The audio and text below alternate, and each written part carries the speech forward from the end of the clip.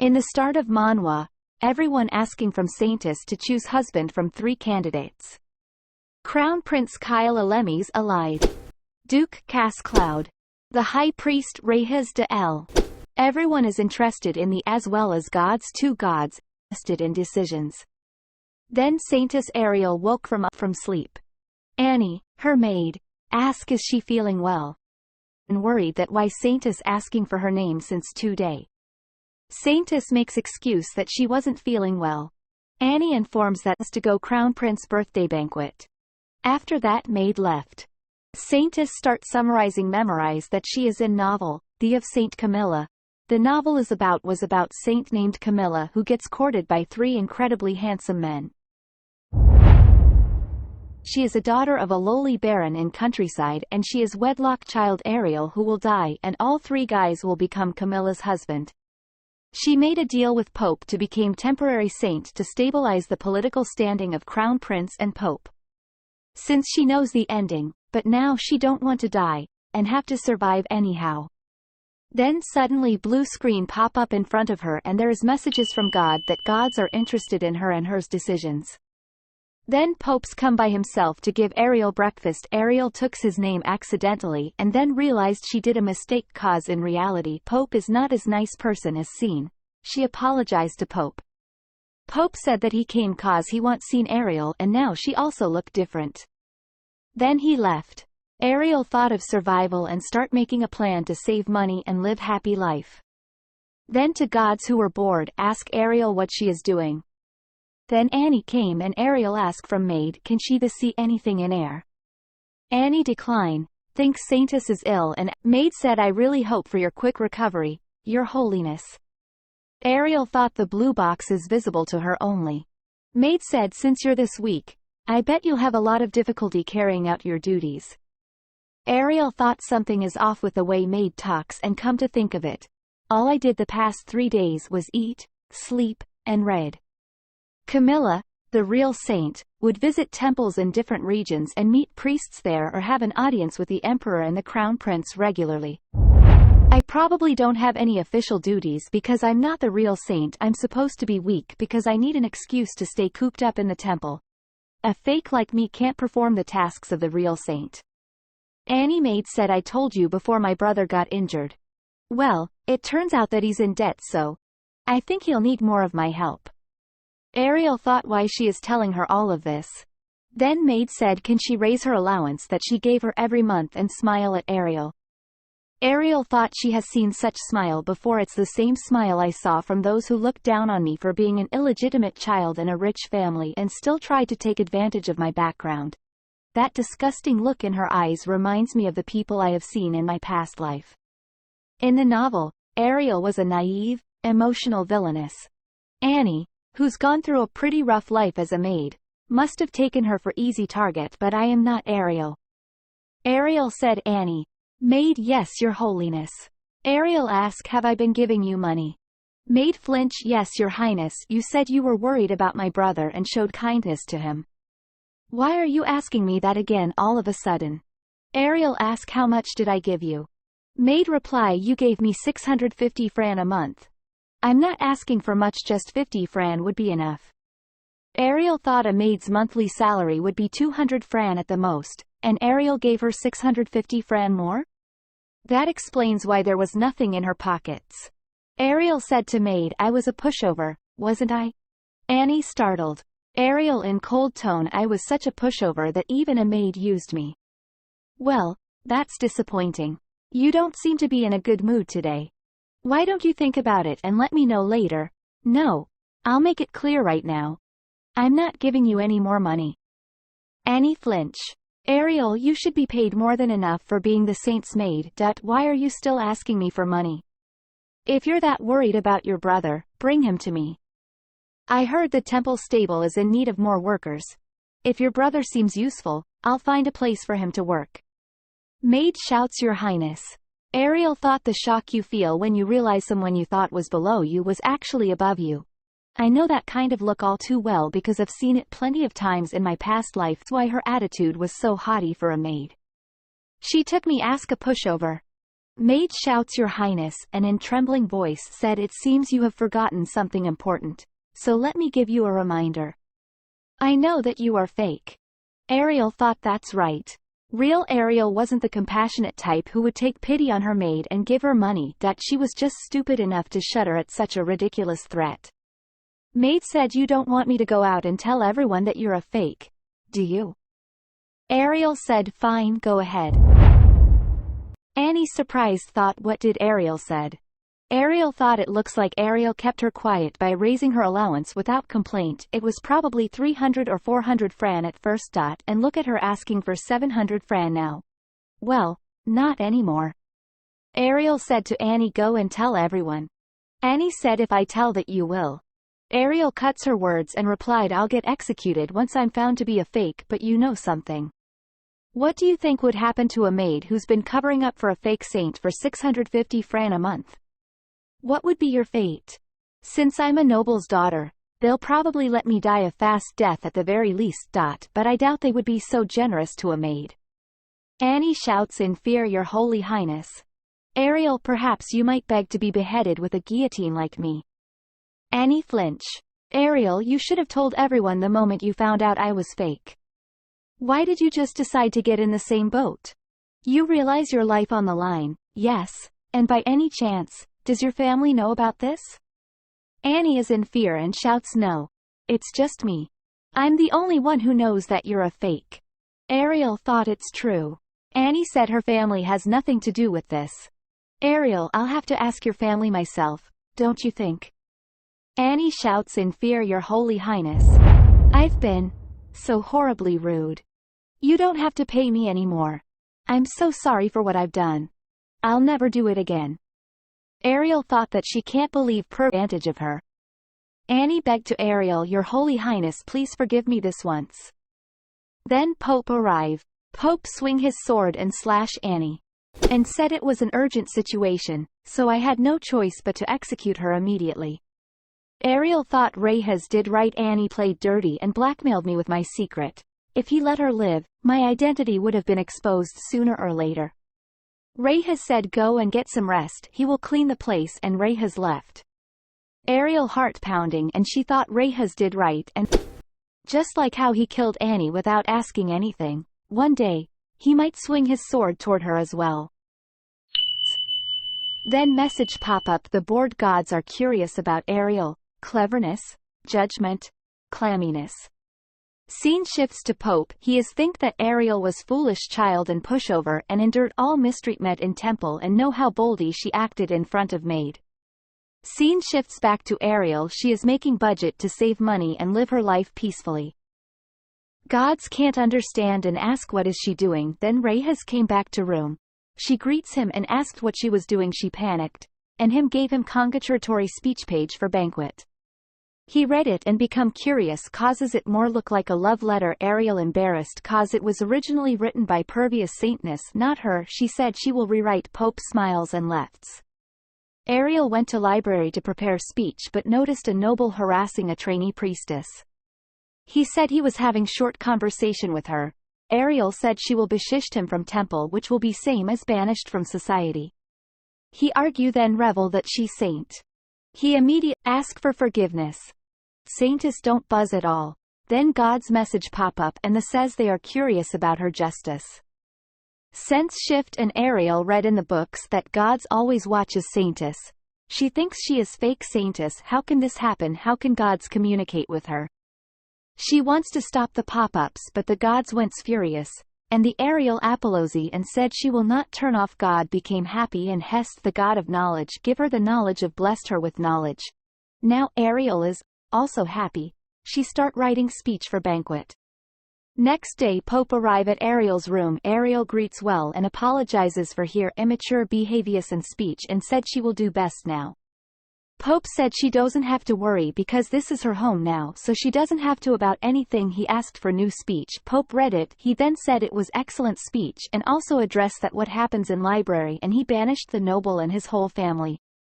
Gods are very curious about Pope. Said that he has impure heart, but some gods likes his appearance.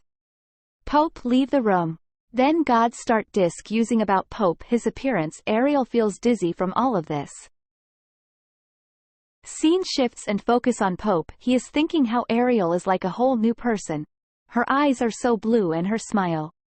Then High Priest came and start cursing Pope that how could he banish believer and shouts, but Pope doesn't budge and give High Priest task to investigate in far away. Scene shifts to Ariel. Ariel said it might be dangerous for her trainee. But trainee keeps begging and Ariel agreed. Now Ariel has to go palace for Prince's birthday. Dwayne, captain of Holy Heights, escort Ariel. On the way, Ariel saw a crowd of people cheering for her, and think she is fake saint, but God of Knowledge is displeased with Ariel words. Ariel Saintess arrived to banquet and grant welcoming of her. She greets and gives her blessing to Crown Prince. Then suddenly a blast happens. Ariel thought gods are upset, causes she kissed Prince. Then atmosphere of banquet went ominous. Ariel, though everyone thinks gods doesn't like Prince, but Ariel said gods told her they are pleased with Crown Prince and send their blessing you. After that Ariel went outside to grass and some fresh air. And then Crown Prince followed her. He demand explanation about her strange behaviors and she seems completely different, he said. She didn't understand what he is saying. He said the love letter she sent him. She is shocked and give excuse that it was mistake. Crown Prince got angry. Ariel said she wrote it while she was drunk. Crown Prince said letter was too detailed about her fantasies for him, and how happy she would be if he accepted her. The letter was 10 long page. Ariel said she didn't remember. Crown Prince got angry, and said he couldn't sleep for day past few days. God got angry at Crown Prince and throws the light on him. Ariel is startled from God's behavior. She then ran to her carriage and then a message pop up that God was clearing his throat. Run away from Prince. Now Saintess went to auction house to buy items so that she can sell it and save money for her happy life. In this process God helps her to purchase valuable items. Now the trainee priests will serve her and she is overwhelming. Now God's gives her opportunity to shop for more divine powers or divine items. She purchase a divine pocket in which she can keep anything. Gods are happy with Saintess and they have her real Saintess divine powers. But Ariel still thinks according to novel she is fake, so why gods gave her this power? Then Pope arrive. Saintess shocked, but Pope asked her to treat her causally and drop formality and call him by his name. Pope said he came to see her just cause he miss her. Ariel is in shocked, then Pope left. Gods are discussing his behavior. Some said he will be nice husband material, but some disagree. Ariel thinks that everything is absurd. Pope confess his feelings for Ariel in front of his deity. Scene shifts. Ariel is strolling in garden and she saw a bird injured. Ariel heals the bird but asks her maiden to not to tell anyone about her divine powers. In same garden Pope is having meeting with Cass Lloyd. Cass isn't a God's believer but still donate money in temple for his merchant group image. Then suddenly the blue bird came and sit on Cass' shoulder. They both are shocked causes the bird was about to die and now totally healed. Ariel came to their meeting point and now she meet 3 protagonists of the novel. Cass Lloyd. A temple person came and informed something to Pope. He left. Cass said he will accompany Ariel. Bluebird sit on Ariel. Cass told her it's his bird who was about to die. Ariel is in shock. Cass asked did she healed bird. She denied. Gods are in stress. Then Crown Prince informed that she is in danger. Pope thinks about Ariel action and thinks she is special. Crown Prince Teal her Empress may harm her. Saintess said he is Crown Prince and one day he will be great emperor, then in future he should spare her life. Crown Prince is in flinch. She said she does her best so he should spare her life in future. Crown Prince take oath to protect her.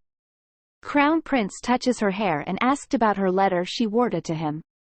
Then a voice came. It's Pope. He interrupt.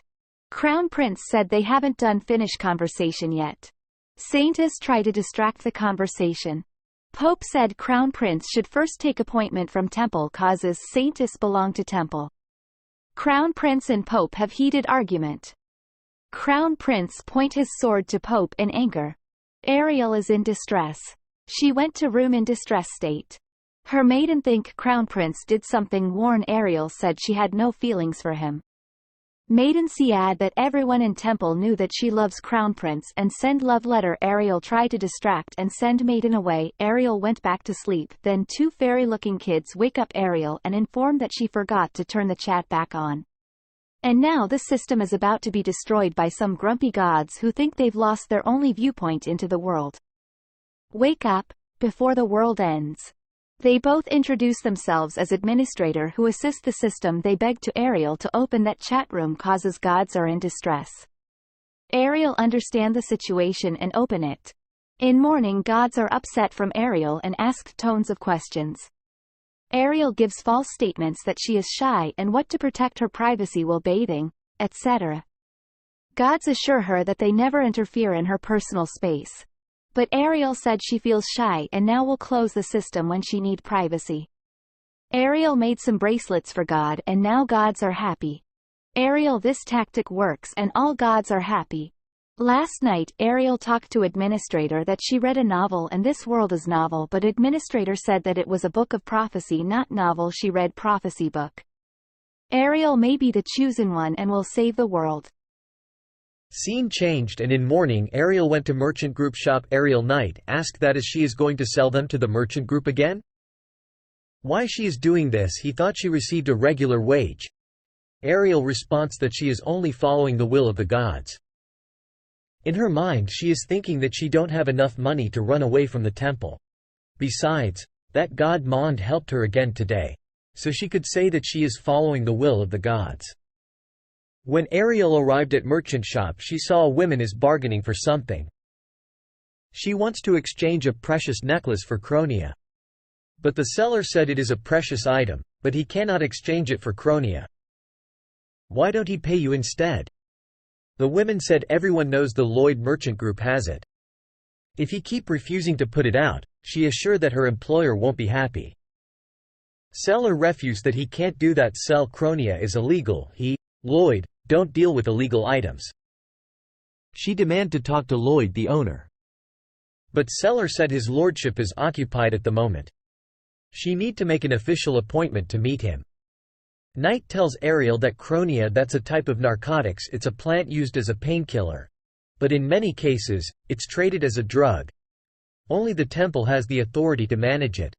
It can cause an irregular pulse, so it can kill a person if it's misused. The women said does he have any idea to send her and he will regret it.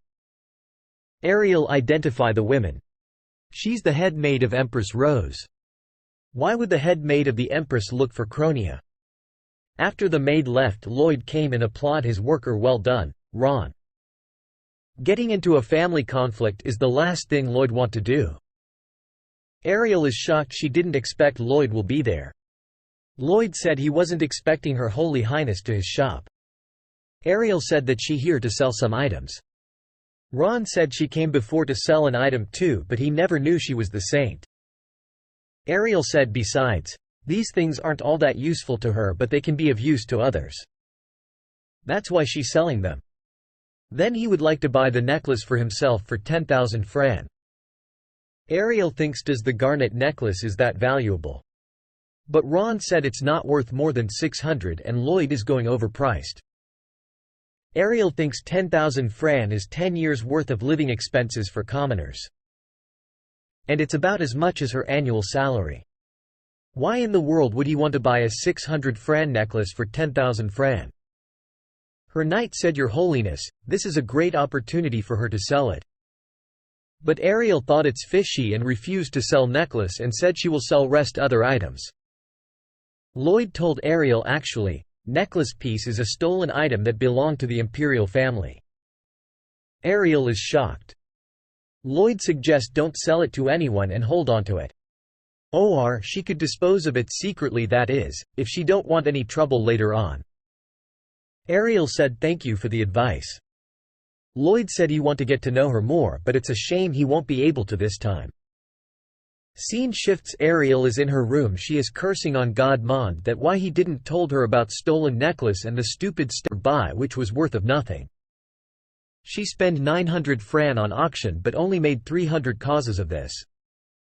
On top of that, she ended up catching Cass' attention, which is a big problem. And thinks, why did he try to spend 10,000 Fran in order to get something on her, and Lloyd will never make such deal, he only thinks of profits. The money she have isn't enough to buy a house, let alone escape from the temple. Then Pope Rahaz arrive. He asks from Ariel why she is saving money. Does she thinking of leaving the temple? Ariel hesitate. She start thinking about prophecy book that the first male lead prince was a cold-hearted swordmaster who was stronger anyone else as time passed. He became more and more possessive about Camilla. The second male lead Cassie Lloyd was a merchant who judged and valued people based on a capitalist perspective, but he was also a bold man who did everything he could to make Camilla his once he realized his feelings for her. The third male lead was a priest Rahaz of strong faith, who prayed for Camilla's true happiness. They all had two things in common. First, they fell in love with Camilla. And second, they were indifferent toward Ariel, the fake saint. So Ariel was certain that she would be able to live a peaceful life without attracting their attention as long as she didn't cross the line, but she getting caught with every male lead. Why is everything drifting further away from the original story? Rahaz asked in angry tone, does she want to leave the temple? Ariel hesitate and lie. She said she wants to save money to buy villa. She do get enough rest here, but she also need a place where I can have time to herself. Rahaz buys Ariel lie and said it would be nice for just the two of them to spend time together. Ariel shocked hearing this. Rahaz laughed and said he is understandable that she want to spend some time away from the temple. He won't stop her. He will assign her more guards and he can't let anyone or anything leave even a single scratch on her. Rahaz left. Ariel thinks something is definitely off. He wasn't that kind of character before. At this rate, her plan to run away and live a rich, carefree life will go up in smoke. Gods are betting on all three male protagonists. Ariel is in distress and said she doesn't wants to date anyone and don't mean to take the heroine's position at all. She do think that all three of them are attractive characters. But that's only from a reader's perspective. Now that she is actually Ariel, her first priority is to get away from them and survive. Being stabbed and dying again is the last thing she wants. Scene shift and now Ariel and her maiden went to the eve of festival. The maiden looks so excited, it's every priestess's dream to go to the night market during the festival. Ariel bought glass cookies for maiden. They both are enjoying festival. Maiden is worried that the Pope will be furious with you if he finds out they sneaked out. Ariel said, are you still worried about that? He's probably too busy receiving guests. Ariel thanks her for lending her clothes to her maiden, said that Ariel beauty is unmatchable. Ariel and maiden noticed that two men are following them. Ariel got idea. She said let lure them in quiet place. Maiden said it's risky. Ariel said she had already prepared something for such time. The guys took Ariel bait and followed her. Little did they know that Ariel just want to test her power, which was given by God's seal, God of destruction. The guys fainted. Another guy tried to approach Ariel, then suddenly a dagger pierced his hand. Everyone is shocked. The dagger was thrown by none other than Lloyd. The guy cursed and ran away. Lloyd asked what is Ariel doing there without holy nights, and it seems like she have a knack for things like this. Ariel said all she did was push him away slightly, but he passed out. Ariel said he did threw dagger with such a distance. Lloyd mimicked all he did was throw the dagger, but it hit the target. After little chat, Lloyd asked Ariel can he escort her. Daisy went away and asked Ariel to enjoy with Lloyd. Ariel is in distress causes she again caught up with one of the male protagonists. Someone children's was playing. Ariel said it is dangerous for those children to go about on their own. Lloyd informed her that they are orphans. If they're unlucky, they either join a thief guild and become a pickpocket, or if they're lucky, they manage to survive by running errands for merchant guilds. By the looks of it, I think the former applies to them. Without faith in the gods, you can't be a part of mainstream society. But there are many things that can't be explained if gods really exist, thus he didn't believe in gods. Ariel said he may not think that way, but gods really exist. They're not perfect, but at least they're trying. So before we blame the gods, how about we try to change the world with our own hands? Since she is close to the deities, She will ask them to work a bit harder. Causes she is Saintess. Lloyd said, does she remember what he said before? I told you I wanted to get to know you. Whenever he see her he filled with curiosity. Ariel is flustered and thinks even this man, who's known to be heartless, has a normal heartbeat. Ariel call herself a ordinary person, that why she get flustered. But Lloyd said when a person calls themselves ordinary, that's usually not the case. Ariel said, is this how you flirt with girls? Lloyd smirked and said, do I look like someone who'd do that? Ariel flustered and panicked and excused herself. She should get back now. There are a lot of interesting things at the night market, so have fun looking around. Ariel think that she don't think will be able to keep a straight face if she continue to stay with him. Daisy is a priestess who's serving her, so she shouldn't have left me alone. She should make this clear when she get back. Lloyd said, see you again, holiness. The first day of festival today, Ariel will be perform her official duties as the saint for the second time. Everyone came to get blessings from Saintess. Ariel, please grant the blessing of the 9 deities. All 3 protagonists are also present there with Ariel. Ariel grant all of them blessings. All 9 gods also grant them blessings. Ariel thinks that even so she feel kinda proud of herself. Maybe this is the right place for her. The festival went smoothly. Ariel take rest in the garden and asked Daisy to bring her some tea. Ariel noticed that in the garden there are many white roses. Refuge came and greet Ariel. He plucked one flower and gave it to Ariel. Ariel said it's beautiful, but she feel bad about snapping it off its stem. Refuge said the more he know about her the more confused he get. She said the same thing when she first came to temple, but he can't help it. He said once said Ariel wanted to see white rose. They will bloom in the back garden all year long for her. When cold winds begin to blow he will move them to the greenhouse. She will be able to see these in winter as well. Ariel thinks, does he planted all these for her? Refuge said as long she is in temple he won't have to pick any flowers, but if she leave the temple he will pluck a bunch and bring them with him whenever he come see Ariel.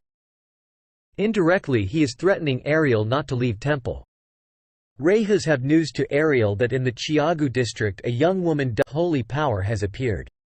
Scene shifts. Ariel is feeling down. She is thinking about her conversation with Refuge. She knows that Ariel isn't the real saint and she already made up my mind to leave before Camilla turned up, but she was supposed to appear 5 years from now. She can't believe the real saint showed up already. Ariel lose her appetite. She remember correctly, Camilla manifested holy power after she received a certain holy artifact from Reed, the deity of eternity. In that case this artifact would have been taken off the sales list. Besides, Camilla's hometown is Ares, while the Chiagu district is on the opposite side of the empire. Then who is that girl from the Chiagu district? Ariel asked from gods, do they know anything about the saint in Chiagu, but no reply. Ariel is pissed off. She think even if she's not Camilla she would still have to step aside for the real saint. But she can't forget Refuge's words that nothing will change even real Saintess arrived. She will still live in temple. He knows better than anyone that she need to leave the temple, so why did he say such a thing? He even threatened her to keep the secret. Does his plan to lock her in dungeon? God Hest says that she guessed right. Mond is trying to cover Hesed's mouth. Odyssey blushes while talking about dangerous tastes and love.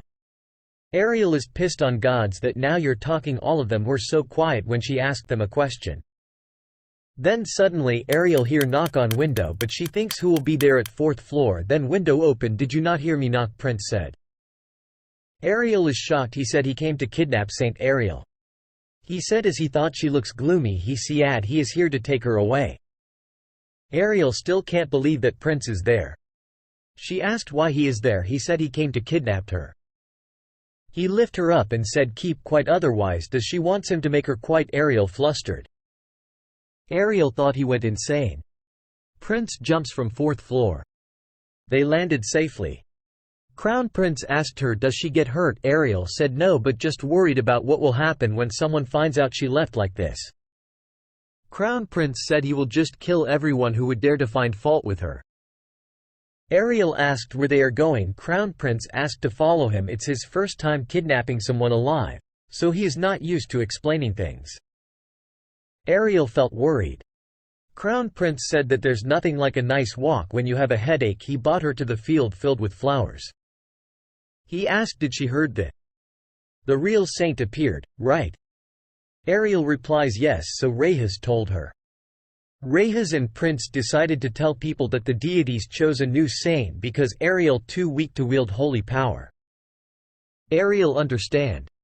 So Crown Prince here to propose her new position in his palace. The imperial palace, few days ago before Prince meeting with Ariel. Your Highness. Little Duke Rockford Shane. Barge into Crown Prince room. After all, how long will you intend to stay still? Crown Prince asked what he means. Duke said the Empress is pregnant. You should carry out your duty as a successor, shouldn't you? Princess said if she gives birth to a son, he will have a younger brother. Your Highness. Duke shouts you've denied the daughter of the Duke Hemigson family. You even denied the Saintess is the rumor that interested in men, is that true? Crown Prince replied even if only that rumor were true, he wouldn't choose Duke. Crown Prince is angry. A few months ago. Crown Prince reading previous Ariel love letter. The fake Saintess sent me a letter. That was such an annoying letter. How she thought about me every night. How she wanted to share love. She even about married life with me. He felt annoyed by letter and thinks should I cut her neck.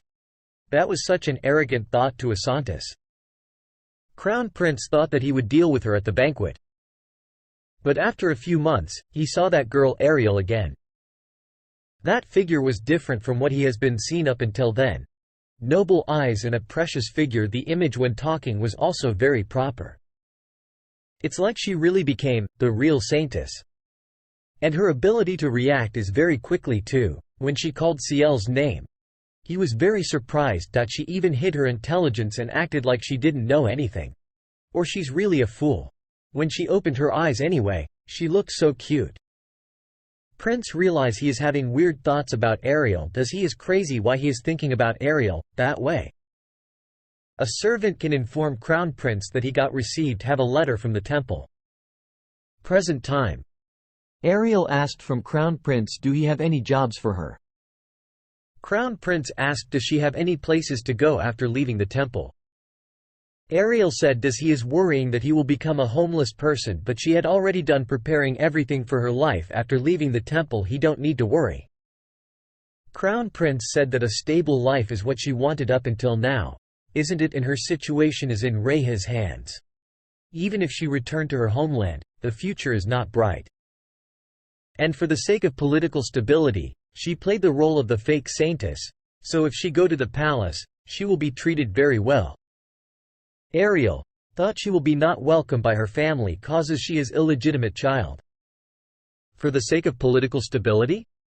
Did he mean the Empress is pregnant? Ariel thought. But, if she go to the imperial palace, she will become Crown Prince weakness. Ariel refuse. Because the Empress has noticing me. Crown Prince cut her word and speak still she made such a decision. He tried to convince she not to scare you meant after leaving the temple. You have the plan to disappear without anyone knowing.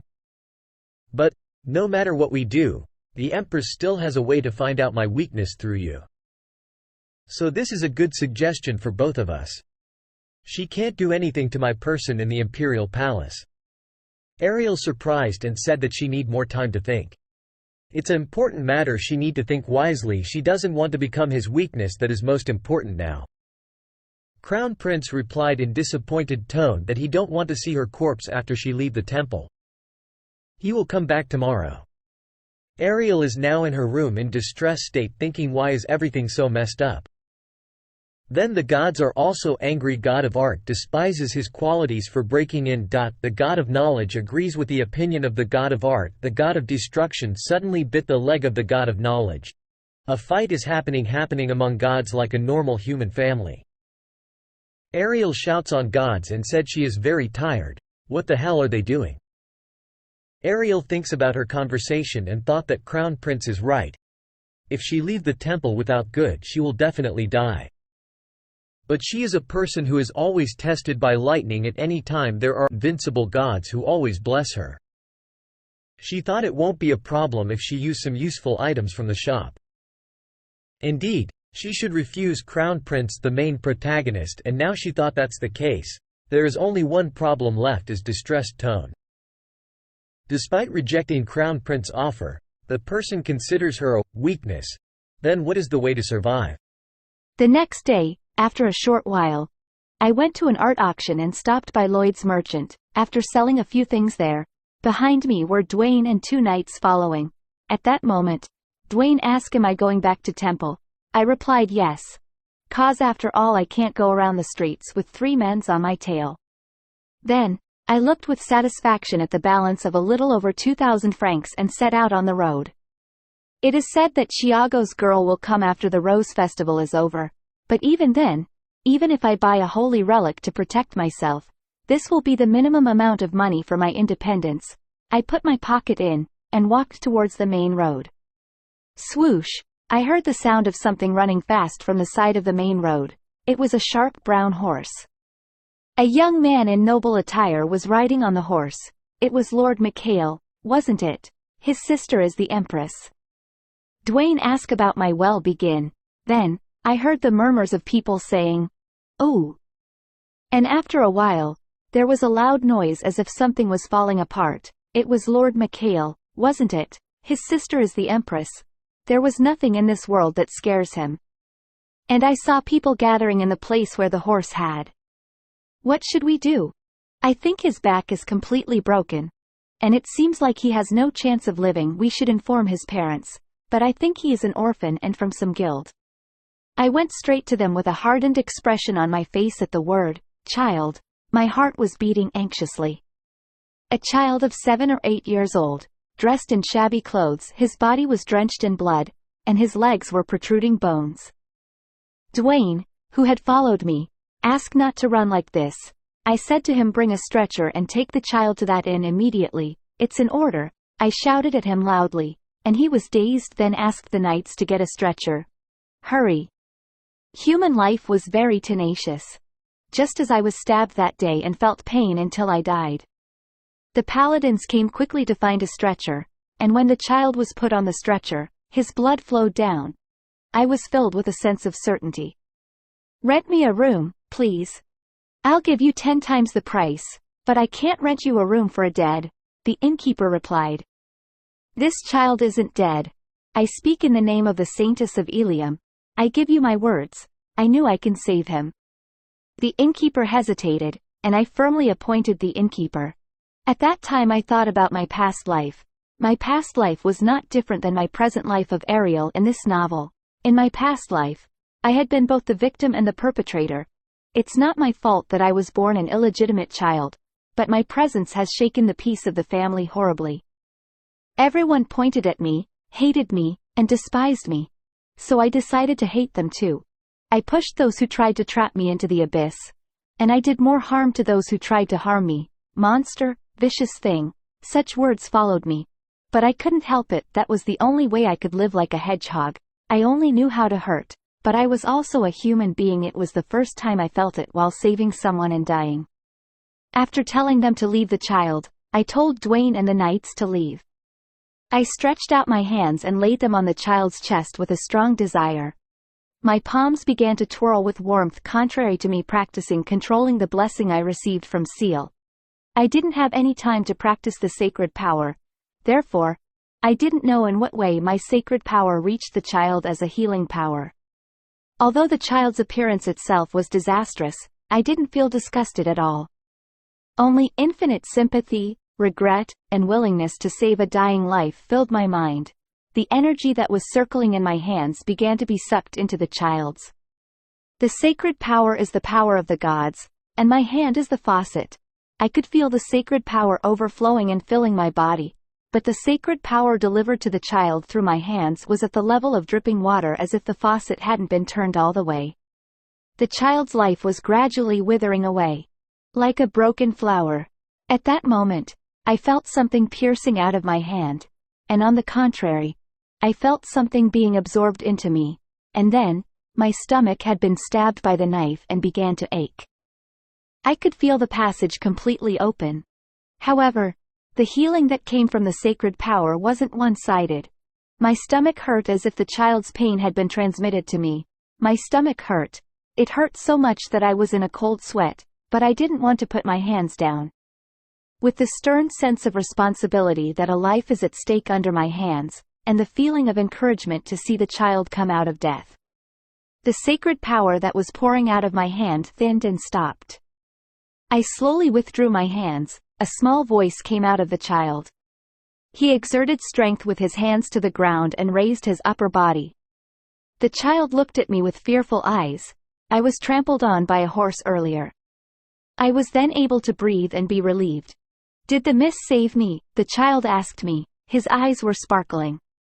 The gods supported me through the power, but I saved you. I have no money, though. I don't need things like money. How old are you? I'm 10 years old. The child, who seemed to be at most 8, was 10 years old. No wonder his words were so clear. Are you a member of the Thieves' Guild? I asked the child based on what I had heard earlier. He looked at me and nodded his head.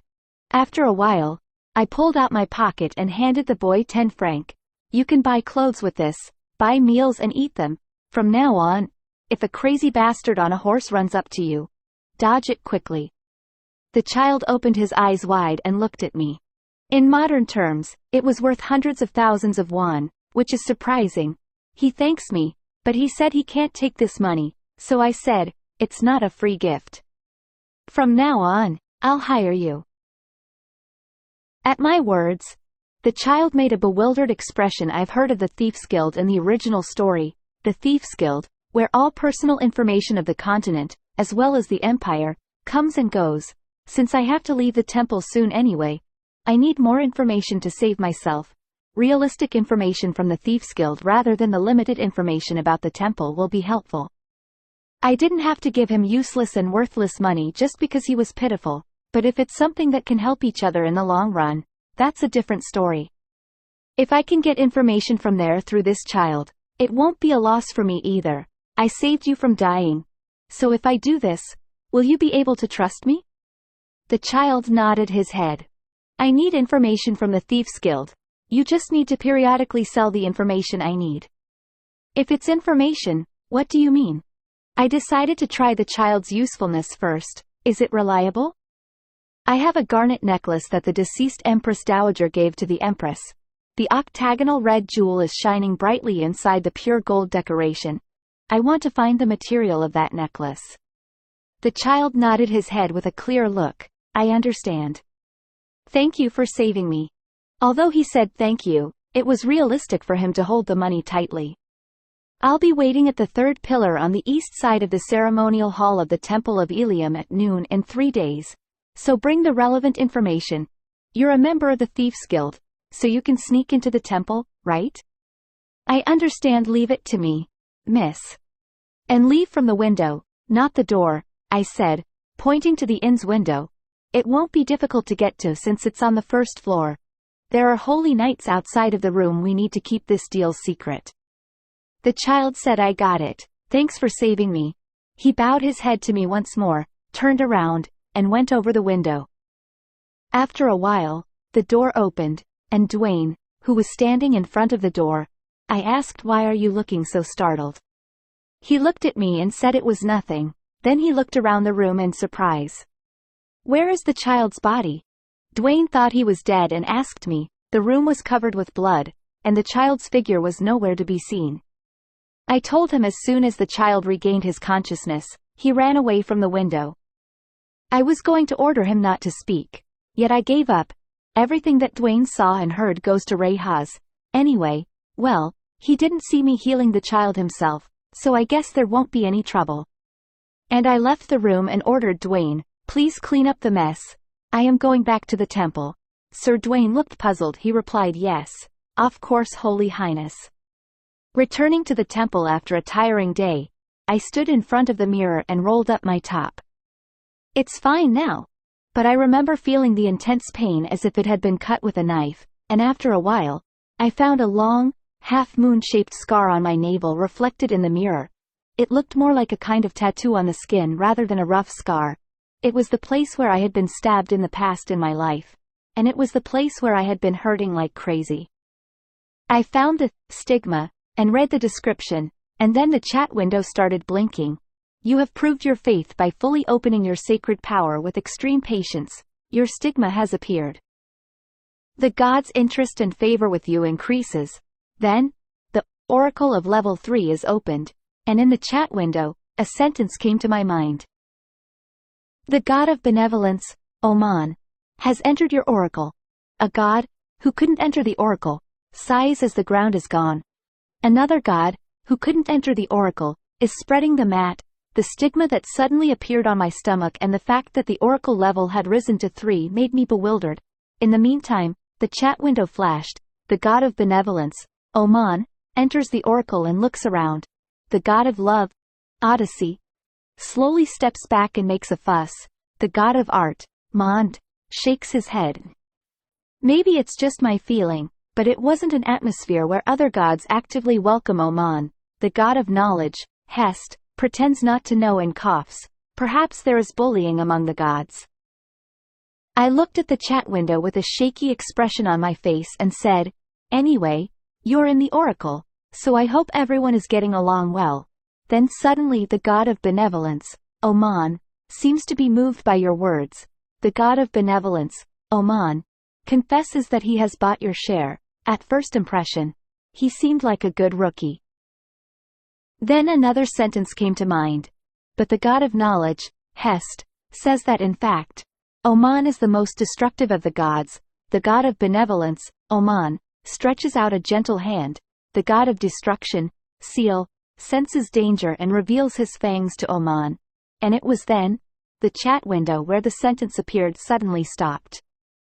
It was at the moment when I was worried in my mind that I might be being baptized by other gods. The god of knowledge, Hest, is temporarily disabled. The god of benevolence, Oman, likes your shoes. The god of destruction, Seal, falls asleep temporarily with tears forming around his eyes. The god of benevolence, Oman, pats Ciel's droopy head, saying that he must be tired. Something must have happened, but I had no idea what it was. Then, the god of benevolence, Oman, winks at you, telling you not to worry. Anyway, the newcomer of the oracle seems to be adapting well. So that should work, right? Again today, after blurring the peaceful oracle room, I touched the stigma through my clothes. Obviously, she was a fake Saintess when I possessed this body, but it seems that I have become a real Saintess. There's no way. I shook my head, thinking of the girl coming from Chiago. House, who was alone in the grand sanctuary and prayed while looking at the statue, "Please God guide my soul, and cleanse my impure heart." He felt a rush of people approaching behind his back, but he was just engrossed again, paying attention to the prayer. As he turned around after a while, he saw Dwayne's face, kneeling on one of his knees and waiting. Dwayne's face was stiffer than usual. He asked him with cool eyes, "What's going on?" Dwayne opened his mouth, still with a very stiff expression on his face. There was something bizarre happened and I didn't understand. I'm talking about the Saintess. House hardened his eyebrows at those words. He asked, "What is it?" The Saintess moved a child, who was almost dying after being hit by a horse in the square, to the inn room and closed the door, because there was no hope. I thought the Saintess would give her prayers for the last time so that her child could leave in peace. Dwayne remembered what had happened. Blood splattered on the floor and the child disappeared from nowhere. And the Saintess's hands were full of blood and the child had vanished in thin air. "Are you sure that child was on the verge of death?" At Reha's questionable remarks, Dwayne nodded violently. "That's right. His back was broken and his limbs twisted, making him unable to survive. There was one window in the room, but no bloodstains were seen, and no body of a child had fallen below. If someone showed up and took the body, people would have found out. If the child is healed and walks out the window unharmed, it would be possible to disappear like that," Reha said. But Dwayne said, "It's impossible even if the Saintess uses divine power. In that short time, there is a history that Bergarita, the first and strongest of the Saintesses, completely brought a dying person back to life within an hour. How can Her Holiness, Saint Ariel can bring back someone in just a minute. Reha's eyes swayed. I'm going to meet Ariel. I need to meet her immediately. Scene shifts to Ariel room. I made the shop feature appear. Since the Oracle level was 3, there were still restrictions on items. But I thought that it was better because there were more items to choose from than when it was at a lower level. The money I have right now is exactly 2,000 franc, and at level 3, I was able to buy various relics. Mond's cup. If you drink from this cup, you will never get drunk. 250 franc. The god of art Mond recommends. Mond's cup. Ciel's ring. When you wear this ring, the dogs show their closeness to you. 180 franc. The god of destruction Ciel is proud of the ring. Omen's lash. When you wield this whip and say a special starter, all the opposite sex will obey you. 570 franc. There are all sorts of weird stuff. Is this really a relic store? There were also relics worth thousands of franc. Wow, expensive. As I was flipping through miscellaneous relics, I found what I needed. Hesid's bracelet. Wearing this bracelet will protect you. 340 franc, which is affordable. I don't know how much it can protect my body. I might meet that crazy guy who ran at me with a knife the last time I went to the night market again. And, according to Kyle's assumption, I might face threats after leaving the temple, so I bought it without hesitation. After a while, a crude leather bracelet was placed on my hand and I was occupied with it. The god of knowledge Hest is satisfied with your right decision. The god of benevolence Oman strongly protests against the shop. The price of Omen's lash has been adjusted to 30 franc. But I'm not going to buy that, though. Seriously, these gods are so wholesome. It was when I was satisfied with the bracelet I bought at the store. After closing the shop, a knock was heard. Soon after, the door opened and the person who appeared was Rehaz. May the high priest be blessed by the 9 gods. What were you doing? He asked. I was just looking at the scenery outside. Well, after all, I couldn't say I was shopping, she thought. He stared at me for a moment and then opened his mouth again. It would be better to enjoy the scenery outside than to see it through the window. A low, soft voice sweetly drifted into my ears. Like it's better to see Ariel like this in person than secretly. Ah yes, your holiness, I want to take a walk with Ariel, he said. As I walked through the temple with him, I stood in front of a garden where white rotunia was in full bloom. Against the darkening landscape, the white rose seemed to gradually radiate a mysterious light. As the deep blue night approached, the petals twinkled like fireflies. I looked at the bunch of flowers and said as if I was possessed, it's amazing. It shines like a lantern. The scenery I saw during the day was beautiful, but it was a flower that showed its true value at night. Reha looked back at me, staring at them for a while with a slightly startled expression, and smiled faintly.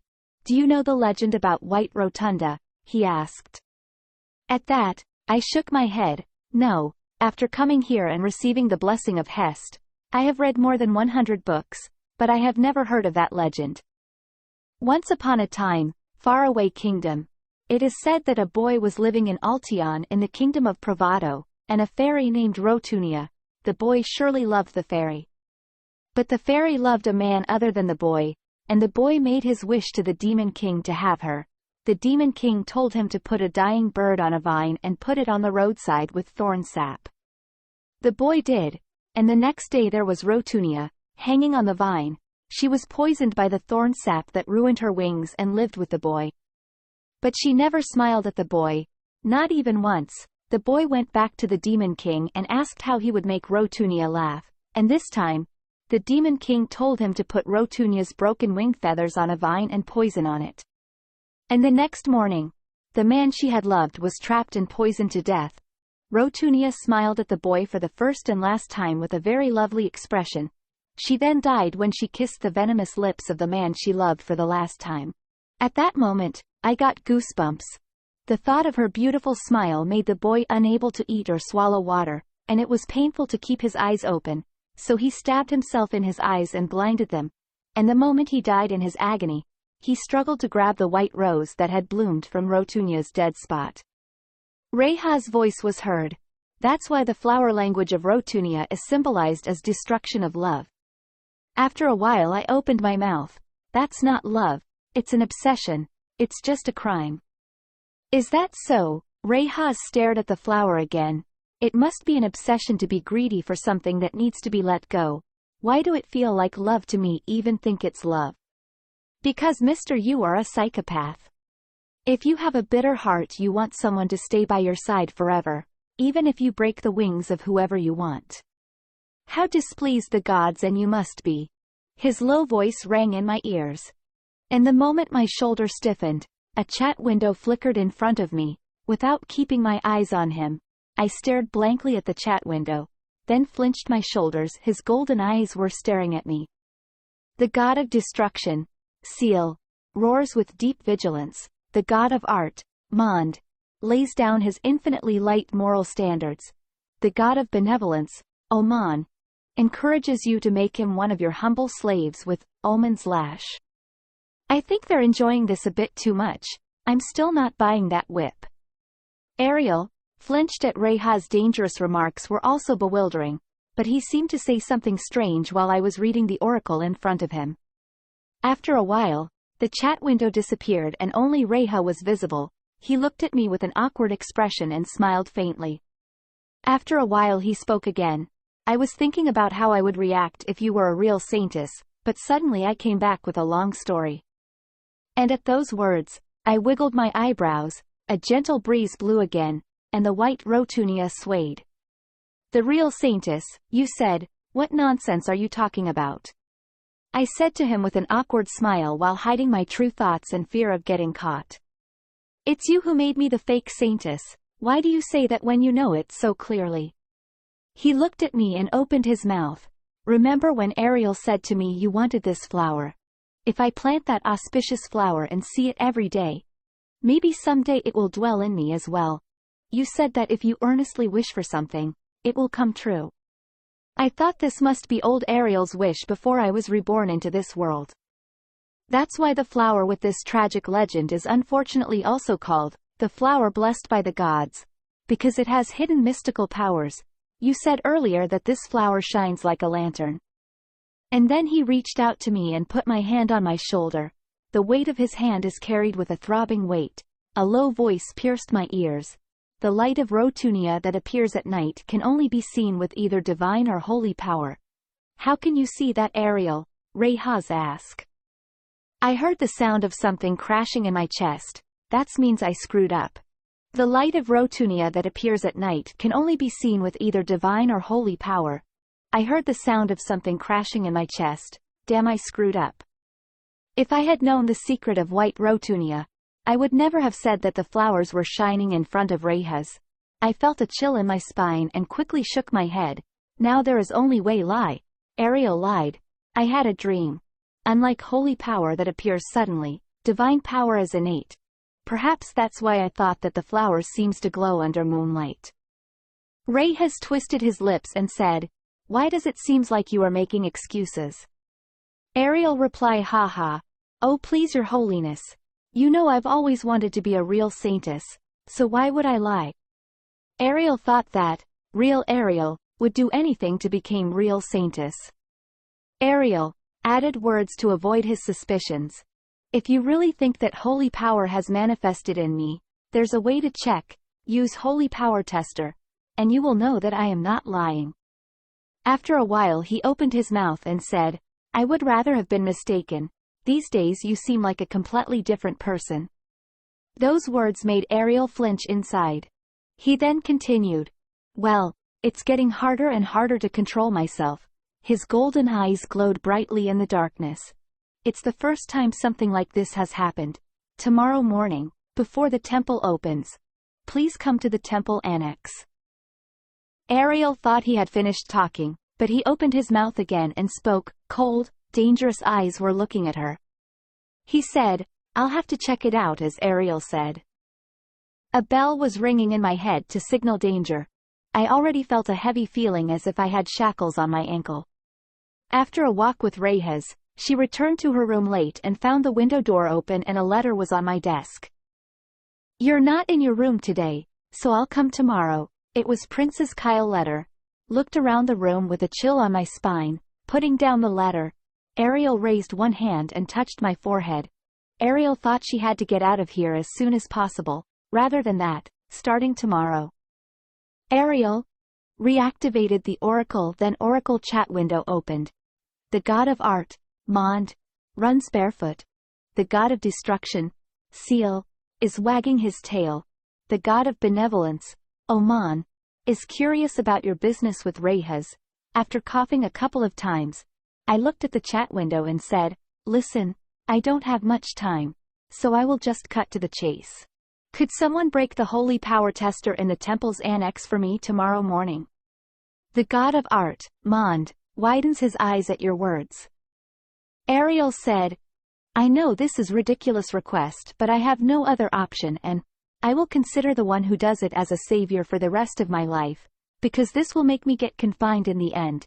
Don't completely destroy it, but just temporarily disable it, please."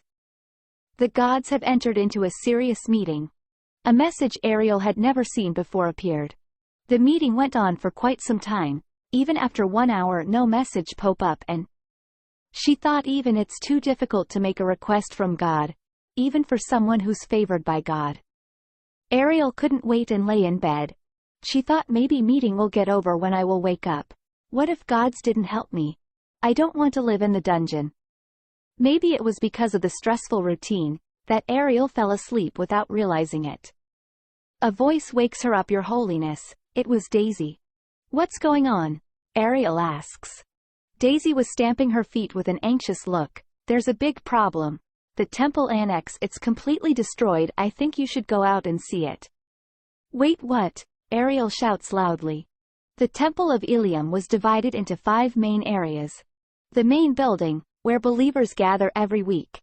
Next, it's located in a location with good access to all the buildings, including the pavilion where priests and priestesses live. And Ariel was living in the most luxurious and large room here. And there was the sanctuary, a tower where saints receive oracles, and a library. The last one was an annex that could store holy relics and distinguish divine power and holy power. The annex completely destroyed. Ariel thought, what in the world has happened? She then asked from Daisy, "You're telling me it just crashed down like this overnight?" It happened overnight, so no one was hurt, but everyone was shocked, and Pope are discussing this with all high-ranked priests. I looked at the collapsed building with an expression that couldn't be expressed in words of absurdity, and focused my eyes on the chat window. The god of knowledge, Hest, claims that his work was the greatest.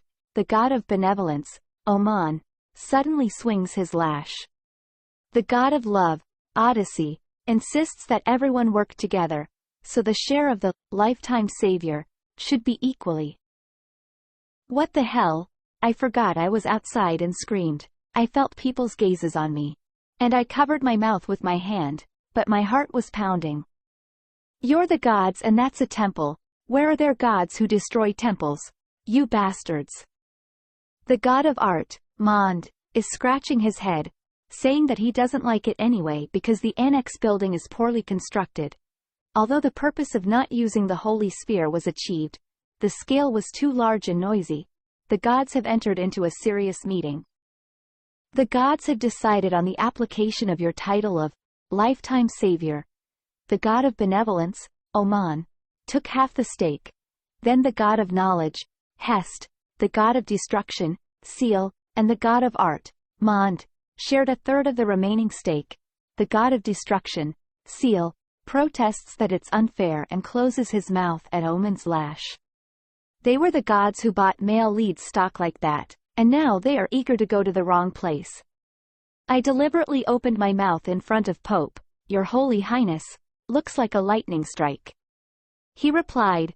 All of the high-ranking priests agreed that it wasn't a natural phenomenon. There was a lightning strike and a severe earthquake only occurred near the annex. Fragments of meteorites fell, the water supply burst into a sea of water, and the rebar corroded in an instant. Besides, it has gone down to the ground, and the holy sphere and a number of holy relics are buried. I don't know how long it will take to take it out and restore it. Ariel thought, I could guess that the reason the gods had a serious meeting last night was to share how to smash the annex. He then continued. The majority of opinions are suspicious of the high-ranking magician's attack. I opened my eyes wide at the unexpected answer from him. High-ranking magician, you say? She thought. I knew that it was a worldview in which magic existed, but I didn't pay much attention to it because there was no wizard male lead. He said, probably a 9th class, to destroy a building of this size in so many different ways. He looked at the collapsed building with cold eyes. But there are no 9th class magicians in the Empire, and there are a lot of things that are ambiguous, so I'm going to ask Baron Vester to do it. His piercing eyes turned to the wreckage. As soon as I heard the word Vester, my head throbbed and I cried, Diego Vester. I forgot him for a moment. The most troublesome villain of the original story, the greatest magician of the Empire who received the title of Baron for his achievements, and his real identity was one of the magic dukes who ruled the demon realm. Ariel in the original story was crazy about her jealousy of Camilla and made a soul-bending contract with Diego Vester. According to the contract, Diego did harm to Camilla, but her power protected her and the 3 male leads rescued her. That story was about the only demon tribe related that appeared in the original story, so Diego was the one person I shouldn't have met in order not to follow the original story. I don't agree with this, I said to Reyes with my eyebrows hardened. If we entrusted a request to the magicians about what happened in the temple, how funny would they think of the temple? Reyes replied, although the Saintess is right, in a situation where we suspect the magician as the culprit, wouldn't it be better to ask them to catch the culprit themselves? A meager 40 remained at the place where the magician used magic, and like fingerprints, it became the basis for arresting a magician who committed a crime. Although magicians aren't trustworthy, but they will never make temple their enemy. And once they understand the situation, I believe they will also help us. Ariel thought, there was no way that 40 people would remain in the destruction the gods had made. So, what will you do if the criminal is caught? In response to my question, he slightly hardened his fine brows with eyes that didn't understand my intentions. Whatever happens, if the culprit is made public, all the people of the Empire will know that the temple annex has been so devastated by a magician. Then the status of the temple will decline. If a magician comes in and destroys an annex, wouldn't it affect the security of the temple or even the confidence of the people of the Empire? Then he said, you've changed a lot. I was just worried about the status of the temple. Magicians are gossip-monger, aren't they? What's the point of joining the team only in the temple? They can't shut their mouth, she thought. I just have to push it into a mode that says I'm more mature than before. The corners of his lips twisted slightly at my words. The words of the Saintess are also true. We will shut the mouths of the priests and quietly pursue the criminal through the Paladin's holy nights, he said. I nodded without making eye contact. Thank you for reflecting on my opinion. Then I turned around and said, I'm very tired from seeing the shocking appearance since this morning. I need to rest a little more. Reyes replied, of course you may go and rest. He has little sinister smile and at the end he said, see you soon. Scene shifts, Ariel is in her room now. 1600 franc. I thought seriously about the money I had. Should I just run? Everything was going in a direction I hadn't thought of. Since the temple annex with the Holy Sphere has collapsed, there's no need to measure my power for the time being. So even if I can avoid Reyes' investigation, Kyle will come to you tonight. After thinking for a while, I heard a knocking sound. Saintess, it's me. Daisy came in through the door and handed me an envelope. She said, I have received a letter from the Imperial Palace. A letter, frowning my eyebrows. I removed the seal from the envelope and pulled out the paper. I don't think I'll be able to stop by for a while. I'll visit you when things are been settled. Kyle Alexis. I can't believe he wrote such a welcome message on such a uselessly good piece of paper. Kyle, you're a surprisingly sensible man. She thought, yeah, let's think about escaping a day or two more. Daisy said, looked into that matter we spoke about earlier. I'm not sure why, but a temple carriage left for Chiagu about 10 days ago. Wait, you mean the carriage for Chiagu already left? Ariel asked. Daisy continued. The carriage left about 10 days ago, and considering the length of stay, it would take about 15 days. It was 10 days ago, and today, a person from the imperial family met the high priest in mourning. I wonder what all the fuss about. They had already decided to bring her in about a week before Reyes told me about the girl in Chiago. I had a strange feeling. They're bringing in a new Saintess, so why are they interested in my holy power? I'm saying that a simple holy power measurement will be easy the moment she arrives. Daisy, when Chiago's carriage returns, I may leave the temple. Daisy shouts, what do you mean, Saintess, Saintess? No way. Are you going to leave? I was also noticing that the Saintess's heart wasn't in the temple, but you take me wherever you go. You're smart and quick-witted, so even if new superior comes along, you'll be fine. Are you just trying to waste the time you've spent until you become Eliam's apprentice priestess? Daisy replied, I entered the temple, but I was struggling because it didn't fit my aptitude. When I was wandering and suffering, the Saintess gave me your hand and pushed me, so I don't care. Anyway, if you leave, I'll follow you wherever you go, Saintess. Daisy clenched her fists and shouted resolutely. Seeing Daisy's bright eyes saying that she would follow me somehow, I felt a bit of regret, wondering if I had said it for nothing. Scene shifts. Taking a walk as an excuse, Ariel stopped at the third pillar on the east side of the ceremonial hall attached to the main building, because it was the day she decided to meet the child of the Thieves' Guild that she saved. The annex collapsed and security was further strengthened. It was doubtful whether the child could come. However, before the doubts could subside, I heard the child's voice behind my back. You were the Saintess. When she turned around, she saw the child standing. She smiled softly and opened my mouth calmly. Turns out you're pretty good. He replied, the Thieves' Guild's information is the best in the Empire. There was pride in the child's eyes. Did you search for what I said? The child nodded his head and he immediately opened his mouth. Count Rosento, grandfather, Hagen Rosento, bought the necklace from stolen goods several years ago, but now it has been sold to a woman through an auction and isn't in his possession. She looks like a noble girl, but she doesn't show her face in social circles, so we don't even have information about her in our guild. She hid my surprise inside and said to the child, and thought he is trustworthy. Then she said, yes, that's enough. The accuracy of the information exceeded expectations. She said, there's something else I want you to look into. He asked, what's that, your holiness? I took 50 francs out of my pocket and handed it to him. He startled and asked why.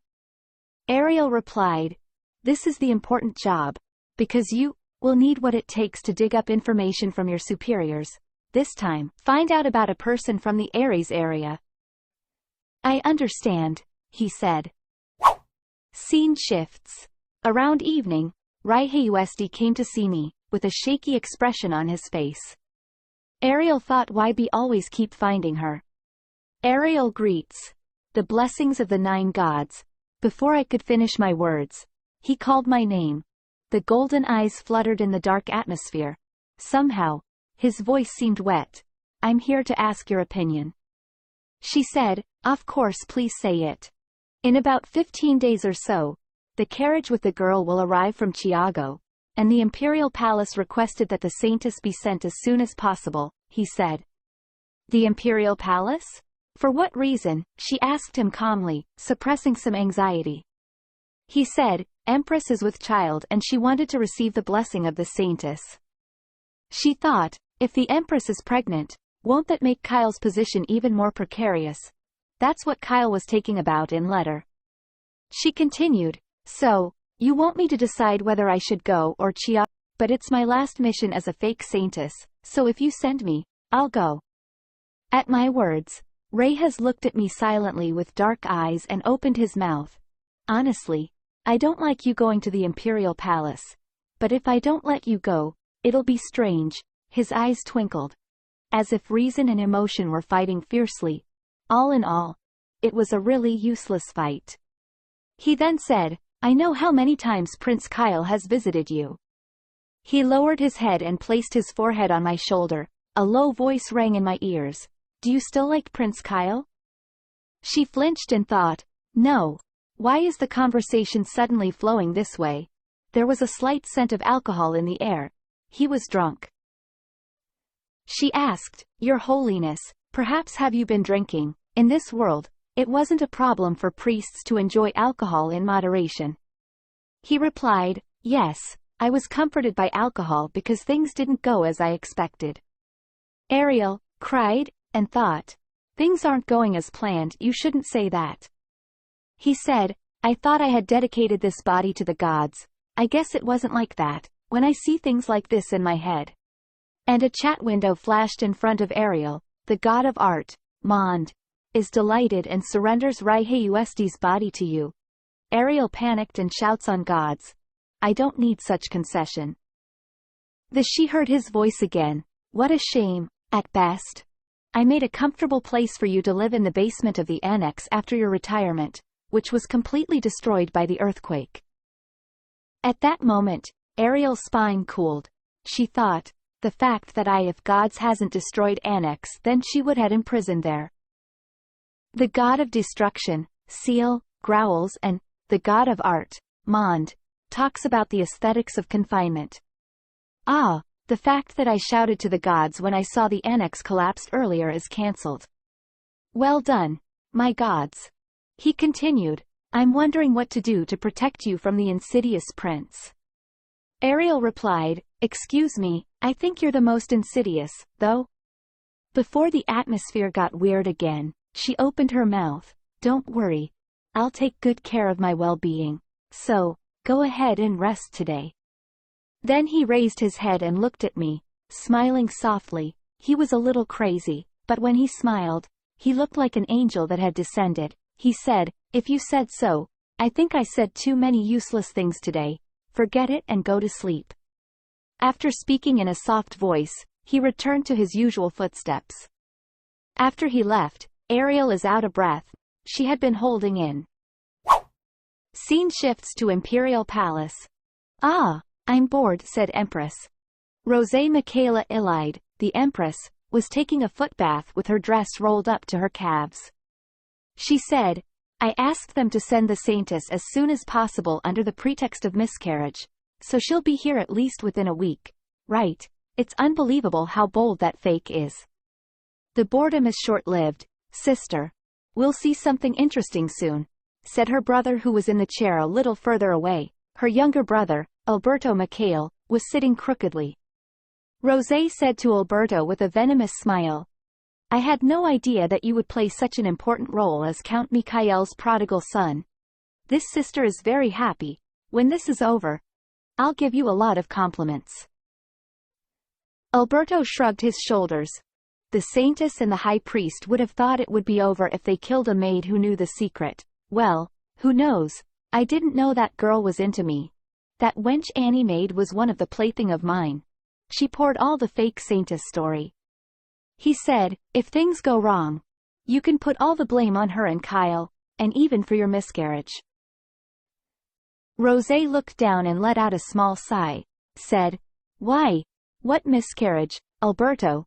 I told you that kind of talk is no good for the baby. Last time it was that business with the carriage, and now this. The hands of the maids washing Rosé's feet were shaking. They instinctively knew that what they had just heard was not something they should listen to. Maid said, while trembling, Your Highness, I won't breathe a word about what I've heard, please. Empress get up and said, Alberto darling, clean your mess. Next day, Ariel went to Imperial Palace. Wearing a white lace dress, she gently came out from the white carriage bearing the Ilium pattern.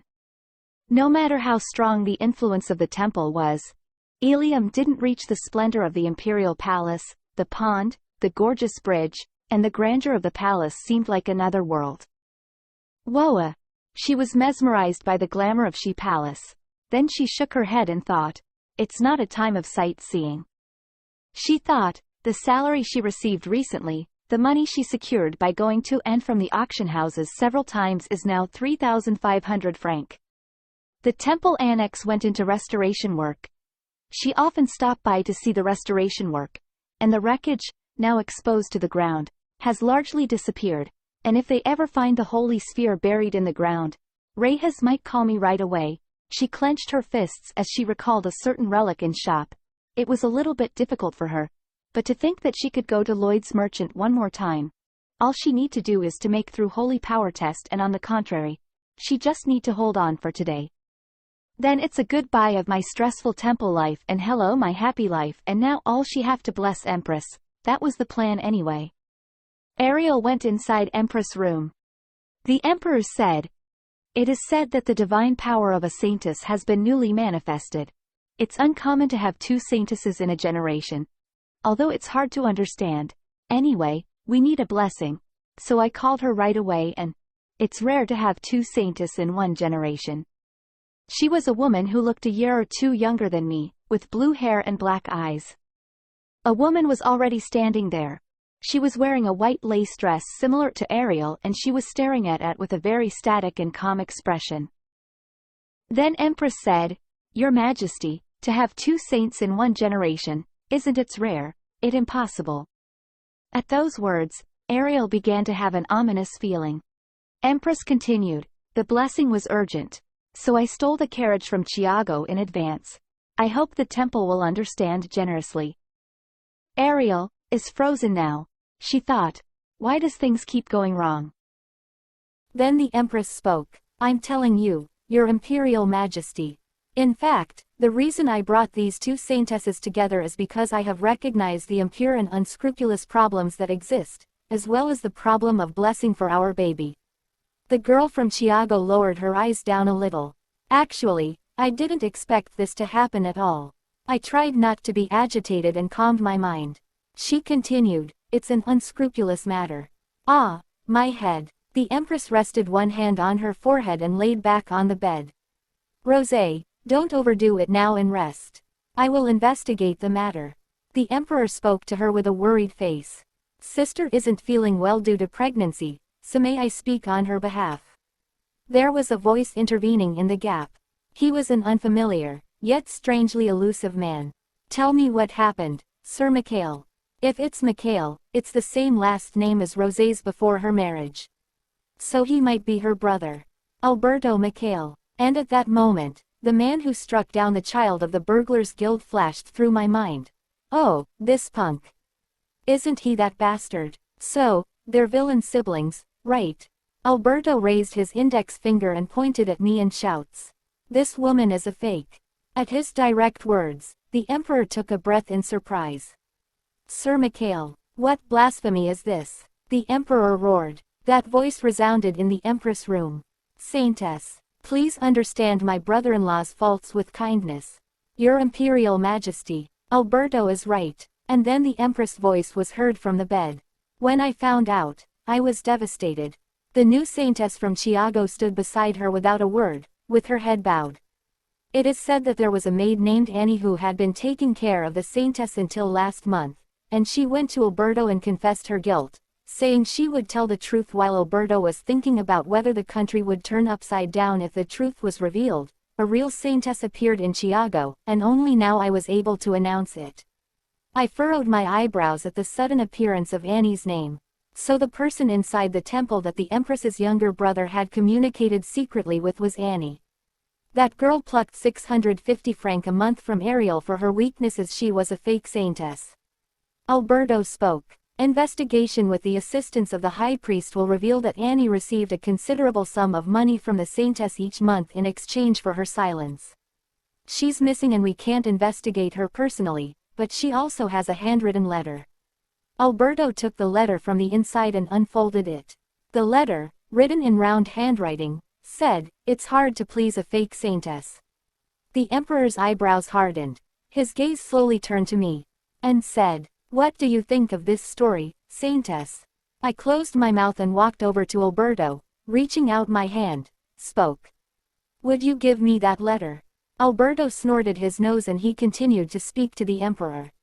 His voice reading the letter could be heard nearby. "And if you look at it," she asked how to write a letter of proposal to the Crown Prince, and I told her.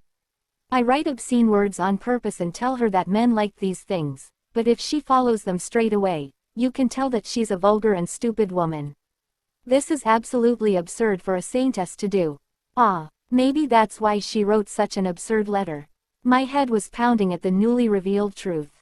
At that, the Emperor looked at Kyle and asked, A letter of proposal. What does that mean? Kyle answer. It's something that I don't know.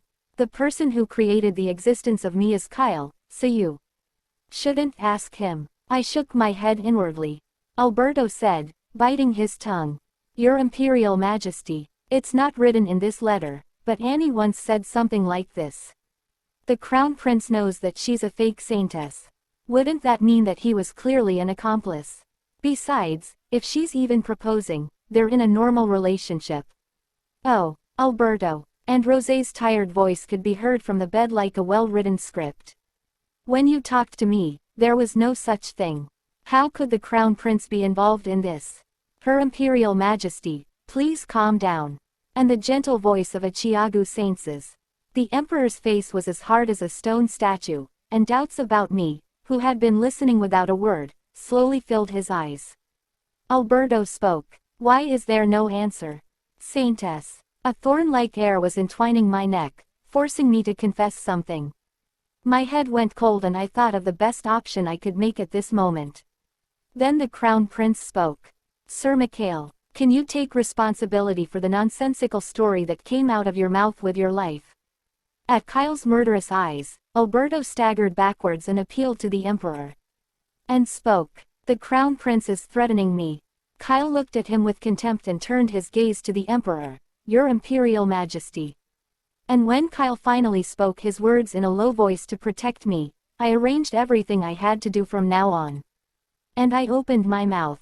It's just a maid and whatnot. With a delusional letter or something. Are you trying to make me a fake Saintess? Are you accusing me? Alberto's narrowed eyebrows were troubled. Even a real Saintess has appeared, but she's still pretending.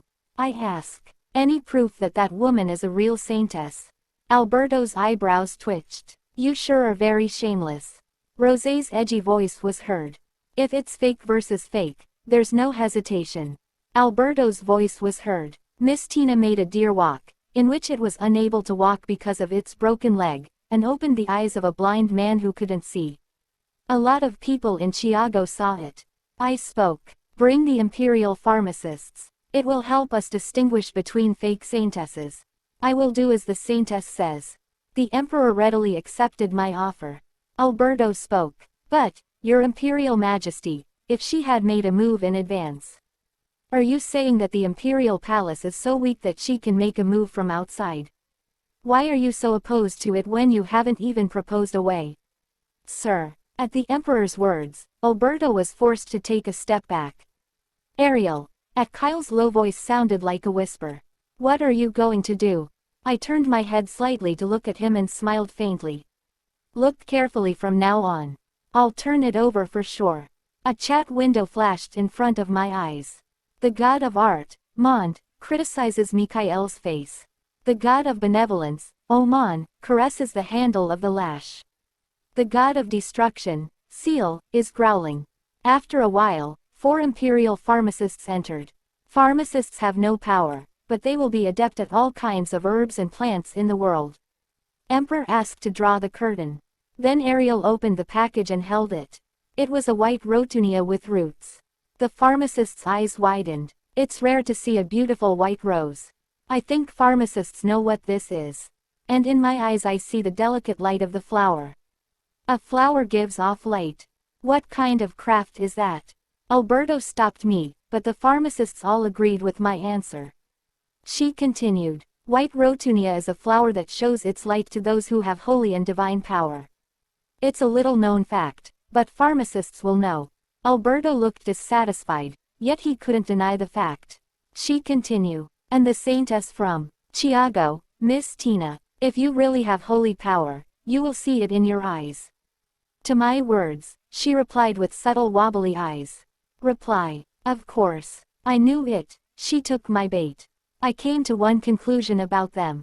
There is a high probability that even the Saintess named Tina is also fake. Although she may not have holy power, she must be a woman with a degree of divine power.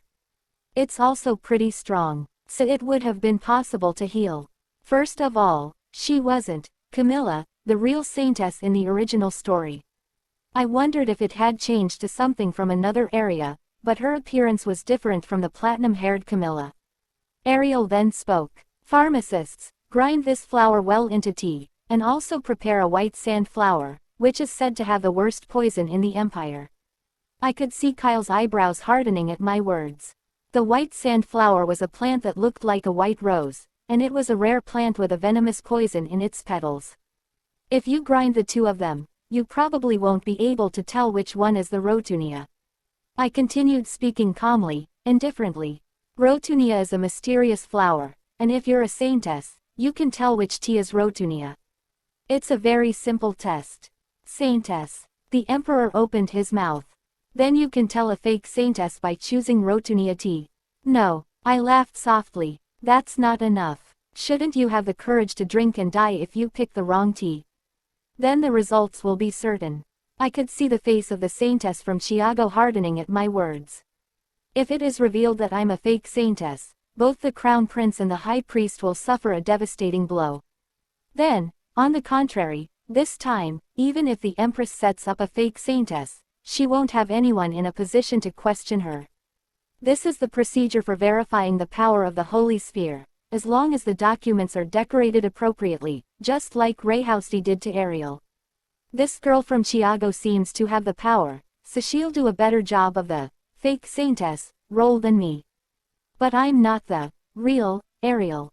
Ariel opened her mouth and spoke. Is the Empress' opinion the same? The tip of Rosé's thin eyebrows wiggled. No matter what the Empress had prepared, I wasn't afraid. Are you sure that woman is a real Saintess? Your Imperial Majesty the Empress. I would like to reveal the truth to the Empress, who is devoting her efforts to uncovering the fake Saintess even during her pregnancy. But if it interferes with prenatal education, there is nothing I can do about it. Her eyebrows twitched at my words. Then the Empress spoke. Your Imperial Majesty, you can do that. Because there is nothing more harmful to prenatal education than a dizzying state of affairs. At the words of the Empress, the Emperor nodded his head.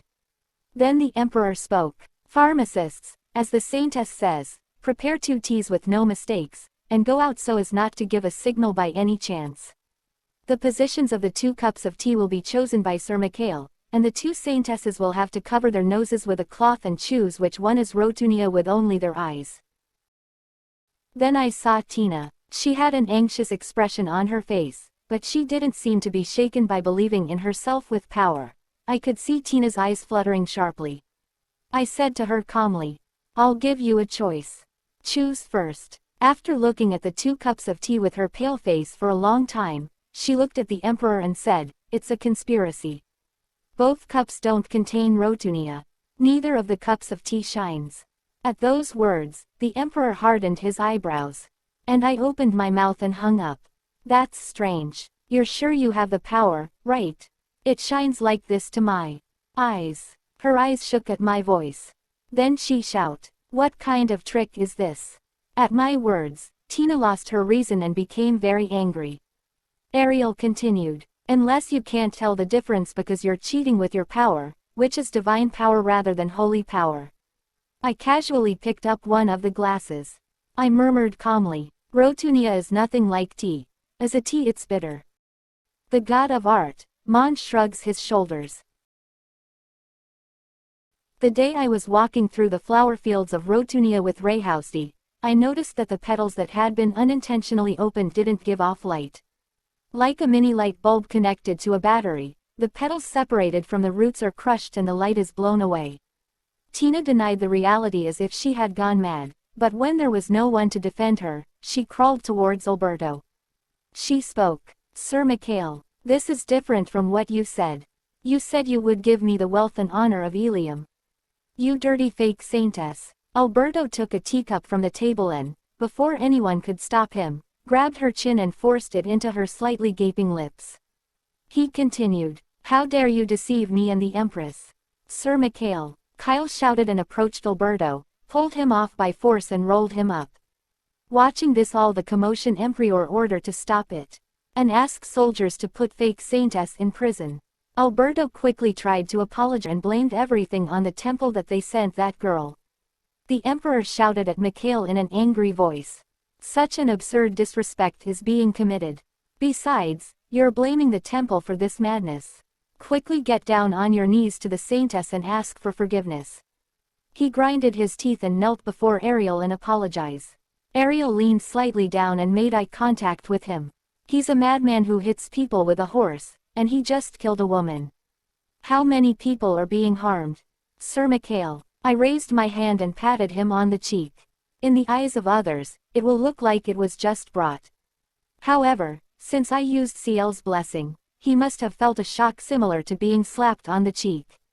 I saw him widen his eyes. I whispered to him, still smiling. A chat window flashed in front of me. The god of benevolence, Oman, nods satisfactorily. Well, it's not a lie. Just now, the god of benevolence has told me to deliver it. I got up again and smiled softly. Then the emperor's trembling voice was heard. Today's work is on me, not the temple. I bowed my head slightly to the emperor and said, it must be my fault that they misunderstood because I'm weak. The god of art, Mont, pays tribute to your acting skills. The emperor paused his words and opened his mouth again. You are indeed the spiritual leader of Ilium and the people of the empire. I don't mean to say it at a place like this, but if the Saintess is really close enough to my son to write a proposal letter, you have my blessings. Please keep in touch with my son in the future. I could see Kyle's eyebrows wriggle at the emperor's words. Not knowing how to respond, Kyle broke the brief silence that followed. Your Imperial Majesty, the Saintess seems tired today, so I will see her off. I glanced towards the Empress. She was holding her stomach tight and staring at this side with her piercing eyes. The dark face suited her quite well. One can only escort someone to the carriage, but Kyle went all the way to get on the carriage. And he offered to take me to the temple. He spoke. You must have something to tell me. Ariel replied, don't ask me how I got the Rotunia tea. It's a trade secret. He continued, I have no way to know. Whether it was your intention to deceive Rayhousty, or, with what intentions, Rayhousty dared to play tricks on me. If it is true that you're a fake Saintess, even that. I shrugged and answered him. Whether I'm fake or real, the important thing is that I have been helping your highness from the beginning to the present. I'll never bite you, so don't worry. He spoke, are you asking me to believe you? She replied, your highness is free to say what you think of me, but it isn't beneficial to have a clear enemy and focus on other things. As I was about to get down with him sitting crooked behind me, his low voice rang in my ear. Ariel. I paused and turned around. He spoke, the offer to come to the Imperial Palace isn't valid from today, but I plan to find you often. Whether you're fake or real. I stared at him with awkward eyes. He continued, now it's clear that we have the same enemy. All the lives of those in the same boat with me are mine. No one dares to harm my person without my permission. There was an arrogant confidence in his voice. Perhaps because I was surprised by the sudden approach in his eyes, my heart was racing, and my head was complicated. I said, avoiding my gaze. And spoke, even if your highness doesn't protect me, I can protect my body well. So you don't have to worry about it. He said, you know it's too late to draw a line. Besides, do you know that that attitude excites me even more? I'll visit the temple soon. I avoided his gaze and kept my mouth shut. After opening the door, I entered the temple and saw a man at the end of the corridor. It was Rayhousty in white uniform that looked like snow. He spoke, did you give the Empress a blessing? At his words, I shook my head. There was something that's a little complicated. Despite my answer, he smiled faintly as if he had guessed my answer. He spoke, I heard that the girl from Chiago turned out to be a fake. And you proved that you were a real Saintess. Will you explain to me? His eyes shone strangely. After a while, I looked at him with a calm expression and said, it's true that the girl is fake. However, I'm not real. It was just a trick. His gaze was towards me and he was holding the holy sphere. He wanted to test holy powers again, then he spoke. We had something we were going to do last time. Do you remember, Saintess? When the holy sphere turned blue when Rayhousty touched it. He smiled at Ariel and now waiting for her to touch it. I cautiously stepped out, and one step at a time, I got closer to it. Rayhousty was looking at me, and then spoke, look like you have run out of tricks. I quietly raised my hand. And before touching the holy sphere, I looked back at him and asked, "Do you think I'm a saintess?" His eyebrows moved slightly. I stretched out my hand further and placed it on the holy sphere. No power was detected. Then he spoke, "Look like you really don't have any holy powers." With a calm expression on my face, I removed my hand from the holy sphere. Even though my body was still stiff with tension, the window in front of me was still glimmering. "You purchased the holy relic, pendant of sealing." Although I failed to sell the white rotunia, I was able to purchase the holy relic, pendant of sealing, at the shop, having received a gift including gold coins from the emperor. When worn, it seals abilities such as holy power, divine power, and mana within the body. And with a certain probability, it cancels out external attacks of holy power, divine power, or mana. Inside, there was sealing holy stone and sealing magic stone, which can be used separately. The price of this holy relic, which was supposed to be used when sealing the final demon king, was really evil, but I had no choice. It was unfair to spend a lot of blood and sweat to prevent a major twist of the original story, though. I wore the pendant as soon as I bought it. I said, "Is it confirmed now?" Rayhousty stared at me without answering my words. I bowed my head slightly to greet him and turned around. Then his voice was heard. "In the Imperial Palace. Did you meet Prince Kyle?" I stopped and answered without looking back at him. "Yes." He replied, "Are you thinking of going to him?" I paused for a moment and then looked back at him. And spoke, "I think it's a little too much for me. But thank you for your kindness every time." I decided to express it openly to him. A long silence passed between us, and Rayhousty opened his mouth. "I thought it couldn't be. Because Ariel is just a fake saintess. It doesn't matter if you leave the temple." A heavy feeling weighed down on me. But since when was it?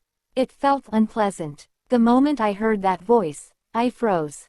I'm talking about myself. It was a body that only responded to prayers to the gods. Then chat window open. The god of benevolence, Oman, is satisfied with his habit. The god of art, Mond, rejoices in his prayers. I paused at the strange thought that came to my mind. But my thoughts stopped at his next words.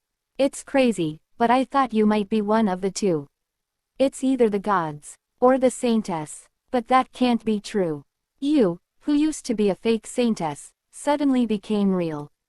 He lifted his hand and shook his head with a bitter smile.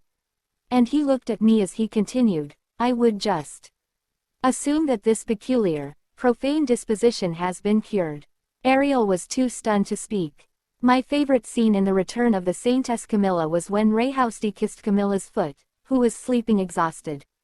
With a presence like a goddess, he couldn't even get close to his beloved, but his pure and sorrowful heart, approaching her feet and kissing her. I liked that part quite a bit. Even though he has the face of an obsessive, exhausted man now, I never doubted that he could change. I rotated my brain to find the right word and spoke. "The balloon effect caused by the craving for a real saintess is something like this. As you suppressed my cravings, you burst into the wrong place." At my words, Rayhousty moved his eyebrows. Ariel continued, "When the real saintess appears, you will fall in love so much that you will completely forget about me. I'm not special at all." He smiled softly. His hand pointed to my heart. And spoke, "Every time you say that, it hurts here." He was handsome enough for me to exclaim, "Wow. Isn't it against the law to make such an expression?" I looked at him with a blank expression for a moment, then finally made up my mind and opened my mouth. "Because I'm going to leave someday. Don't give me too much." It was a bit cold, but it was sincere. It's a pity that Rayhousty's relationship has ended like this. "Ariel." I heard his voice, but I turned back and walked down the corridor. His dark gaze lingered on the back of my head. The chat window open. "The god of art, Mond, condemns your coldness. The god of knowledge, Hest, praises you for being sharp." The opposite reactions of the gods were floating around in the chat window, but I continued walking, shifting my gaze to another place. It was when I walked down the corridor with a heavy heart and arrived at the hallway leading to my room. Suddenly, a sharp scream was heard from somewhere. Startled, I ran to where the scream was heard. "This isn't enough holy power. I pushed out one of the priestesses in front of me, and my face hardened in surprise at the scene unfolding in front of me. My heart was beating like crazy. A memo saying, "I paid off today's debt," was scattered on the floor. Then I saw Daisy, who was dying from her severely wounded chest and stomach, dripping blood with every breath she took. There was blood pooling on the floor, and the maids and priestesses were weeping. Two of the priests tried to pour out their divine power, but it was too small an amount. Daisy opened her blood-drenched lips and clapped her mouth. "Please be careful." Tears like dew on the corners of her eyes made me lose my temper. Something deep inside my chest swelled up. A warm light formed on my hand that covered her chest, as her blood gushed out, and it wrapped around Daisy's body. Her words, "Even so, I still want to be with the Saintess." Her words, which she said with her eyes shining, lingered in my ears. Perhaps I really thought of this kid as my real sister. Seeing her messed up looks so painful that my heart was ripped apart. Without hesitation, I took off the pendant and placed my hand on Daisy's chest. At this moment, any kind of thoughts couldn't stop me. "It hurts." It was an unforgettable pain. "You have to live, Daisy. Just as you chose me, I also chose you."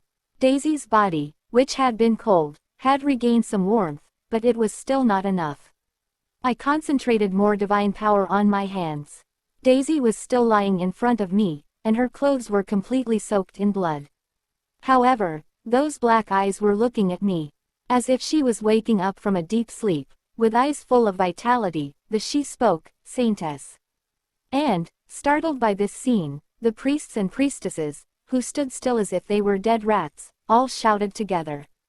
Among them, voices were heard muttering prayers in emotional voices. 9 gods. The disciple of Ilium witnessed a miracle.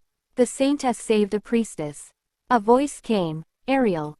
It was only then that I realized that I had publicly saved Daisy and there was no way to escape. Turning stiffly, Rayhousty was standing there. "Well, that," I opened my lips, feeling burdened by his eyes pouring towards me.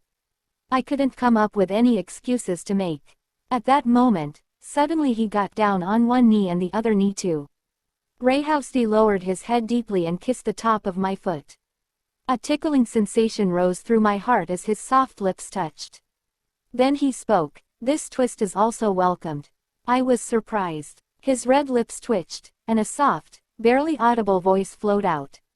Then after all the commotion, Ariel went back to her room. She was restless and totally exhausted. Around now, Daisy must be washing up hard, right? I've been through a lot today. Didn't I go to the Imperial Palace and have a fight with Alberto? Well, it ended with my victory. Coming back to the temple, someone attacked Daisy. If she had died, what I had planned before was unforgivable, but attacking people around me was even more unforgivable. You touched the wrong person. Empress. There is a saying that the best defense is attack. I didn't mean to match the beat of someone who meant to mess up my life. Then the chat window opens. The god of benevolence, Oman, blesses you. When I received Oman's blessing, I felt warmth radiating through my body. The god of knowledge, Hest, blesses you. Hesed's blessing cleared my head. Stop. It's too much. At the text that appeared in the chat window, I hurriedly made an X with my hand. The god of love, Odyssey, expresses his disappointment in you. The god of destruction, Seal, is trying to memorize a blessing spell, but he looks at you. Ariel said, "Don't waste your blessing, no, your power." The god of love, Odyssey, blesses you. The god of destruction, Seal, looks at you. That's why. The god of destruction, Seal, looks at you. Alright, do it. The god of destruction, Seal, blesses you. In my body, there was a tiger energy that wasn't suitable for the rest of the night that had finally come. In the end, after receiving even Ciel's blessing, I lay down on the bed. While thinking of non-nutritive things such as, if I have a bad dream while sleeping, my bed might break. The moment Rayhousty's eyes came to mind, I pulled up the blanket to my face. Now that Chiago's fake has been revealed with this hand, and I have proven my power in front of everyone, what will happen to me? Next day Ariel went to the Hagen Building Agency. It was real estate. because she wants to purchase residence for her bright future. But the employee blatantly refused her to show any building. He gave an excuse: "We don't deal with clients who live below District 10. You need to leave." A rich lady who was also present there spoke: "After all, I don't even think those districts have real buildings." "You're right. It's just a bunch of shanties, from what I hear." The employee continued: "If I've made myself clear, then please don't waste my time any further. Come back when you have cash in hand." Ariel can't believe it. Just less than 24 hours later and I'm being treated like dirt. She had definitely heard of it. The capital is divided into 15 districts, with nobles and wealthy people living in District 1 to 3, commoners living in District 4 to 10. I lowered my head a little to see how I dressed. Since I borrowed pants from Daisy, I wasn't seen as an aristocratic girl. Ariel frowned. She thought, they don't even see me as human, let alone a potential client. And instead of me, I heard a voice pointing out their rudeness. She spoke: "Oh my, ladies. I think what you just said is a little rude." She might be a servant who runs an errand for a certain house. She came here because her master asked her to find out about the building, and if she was rudely kicked out in this way. It's getting more and more spectacular. She continued: "What can a servant see that the noble sends her on errands?" The ladies praised the countess. As expected, the countess is very merciful to her. Lady asked: "This time, you registered a divine in the Temple of Ilium, right?" It wasn't just a literal rudeness. Predict the circumstances of others and sympathize with them. Do these nobles know that all such things are rude? And then the door opened and someone else came in. I had my back against the door, so I couldn't see who was coming in, but I could see the ladies who glanced around the door, looking surprised. It was the same with the man with a mustache. "Oh my, how long has it been, Marquis?" The man jumped up and bowed his head upright. I furrowed my eyebrows and looked back. There stood a face I knew well: Cass Lloyd. The man with a mustache spoke: "Hurry up and get her out of here." Then Cass opened his mouth. "There's no need for that." At that, the man with a mustache looked at him with his puzzled eyes. Cass lifted my hand and kissed me gently on the back of my hand. I could feel the ladies making surprised faces. "Lord Marquis." Then he continued: "It must have been that you had brought salvation to the poor in the most humble part of the city. It has been while, Saintess." I removed my hood and I stared at him with bewildered eyes. Cass, with his cool expression, spoke straight to him. "You're not a believer who doesn't even recognize the saint's face, are you? You seem to have stopped by to find a building for the temple relief project. Did Hagen introduce you to a good building?" Cass said, looking into my eyes. Everyone knows that Cass Lloyd isn't the type of person who likes to joke.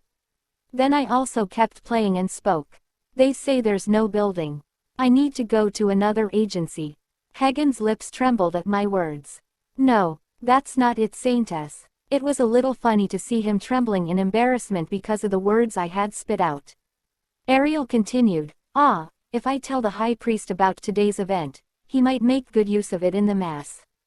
The temple relief project is experiencing these difficulties." Hagen's face turned dark. "Perhaps, when the believers find out about this, the Hagen agency will receive a great deal of protest or scorn." "Saintess, please forgive me." Ariel continued: "I need to review the eligibility criteria for the Divine of Ilium. As you know, there are a lot of nobles who want to become saints, but there are a lot of people with personalities that are not suitable for being a saint in Ilium, so we're struggling with various problems." The madams' faces turned pale. Becoming a member of Ilium means becoming the mainstream noble of the empire, because what was stamped on a saint was the door to the mainstream nobility. The news that the Ragefield family had been expelled not long ago was no longer a secret. "They ask for apology, Saintess." "We apologize," all the madams shouted in a panicked voice, but I turned around. At that moment, Cass' voice was heard. "Would you like to leave?"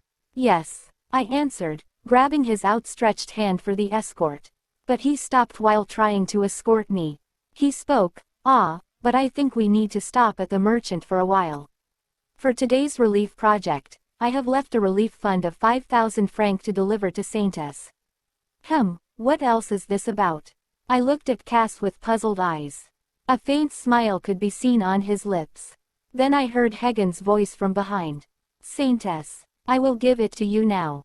Me too, wait a minute. Saintess, I will donate for my family as well. Hagen and the madams were rummaging through their bags. Cass, perhaps. Please take it. It's a small, sincere thing, but please. And they brought me more than 5,000 francs. This is what it meant to say, if you're going to sympathize, give it to me with money, and I pretended to be worried while holding back the smile that popped out around my mouth. Please use it for the relief project and may Ilium forget our blasphemy. As soon as they left the store, the unexpected collection made my dark mood well up. Ariel spoke. Hagen seemed to be looking forward to the temple relief project. Cass raised the corner of his lips and spoke to me. Yes, the Saintess didn't say that you would entrust the business to him. And it's the money that you got by poking out my feet, so you don't have to worry about it. Well, if the Marquis said so, I said with a smile. In any case, this money was to be spent on self-help, anyway. It's embarrassing to take it all by myself. Can I give you 10% of it? Cass chuckled and gave a cool grin. It's fine. Perhaps it was no coincidence that he stopped by the Hagen agency. I asked, but since when have you been watching me? From the moment he saw my unrecognizable back, he knew it was me. He said, I found you coming out of the temple. Your face looked complicated. The voices of the priests praising the Saintess were noisy, and that is probably the reason. I reply, you heard the news. A slight smile crept across Cass' lips. Very intense power. The priests must be excited because they witnessed such a pure strength that can't be compared with divine power. Then it must have been that the Saintess healed my blue wing as well. Cass said with a smirk. But at the time, I said no, so he had nothing to say. I guessed a little. He turned his gaze to look at the others and continued. Because your eyes, which were telling me not to throw it away, but rather kill it, showed a deep contempt for me. His dark blue eyes had a monotonous glow. As if you saw the condition of the abandoned bird yourself. I suddenly got curious and asked. How is the blue wing doing? Yes, obviously. The dogs have been retrained not to dare to bite their owners. That's a relief. Then his voice was heard again. Isn't it because you wanted to hide your divine power? Divine power. Those two words from his mouth stabbed me in the chest. Then he asked, is that child worthy enough for you to give up your efforts? Cass asked me with a look as if he didn't understand. I lifted my head, looked straight at Cass, and opened my mouth.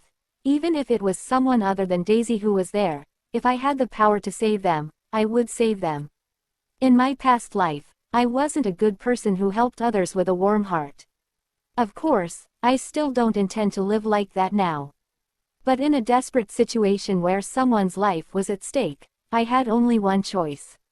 Help as best I can. That was all I knew. Even if it was the Marquis. It's a trivial thing, but I added unnecessary words. Suddenly, a subtle light flashed in his dark blue eyes. After a while, he opened his mouth. You are speaking like a saintess. Perhaps all that matters to him are numbers and scales. I answered casually. I don't know what it means to be a saintess, but it's just an act for me. If I had watched that child die to hide my divine power, I would have suffered from a sense of loss and nightmares. So saving Daisy was also for me. Whatever it is, it's the way I feel comfortable. His gaze suddenly seemed to deepen. Soon, an unexpected smile appeared on his lips. You are saying that your scale is different from mine. It could be expressed that way. I looked at him and nodded my head. He smiled brightly at my resolute response. Then he asked me, today, do you have more time? Shall we go on a date? An hour later, I was enjoying a peaceful tea time with Cass on the balcony of a tea house in the downtown area. Every woman passing by glanced at him, but my eyes were on the cake. It's so sweet. Eat quickly, Marquis. At this rate, I'll eat all of this. As expected, it tastes much better than the cake I ate at the temple, whether it's the truth or not. I'm saying that the tea also tastes good. Cass spoke. You must have been hungry. No, I've eaten, though, I said as I poked the corner of the piece of cake with my fork. Doesn't every Saintess have a separate stomach for meals and dessert? The sweet cake raised my mood to the highest level of tension. It'll be a sin not to eat this. And I glanced at Cass, who was sitting still without eating. Instead of 10%, I want to have a cup of tea with the Saintess. Cass said you're enjoying that, huh? I had no idea dessert would put you in a good mood so quickly. I've never watched someone eat like this before. Seeing him just staring at me while I ate deliciously, I felt like a happy pig alone, so I picked up his fork. You said it was a sin, Marquis. Then I took a piece of cake and gave it to him. Or are you waiting for me to feed you? Did I eat too much? However, it was enough to be formal in the temple, so I didn't want to pretend to be a lady until I came out to play in this free outfit. Cass looked at my red cheeks and asked, "Ah, is it rude to say that?" "Yes, it's very rude." I reached out and pushed the fork in his hand. The cake touched his lips. "Hurry up, eat this." He looked at me and smiled again and put the cake in his mouth. "It's delicious." His voice was heard. "It's delicious, right?" I asked. He replied, "Many times more than what I ate a few days ago." Did they even upgrade their toppings in just a few days? I tilted my head. Then the chat window opens. The god of knowledge, Hest, drools. The god of art, Mont, is looking for a cake recipe. That's right. Even the gods themselves are jealous of a dessert feast like this. He ate all the cake I had served, and asked me after a while. He then spoke. "I was wondering. Is there anything about me you'd like to know? It feels like I'm the only one who asks questions when we meet. Or, if there's nothing you're curious about, maybe something you'd like to talk about." Then again suddenly all the gods became curious and a chat window popped up. The god of benevolence, Oman, wonders what his bed tastes like. The god of destruction, Seal, moves his gaze to Cass's firm body. Perhaps the reason I sometimes have strange thoughts is because of these two gods. I told Cass, "Well, there isn't any." "No, it seems like there is." "Ah, there is." In an instant, a word came to mind. He raised his eyebrows as if he was asking a question, and I opened my mouth. "Well, I am paying for today." I told him. I made up my mind about it the moment we walked into this shop. It should be my treat. After all, the only reason I made this money is because of you. Cass looked at me for a while at my words and then turned his head to the side. There was a smile on his lips. He looked like he was holding back his laughter, and after a while, he looked at me and nodded his head. He spoke. "I should know better than to get my hopes up around you." "Oh, were you hoping I'd say something more like?" Looking into his eyes, I said over and over again, "Next time, I'll buy you a more expensive one." Then he smirked and covered his mouth. Was Cass a character who smiled so well from the beginning, or was he a sociopath in the original story? He looked at me happily, as if I was a smile button.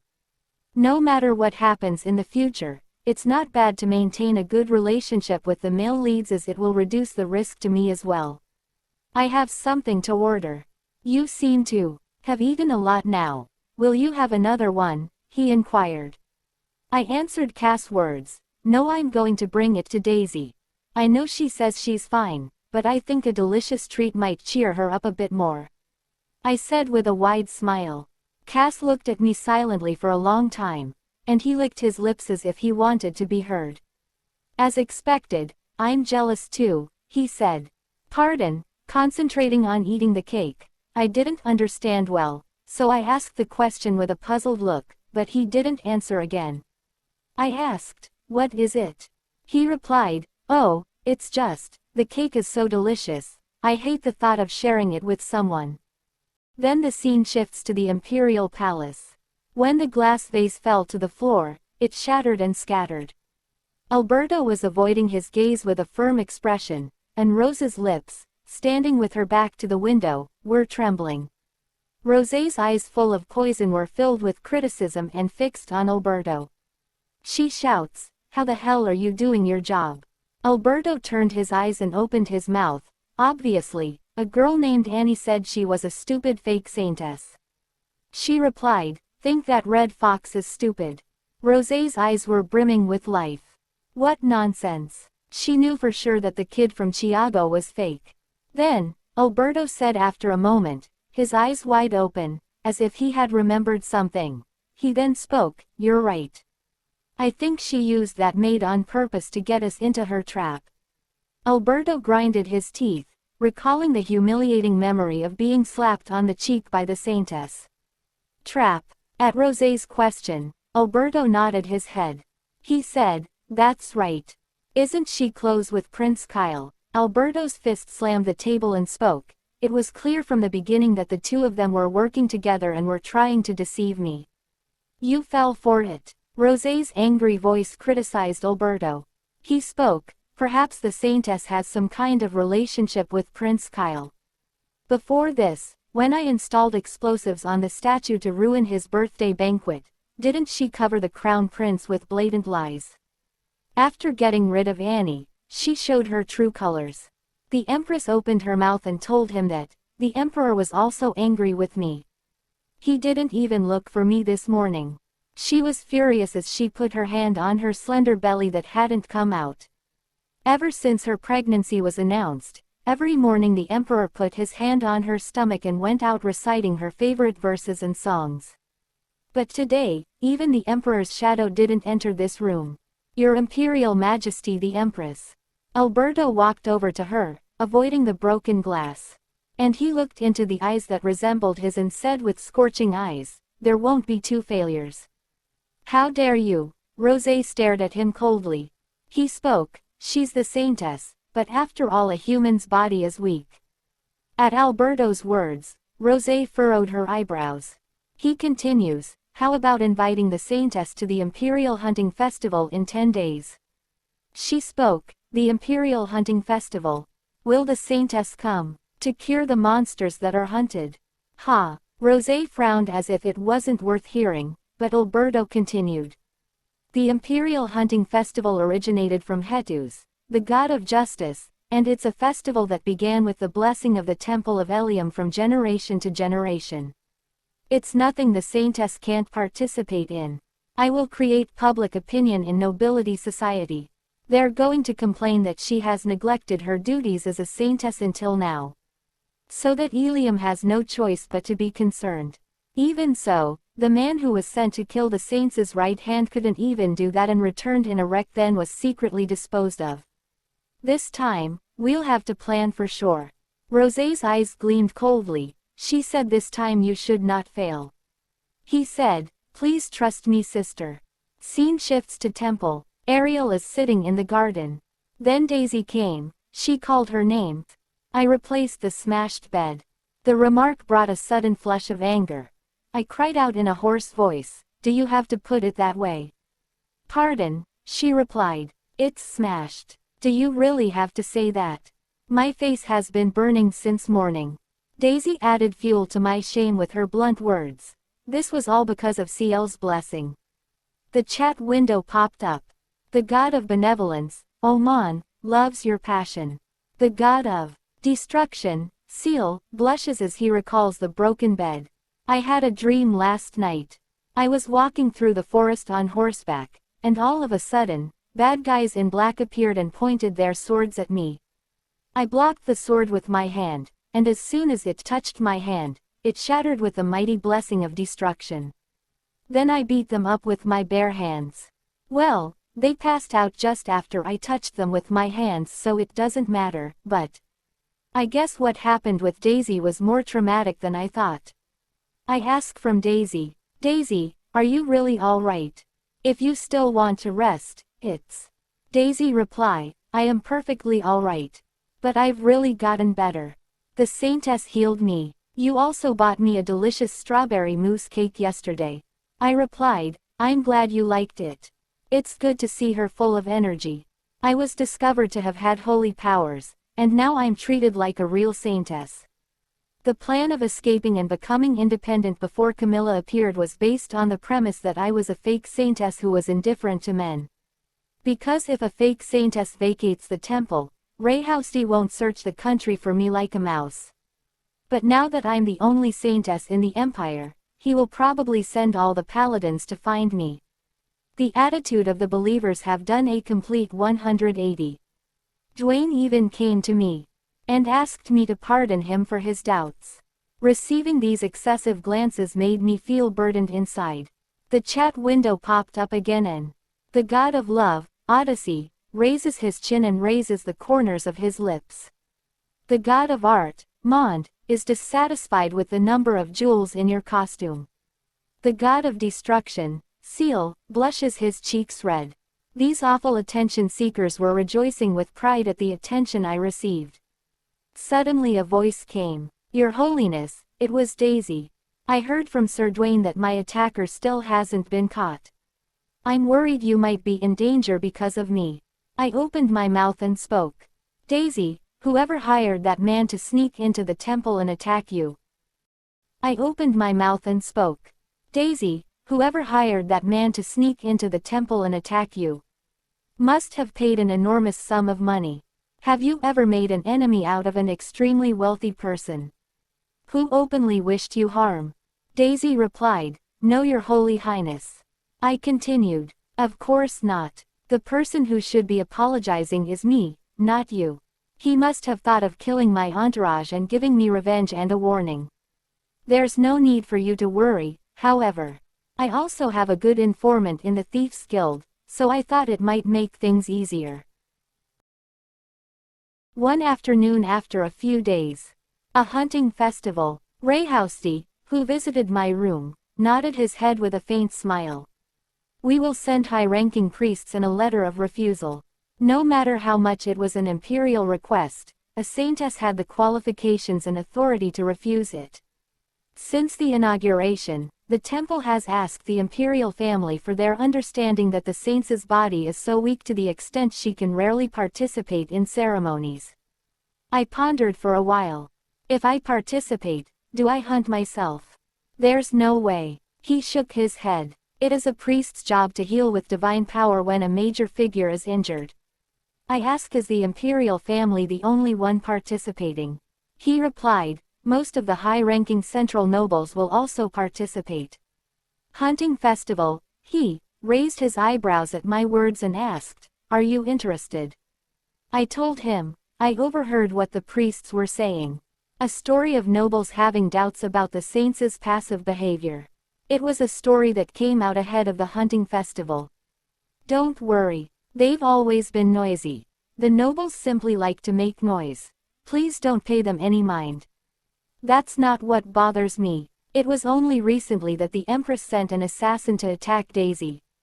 For her to send an invitation like this so shamelessly, what in the world is she up to? If she wants to meet me that badly, I'll play along. Then Ariel opened her mouth and spoke, I will participate. Will you be okay? Rayhousty asked with an unwilling expression. The role of the temple in the hunting festival was limited, so there would be no danger, yet he seemed concerned. I replied, I don't care what other people do, but I think it would be good to think of it as an outing. I get tired of repeating my everyday routine. He replied, if so, I understand. I'll make sure we have enough paladins. As soon as he finished speaking, I continued. And now that I have become a saintess, I want to receive a business trip allowance. I saw Rayhousty wriggle his eyebrows at my words. Fortunately, it wasn't an unpleasant expression. I started out as a fake saintess, but now I have a real holy power. So, I'm thinking that my maintenance cost is more than 1,000 francs per month. Although the budget has been re-established, I would like to ask you to consider allocating an additional budget. Nevertheless, please don't upset me with the allowance for participating in the imperial events from now on. For your information, I know how much money the temple receives every time a saintess goes to the imperial family. The imperial family paid 10,000 francs to the temple for every visit by a saintess. Still, don't you think I'll be motivated if you give me 30% of it? A deep smile formed on Rayhousty's lips at my words. And after a while he opened his mouth. All right, you'll be paid 3,000 francs per session. And from next month, we will pay you an additional 500 franc for the monthly maintenance cost. It was a surprisingly easy answer. I was a little excited at the thought that I could become rich in 4.5 years. You seem to have grown a little bit more greedy, but, Rayhousty's voice mixed with laughter continued to be heard. Still, I'm just glad you don't sound like you're going to leave anytime soon. He hadn't questioned me why I hid my power after it was revealed. But in the strangely softened attitude, I felt a clear pressure. Yes, I replied. If his previous gaze seemed like chains binding a person who had to leave. Now it feels like he's making an iron cage while humming. Just thinking about it made me feel like something was wrong. He continued, then I will express your intention to participate in the Imperial Palace. But, be careful, I replied, don't worry. I should write another congratulatory speech for the hunting festival. By the way, after a moment's thought, he spoke again. Do you have any other plans for the morning? I shook my head. No, not today. Then he smiled softly and said, I'm glad. I wanted to play chess with Ariel for a while. Chess, I repeated. He said, you like chess, Ariel, let's play. Then scene shifts. A few days later, the day of the hunting festival. I was in the carriage heading towards the hunting festival venue. The road of the city was too packed and crowded. Suddenly the chat window popped up. Seal, the deity of destruction, is bored to death. Hest, the deity of knowledge, prepares a thunderbolt for entertainment. I was furious and shouts, now are you children? I sigh that, still, I'm relieved I didn't end up wearing that weird choker. I had no idea Ariel and Ray has used to play chess. I don't even know the rules. If it weren't for Hest, that choker would be around my neck right now. When we were playing he lost because I had the power of knowledge. The loser would have to wear a choker necklace which was actually a tracking device. He asked me, how did you win? And I know a deal is a deal, but... He still had a questionable look as he hung the choker on himself in return for losing the bet. The god of art, Mond, rejoices. The god of benevolence, Oman, raises the corner of his mouth and fiddles with the lash handle. The god of destruction, Seal, blushes. I said, but what? Nothing. I won fair and square. As soon as you said your wish was to give me a present. I knew something was fishy. A choker that can track my every move and alerts you if I stray too far from a designated area. He replied, I designed it as a means to protect you while you're outside the temple. No, he designed a custom-made dog collar with GPS tracking. He asked, but how did you beat me? It's not like I went easy on you this time, I really was trying to win. You've never won unless I threw the game for you. I replied, if you're asking me for the secret to my victory. I only have 3 words for you. The Ghost Chess King, I said triumphantly, looking at the choker around his neck with satisfaction. God Hest is puffed up with pride. How long do I have to wear this? He asks. I turned my head slightly and smiled. Until I say stop. Then his golden eyes shook. He continued, it's like a master and slave. He frowned and turned his gaze to the other side. I saw his cheeks turn red again. Great. The last thing I needed was for Rayhas to discover a new fetish thanks to me. The god of art, Mond, is delighted with the awakening of Rayhousty's new taste. The god of benevolence, Oman, actively sells a lash to you. I tried to ignore the words of the gods and raised my head, pretending not to know. Even today is the day of the hunting festival. Rayhousty wore the choker and saw me off, yet when I told him it was okay to stop, he shook his head and said he wanted to keep wearing it. For someone who acted so shy at first, he sure doesn't seem eager to take it off. Anyway, back to the matter at hand. What is the Empress really after? The fact I've become hot gossip again is strange, as well. It's almost as though someone is fanning the flames. One thing is certain, I will never bend to the Empress's will. Still, I should probably prepare for a worst-case scenario. Then suddenly a knock on the carriage window. At one point, someone poked an apple in front of the carriage window. I flinched my shoulders in surprise and looked at him. Marquis Lloyd. I opened the window with him holding out it. I took it in bewilderment while staring at him. He usually dresses like a wealthy master. Today he looked like a perfect noble. Next to him was a fine brown horse with a mane. He said, "Eat it. Because it's an expensive apple that I bought for 10 francs from the girl selling apples." I asked, amazed. 10 francs, even if that whole apple basket is bought, it won't cost you 2 francs. I glanced at the sweet-looking apple, then looked at him again. A faint smile appeared on his lips and he spoke, "It's not expensive if I can live with the favor of the Saintess." I was a little embarrassed by that lovely smile and turned my gaze to the apple. What's this? In the original novel, Marquis Lloyd was a self-centered sociopath. It seems his character has changed quite a bit. I ask, "Are you going to the hunting festival too, Marquis?" "That's right," he replied. He got on his horse and followed the carriage slowly and asked, "It must be the Saints' first time." He seemed to know that Ariel hadn't attended most of the events so far.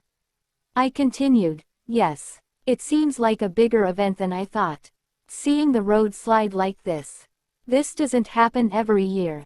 This year is special," he continued, as if he had read my questioning gaze. "It's said that since the Empress is pregnant, this year, the attention of the nobles is focused. The absolute power of the empire rested with the emperor.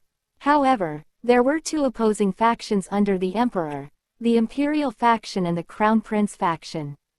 Although many nobles supported Prince Kyle, the sword master and all-powerful prince, he didn't seem very interested in power struggles. Even if he renounced his position as crown prince, maybe it was because he was one of the top people in the continent just by the name of the sword master, and yet he had excellent political skills and was a natural-born warrior. On the other hand, the imperial faction, which was a political faction gathered around young Count Mikhail, was growing rapidly enough to be compared to the crown prince faction. As the Empress is pregnant this time, there is a great possibility that the minority of the imperial family would be on an equal footing with the mainstream, the crown prince faction. "If the baby in the Empress's womb is a boy?" he asked. "The high priest can't be seen today." "Ah, he's welcoming guests from abroad," I replied. He continued, "Can I escort you to the hunting festival? I'll even give you a tour of the hunting grounds." At his sudden words, I shook my head and declined. That figure suddenly overlapped with the figure leading me at the night market. "I'll be guided by Dwayne. And because I'm not in good shape, I'm not attracted to the hunting grounds." "I see. That's too bad." Cass's low voice whispered softly in my ear. "I thought it would be better for me to stay with you and protect you." I asked him back, the Marquis, towards me. I asked with a smile. Then, suddenly, his voice lowered and he spoke. "Even if you feel better, don't enter the hunting grounds. I'm telling you this because I have some ominous information. Thank you for your concern." A faint smile crept across Cass' lips as he looked at me the moment I stared straight at him. He saw I was eating apple without any worry. He got it that I am well aware of the fact that something might happen. He then smiled and said, "Seems like Saintess is already well aware. In that case, I suppose I'll have to wait for my chance to escort you some other time. The gridlock seems to be easing up a bit. I'll see you at the festival." And then, his horse, which ran faster than the carriage, gradually passed in front of me. After being greeted by the nobles, I sat down on a large chair a few meters away from the emperor. Several large tents were visible, and there were hundreds of horses and as many nobles as there were horses. And there were a lot more people in maid outfits that seemed to help them. When in the world is this woman going to make her move? I'm leery of the Empress's inaction. Summoning me to the festival like this immediately after the incident at the temple isn't just a coincidence.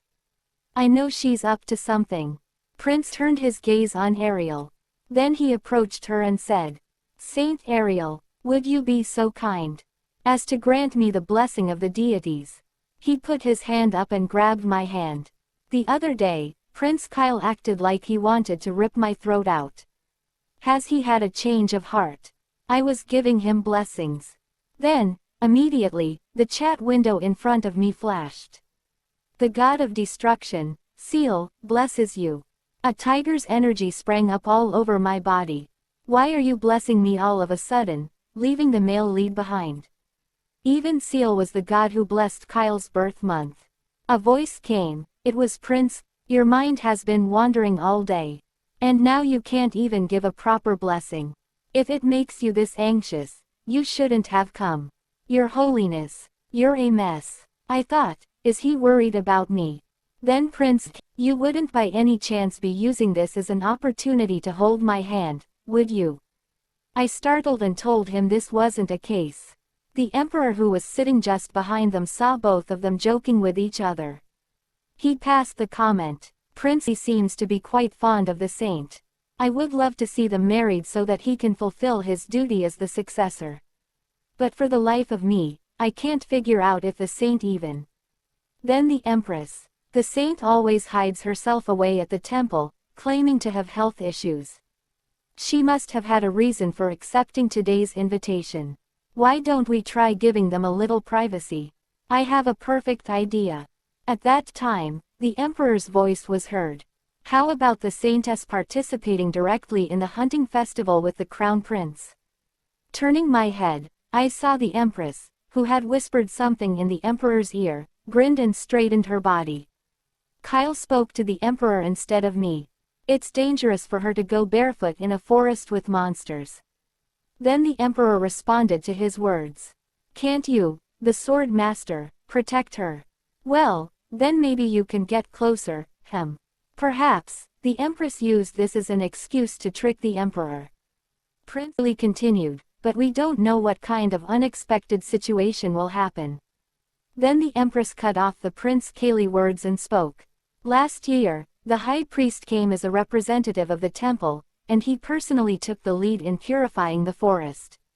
He infused divine power into the rocks of Else Valley. And these days, I heard that Else Valley is infested with monsters again. In addition to subjugating monsters at the hunting festival, if the Saintess goes to Else Valley and purifies Kinston through its rocks, there will be a lot less accidents this year. There is a reason why the Saintesses in the past have been carrying out purification activities every few years. It was a logical story.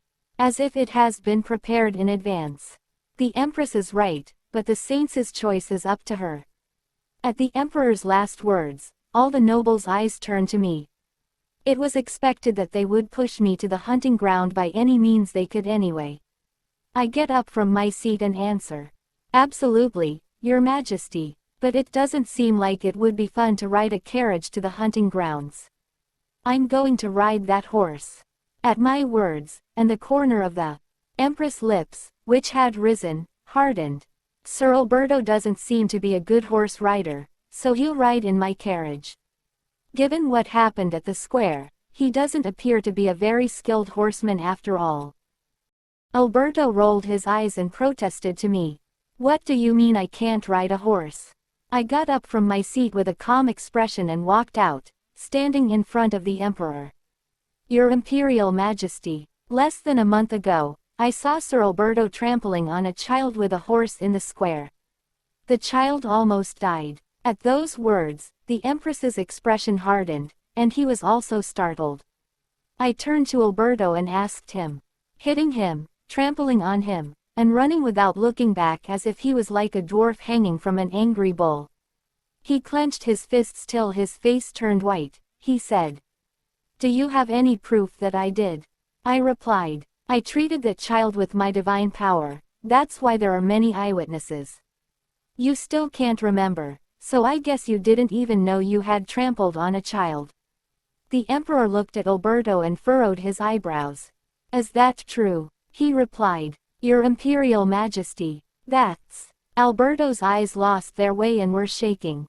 After a while, the Emperor clicked his tongue. I know that you're weak in swordsmanship, but your horse riding skills are serious. So, for each other's safety, it would be better for Sir Alberto to be in my carriage. I ride on Sir Alberto's horse. You can't. The Empress's eyes were trembling with an anxious light. I felt like I was about to burst out laughing inside her transparent look. I continued, if he goes to the hunting festival on horseback with skills he doesn't even know that he trampled on a child, isn't it rude to the imperial family and nobles who are participating in the hunting festival today? The emperor looked at Alberto and ordered, let him ride in the carriage. And the Saintess. The emperor's gaze turned to me. He asked, you're wearing a dress, would it be okay? I pondered for a moment and then said to the emperor, I think it would be uncomfortable. Can I borrow your clothes? After a while, Alberto was in the temple carriage instead of Ariel in aerial dress. A noise was heard breaking the moment. These damn jerks. Can't you go slowly? The temple carriage was strong, but it wasn't a combat one, that's why it wasn't good for shock absorption. This means that the feeling of a rocky surface or an uneven surface is conveyed inside. A voice filled with anger was heard again. How dare she humiliate me like this? Wench always gets in my way. Next time I see her, she's dead meat. Alberto was grinding his teeth. Can you not hear me? I said stop. Then the carriage stopped in the middle of the forest. Alberto was cursing on coachman. The moment he stepped outside the carriage. At that moment, the flying arrow shattered the glass of the carriage and narrowly pierced the other wall. Alberto's eyes were wide open. The reason for having the Saintess participate in the hunting festival was to harm her. A harsh, hoarse voice was heard from above. You're unlucky to meet bandits. With his head raised, Alberto looked at them with wide open eyes. About 5 ugly men in commoners' clothes were covering their mouths. However, they weren't bandits. They're all assassins hired by Alberto. Nice to meet you, Saintess. Alberto got into the carriage of the Saintess, wearing her clothes, and was mistaken for her. The sound of a sword being pulled out made his spine tremble. One of the bandits said, don't be too resentful. Still, you're the Saintess, so even if you die, God will send you to a better place. Alberto shouts, I'm not the Saintess. The Saintess went there. Alberto was bewildered by this situation and protested while staring intently at them. However, he bit his tongue so hard that blood was oozing from his mouth, and his pronunciation wasn't right. Alberto kept shouting, I'm not da Saintess, you bastards.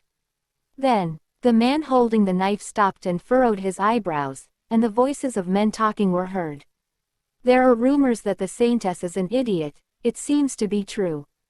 I heard she was pretty, yet in reality she has a terrible face. I've never seen a face so messed up. Alberto was just going crazy. He shouts, Crazy bastards, what is wrong with my face? Crazy bastards, what's wrong with my face? One bandit spoke, well, we still have a job to do. No hard feelings, eh? Since you're the saint, the gods will send you to a good place. A hideous voice came and Ariel was startled. She asked from Prince, did you hear something? He replied, no, nothing. He turned back and spoke. By the way, you look good in that suit. When did you learn how to ride a horse? The suit she was wearing was looking absolutely perfect on her. She then spoke. I learned in my spare time. And yes, it's a relief, Sir Alberto's suit. Unlike the main characters in the movie, who can't stop running all night long. Ariel's body was far from exercising, that's why my lower back quickly began to ache. She then spoke. My back hurts, I should have taken carriage. Ariel then asks Prince, did the paladins return nicely? Someone must have mixed a drug that caused an upset stomach in their meals today. The reason we were alone was that the paladins who had been following us to some extent suddenly started vomiting or grabbing their stomachs. I didn't expect this up to now, but Alberto seems to have prepared quite meticulously. Now this place was in the forest, and it was quiet without anyone's presence. Of those who participated in the hunting festival, we probably came the farthest. Kyle, who was running alongside me, stopped his horse, and so did I. He got off his horse and spoke. I should advise Rayhousty to clean the temple. Then he reached out to Ariel and put her on his cape. He continued, and now we can't turn back time. If you did, you would be playing with troublesome things. Now sit back and relax. I felt like I was going to live when I rested for a while after sitting on top of the shaky horse. She then spoke. Thank you. And Sir Alberto didn't look half bad either, don't you think? I was the one who suggested exchanging clothes. But I never thought we'd both end up looking so good. Hearing this, all the gods became angry. And the chat window opens. Mond, the deity of arts, is objecting with a scowl on his face.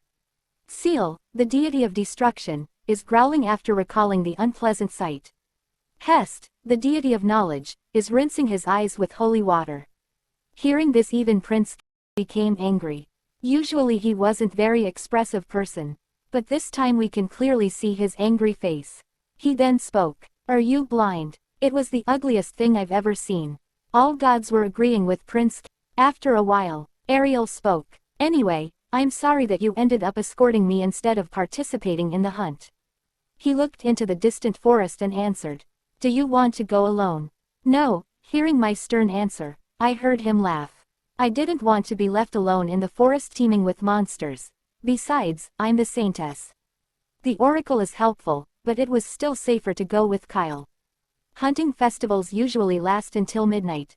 A search party is dispatched around midnight for those who can't come back even at midnight. He then replied, No, I'm not going to participate in this hunt. I asked him with a puzzled expression. Wouldn't it be helpful to show off your bravery by hunting big monsters? He continued, Sometimes you have to take care of yourself. Ariel thought, Of course. It seems Kyle was also aware of the Empress's plot. I have a quick temper, so please get up already. But unexpected words came out of his mouth. Don't be surprised, sit and wait. The blade was pulled from his scabbard with a sharp sound. Immediately, a thump was heard in the forest, and the two horses standing there made a sound. What's going on? Thump, thump, thump sound came. Prince Kyle said not to worry and stay behind him. Contrary to Kyle's calm words at that moment, my horse. No, Alberto's horse raised its front paws and made a noise, then suddenly started running away in the other direction. No, don't go. I forgot to tell you to hang it up. I hurriedly got up and tried to catch the horse. But the horse had already run away. After a while, a faint shadow came rushing in and gradually revealed its shape. Something fat, with green skin and about 3 meters tall, was rushing here. It's a troll, Ariel shouts. I forgot to tell you to hang it up. Kyle, who was looking at the monster with his sword drawn, frowned and said. Even at this moment, the troll continued to run at great speed. I stood behind him with clenched fists, resisting my instinct to run away at any moment. Help me, the only word came out of Ariel's mouth. For a moment, as if he was hearing the cry in my heart, something lingered on Kyle's blade. And then suddenly the troll was defeated. It was bizarre to see it fall to the floor as if its whole body had been cut into pieces, rather than fall because his neck was cut off. Steam was rising from the blade Kyle was holding. Only his horse was watching this scene casually. I got goosebumps rather than being disgusted. The god of art, Mond, frowns. The god of destruction, Seal, runs around happily. All of a sudden, I was touched by the status quo of him being a sword master. That troll, turned into chunks of minced meat and slimes, probably won't know what happened until the moment of its death. His red eyes were still gleaming with terrifying flesh. Are you afraid of me? Suddenly I heard his voice. I looked into his eyes. A monotonous sense of fatigue stood in his red eyes as he looked at the place where the troll had died. A person who thinks it's trivial to kill something. What kind of life did he lead until this happened? The lieutenants advised me to save my smile while slaughtering. Strange rumors circulate about me among the soldiers. That I am a monster. After that, my expression completely hardened. Sometimes I don't know what kind of face I have. With a squeaky sound, Kyle slowly put the sword into the scabbard. After thinking for a moment, I opened my mouth to him. I'm not afraid of your highness. Then I saw him wriggle his eyebrows. You seem to have more courage than I thought. His self-helpful voice was calm, but somehow his eyes seemed lonely. Is there anyone who dares to approach Kyle with his sword drawn? I couldn't understand the loneliness and responsibility he had, but I suddenly remembered what I wanted to say. Ariel continued. If we were enemies, I would never want to meet you, but if you're an ally, you're the most reliable person. I mustered up the courage to speak a little more. He slowly turned his gaze towards me, and spoke to an ally. You just protected me with that terrifying sword, Ariel replied. She thought it was a huge troll. If I had been hit by that axe blade, I would have died immediately. She continued, so don't treat yourself like a monster. If it's real monsters, then we're talking about that. I pointed to the troll for a moment, then squeaked and looked away again. It's terrible to see it again. Hearing my foolish advice, he stared curiously at the troll for a long time. Of course, I agree with the advice of the lieutenants. If you smile with a sword in your hand, you will come out in dreams. His eyebrows seemed to wrinkle a little at my words, and a deep smile appeared on his lips. He said, the way you talk is getting more and more unreserved. Ariel continued, I believe in your promise to guarantee my life. Immediately, he shook his head as if he was dumbfounded. There was a deep smile on his lips that I had never seen before. After a while, a challenge was set before us in the order of schedule. Prince said, the horse ran away, and there is only one way. Alberto's horse ran away, and all that's left is Kyle's horse, and we have another hour to ride. The god of art, Mond, jeers Kyle, accusing him of being an obvious mastermind. The god of love, Odyssey, cheers for this typical cliché. The god of destruction, Seal, snorts. I put away the flickering chat window of the gods in front of me and thought about it for a while. Are there any sharp alternatives? Ariel suggests one idea, she said after waiting for a while, then borrowing a horse from a passerby is. Prince replied, so you're suggesting to extort. That's not bad either. No, he continued. Borrowing someone else's horse in a place where monsters like trolls roam around would be the same as telling that person to die. I'm not that conscientious either, but I'm tired of having enemies. In the end, when I couldn't think of an alternative, I asked him in a bit of desperation. Ariel continued, but wouldn't it be too heavy if two people ride the horse? Then he reached out to his horse and touched its neck roughly. Prince said, Liza is a trained warhorse. It won't be tired of that kind of weight. Lisa's eyes was shining like a sun ray. Even Ariel also noticed it. That's a relief. I was worried that it would be heavy, but it was a relief. Anyway, it was my first time riding a horse with someone. Didn't you say you'd rest more? He narrowed his eyebrows and asked me.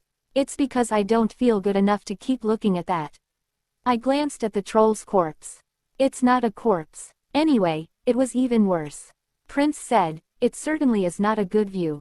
I heard his voice mixed with laughter. In fact, his movements were still unbelievable. I clearly realized the importance of not turning the tip of his sword into an enemy. Hold my hand. Soon he got on his big horse and reached out his hand. The saddle was wide, so I seemed to be able to ride in front of him without difficulty. I reached out my hesitant hand to him. He grabbed my hand and pulled me up. A heavy silence fell between us. My two legs were in one direction and only my upper body was turned unnaturally, so it seems that the position. I tried to regain my composure, but my voice trembled. I think I need to turn my leg a bit. At the moment, I was sitting with both legs in one direction and only my upper body was holding him, so I would have to turn one leg into a riding position to get a stable posture. And soon my lips were tingled. Somehow, a low and dangerous voice flowed. He said, I want you to put your hands away before that. Then I lowered my head slightly and looked at my left hand that was holding his thigh. And the moment I knew what I was holding on to, the accident stopped. What have I done? If there was a rewind button, I wanted to rewind time before getting on the horse. So my left hand was holding the very bad part of him. I'm sorry. I'm not a stutterer, but I was stuttering like crazy in this situation. I slowly removed my hand from him, stiffened. I made excuses in this embarrassing situation, but I soon realized that it was a mistake. His eyebrows twitched. No, it's too thick. This isn't it either. Then the chat window popped up. The god of destruction, Seal, blushes, appreciating his magnificence. The god of benevolence, Oman, raises his lash and measures his not thigh. The god of art, Mond, sighs and acknowledges Kyle's victory. The chat window in front of me shimmered, and a party was held at the oracle. The god of love, Odyssey, publishes a poem called, Love is on his thigh. The god of knowledge, Hest, redefines what thigh is. They were excited. Very excited. The god of knowledge, Hest, is biologically rigid. I desperately ended the oracle that was becoming increasingly stale. Then I turned around and sat down with my back against him. The gaze on the back of my head and the touch of my hand that still remained was driving me crazy. I'm sorry, it wasn't intentional. I realized that in embarrassing situations, it's better to be quiet. There was no answer from behind for a while. As I wiggled my fingertips in the maddening silence, I heard his voice, which seemed a little angry. If it was intentional, today's hunting would have ended here. He wrapped one arm around my waist to keep me from falling and started running his horse. It was more dynamic and wilder than Alberto's horse I had ridden earlier. Every time the horse hit the ground, his hard chest slammed against my back. Kyle didn't say anything for a long time after that with his stiff eyebrows. After running for about 40 minutes, we arrived at a huge rocky valley. It was magnificent and wonderful scenery. The rocks that have been weathered by the wind and turned round are growing like mushrooms. Kyle got off his horse, and I followed him. The largest of the rocks was as high as 4 stories high, and standing in front of it felt intimidating. On the dark red rock was a sentence engraved in an unreadable language. It was often said that priests and saintesses who participated in hunting festivals purified this rock. Although purifying the rocks doesn't eliminate all the monsters in the Kinston Mountains, it does prevent the monsters from appearing to some extent. As long as I have completed this mission today, even the Empress will no longer be able to attack me by mentioning the duties of a saintess. I stared silently at the rock. Then I quietly brought my right hand to its surface.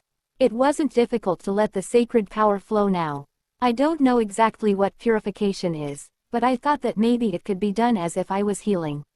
Sacred power flowed down the surface of the rock. After a few seconds, the letters engraved on the rock began to glow. Even me, who was purifying, was surprised to open my eyes wide. Wildflowers were blooming here and there on the grass that sprang up when the purification was finished. I asked Prince, "Is purifying supposed to be like this?" He replied, "I have no idea, I have never seen." Kyle stared at the marvelous scenery for a long time, then turned to me and spoke. "What on earth are you?" Red eyes that sparkled with suspicion. He was questioning me with his eyes, what the hell I had done. Maybe he was asking about my identity. What should I answer? In fact, it's the first time I've seen something like this, so I can't explain it. Only a warm wind blew through the silence.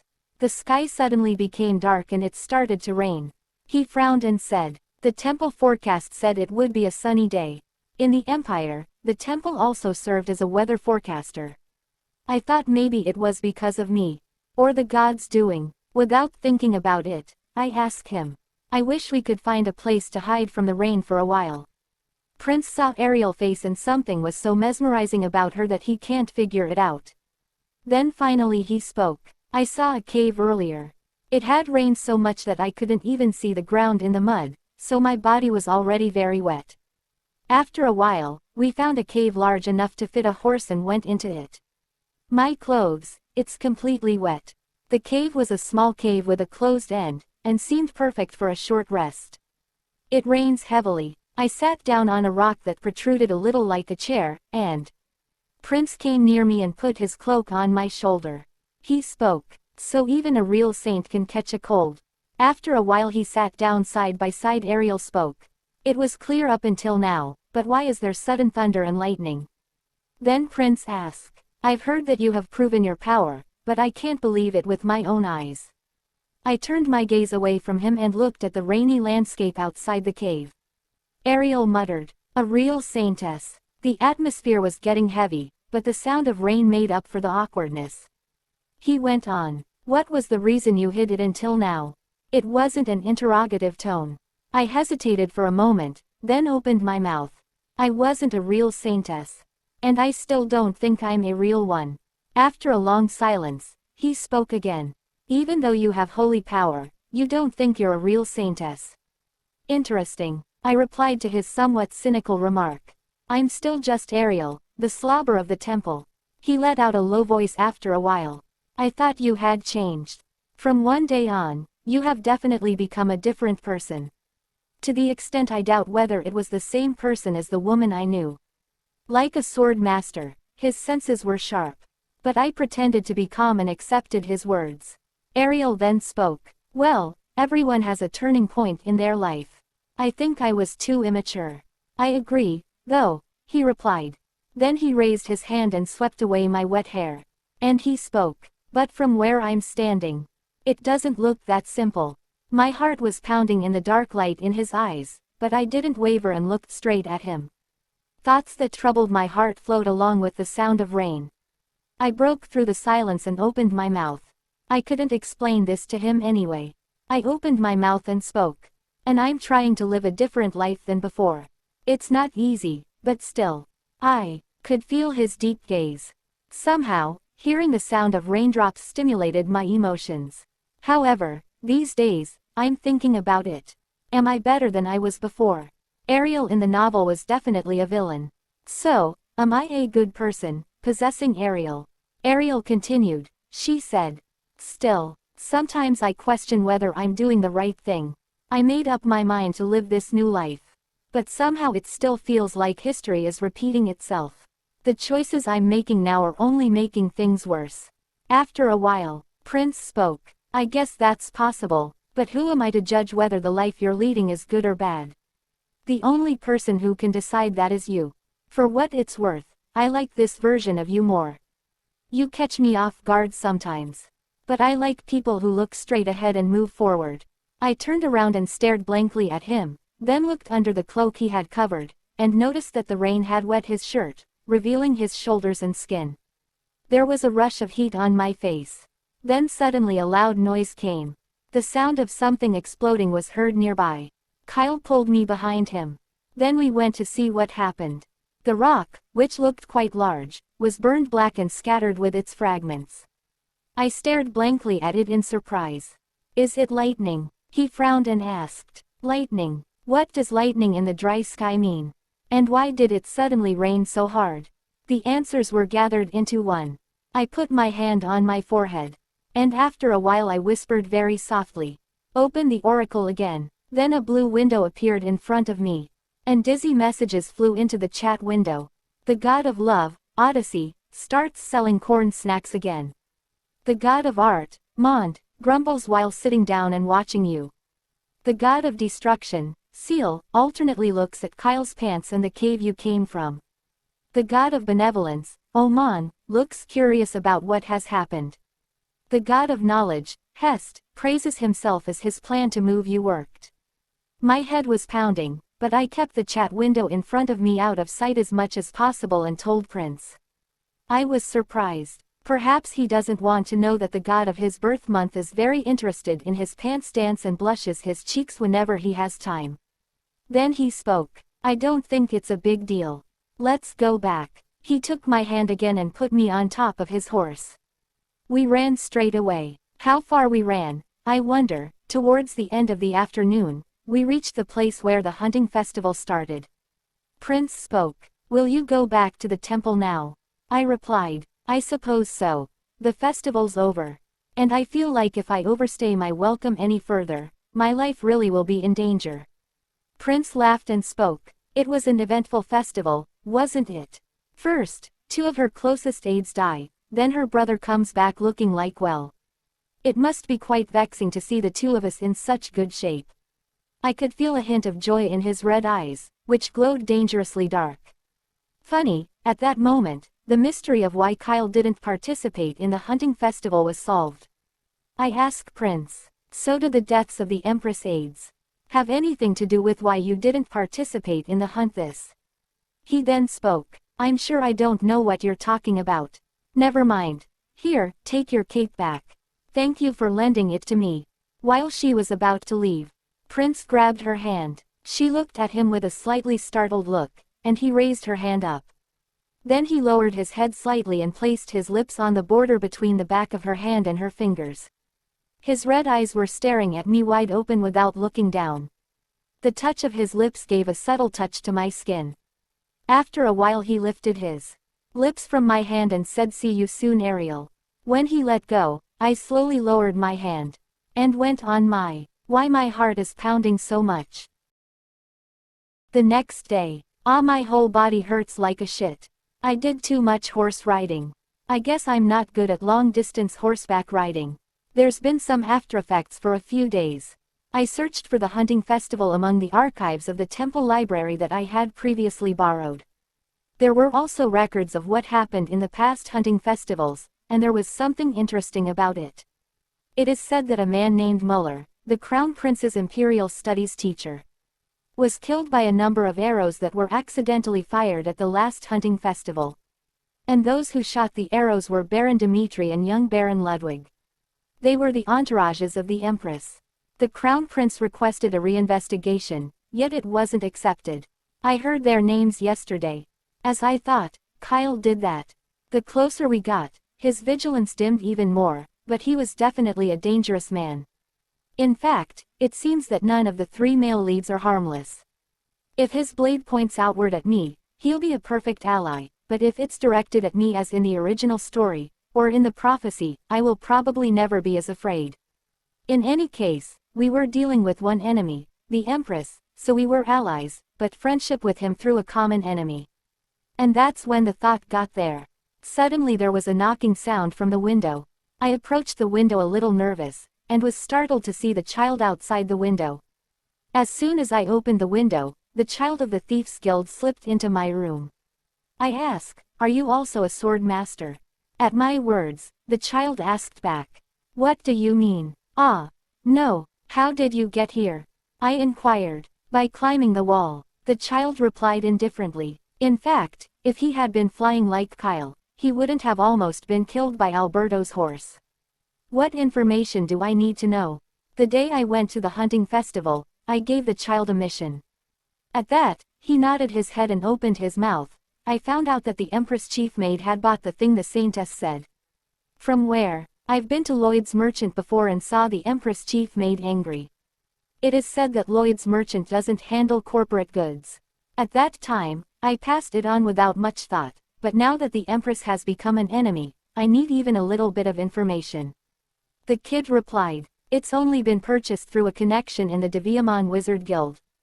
If it's Deviamon, according to the information I got from the books I read, there were several types of wizard guilds. In fact, the term, school, was more suitable for the group of wizards than the name of a guild. And the Deviamon Guild was a very secretive and powerful organization with a long history of black magic. Wait a minute. So, rather than grabbing evidence that she bought Cronia, maybe it's also a guild that has as many different kinds of ghost stories as modern Freemason horror stories. Like moving the world behind the scenes with political black hands. I ask from child, "How do I make contact with that person?"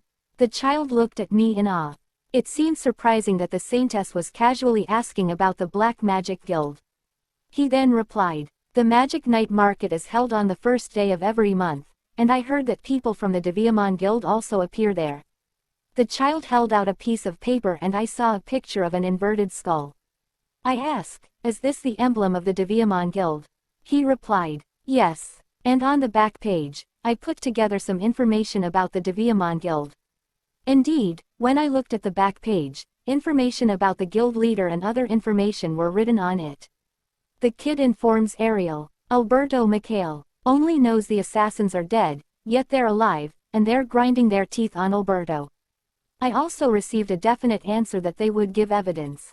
As expected, he's a trusted Thieves Guild member as well. I smiled with satisfaction, and then spoke. "Thanks. You're exceeding my expectations, though. You've got plenty of it today." I took out 100 franc. And was about to give him. But then I stopped. I said, "Wait a minute, I still don't even know the name of my most competent little worker. What should I call you?" The kid looked at me at awe. Then he spoke. "Oh, my name is Noah." I replied, "That's a cool name. From now on, please take care of me as well." And the next mission. With a bright smile, Noah accepted the secret letter I had written with a somewhat embarrassed expression. "Give it to the Crown Prince. Just put it where he can see it. Since he visits the town frequently for inspection, you have a chance to contact him without even going to the Imperial Palace." The child smiled brightly and spoke. "All right, just leave it to me, Your Holiness." At night, I arrived at the outskirts of the capital, where the night market is located. According to Noah information, There were shabby houses everywhere compared to the decent houses I had seen before. Also between the narrow alleys with a musty smell, there were lights and tents. This was also the moment when I realized that the gap between the rich and the poor was wide. Mages might be sensitive enough to detect my holy power. So I made sure to wear the ceiling pendant. I deactivated the prophecy fur on just in case. I told all the gods, I'm going to take a bath and go to bed, so don't pester me. But now I feel a bit nervous. Then again, it probably doesn't matter what I do. I got called in by Reyes to prove my holy power in front of the congregation. Now I've really crossed the point of no return. Does this mean I have to live as the Saintess forever? No way, I don't want to live like this. I'm going to give my spot to Camilla. And go off to Omicron, enjoy the rest of my life. I can do this and get my freedom. And, I even have Hesid's bracelet on. I can face any danger. Then, a familiar voice was heard from behind. Saintess. Ariel thought I just had to go and jinx it. I turned around and saw Noah. He said, I'm certain I wrote in my letter that it would be dangerous to come here alone. And yet you are here. I asked, did you come to accompany me? Noah nodded his head. I smiled, thanked Noah and started walking alongside him. He continued talking. In the night market, merchants entrusted with sales by the guilds often charge unreasonable prices to unfamiliar customers, so be careful. Do you think I'm going to be deceived? I asked. No, not at all. He replied. What a straightforward fellow. I was a little nervous about the gloomy atmosphere, but having a companion made me feel more confident. The night market here was different from the large and pleasant night market of the Rose Festival. There seemed to be very few shops. And there weren't many customers. However, most of the guests were wearing suspicious clothes, and I assumed that they were magicians. The price of bat eyeballs is crazy these days. It's 10 francs for a pair, what is left even if you make a potion? The voices of magicians could be heard around. As if I was one of them, I slowly began to look at the stalls. Ew, there were also disgusting and terrifying ones. Isn't it crazy to serve rat meat as a delicacy? Who are the people lining up there? I shrugged and shifted my gaze to the side. But next to it was an egg the size of my fist. Whoa, what is this? It was a colorful egg that looked like a Russian doll matryoshka. It's an egg of a demon. The shopkeeper asked me with suspicious eyes. Since you don't know about demonic creatures, you don't seem to be a magician. I thought maybe I made it so obvious that I am not a mage. So I tried to give an excuse. Yes. I'm not a magician, but a magician's assistant. I quickly surrounded myself for fear that he might cheat on me as I was an innocent person. The master is a very vicious one, and I have several items to buy, so I come and take a look. It also meant that if he tried to hit me, the violent master wouldn't let him go. The store owner quickly cleared his guard and explained. A demonic creature is a creature that wakes up when the owner's magic is poured on it. This egg has a high grade among demonic eggs, so there's a high probability that a useful one will be born. I ask, is it like a monster? The shopkeeper made a face first, but then proceeded to explain. It's similar, but it's more like a pet as it's intelligent and has the ability to interact with its owner. My curiosity grew when I heard the word, pet. When I was young, it was my dream to have a dog. Noah, what do you think? I turned to Noah and asked. It's truly a high-grade egg. I haven't seen it myself, but I've heard that the thinner the stripes, the better. Noah, who accompanied me, explained in detail. He was a great source of information for the first night market I visited. I agreed with Noah's words. However, I was curious as I couldn't find such thing in other stores. How much is the price? I asked. The shopkeeper replied, 1,000 francs. I opened my mouth wide in surprise at the unexpected answer. 1,000 francs. It's a unique grade egg. Shouldn't you pay 1,000 francs to stay? The devil's eggs are forbidden to trade, so you can't buy them at the merchant. Besides, unique grades are very rare in our night market. You're lucky today, I replied, raising my eyebrows. Still, I think 1,000 francs is too much. He continued, if you leave today, you won't be able to get a unique grade, will you be okay? It seems that the customer really likes it, so I will deduct 100 francs. When I showed my concern, the owner cut off 100 franc. Saintess, let's just go. Noah urged me to leave the store with a fed-up look. Yet somehow, I kept my eyes on the egg. Then after a while the deal was done at 500 franc. The bargain was successful, but it was still expensive. If you come to our guild, I think you will become a great talent. At Noah's admiration, I was embarrassed for nothing. Shall I consider the Thieves Guild as a second career path? I walked the night market again with Noah and looked around other shops. What I was looking for today was the Deviamon Guild's shop. I saw a black skull. And if I put it upside down, I found it. Right. It was the Deviamon Guild. Behind the stall stood a suspicious-looking merchant in a black robe. With a trembling heart, I approached the Deviamon Guild's stall. And I mustered up the courage while holding out my things. And spoke to them. Hey, you're from the Deviamon Guild, right? I want to meet the guild leader of the Deviamon Guild. It was absurd, but the merchant's eyes stared at me sharply. The item I brought out was a 100 franc, ancient coin with minor divine power, I bought at the Holy Relic shop. I bought it after hearing from Noah that the guild leader of the Deviamon Guild liked ancient coins and collected them. The merchant who picked up the coin looked at it carefully, and then he stared at me. It's a unique thing. Where did you get this? I came here because the guild leader was very interested in coins, so I wanted to trade. I also have something to buy. The merchant, who had paused for a while at my answer, touched the magic ring he was wearing with his other hand. After a moment, 2 men in black robes appeared behind me. I'll take you to the guild leader. As expected, Noah's information that the guild leader also traded coins was correct. I followed them out of the night market and started walking through the night. I wasn't afraid as I had received Ciel's blessing in bed with the forced excuse that I was afraid of nightmares. Noah was with me, too. I think it's over there. As I listened to Noah's words, I saw a mansion exuding a gloomy energy. I told Noah, from here on, I will go in by myself.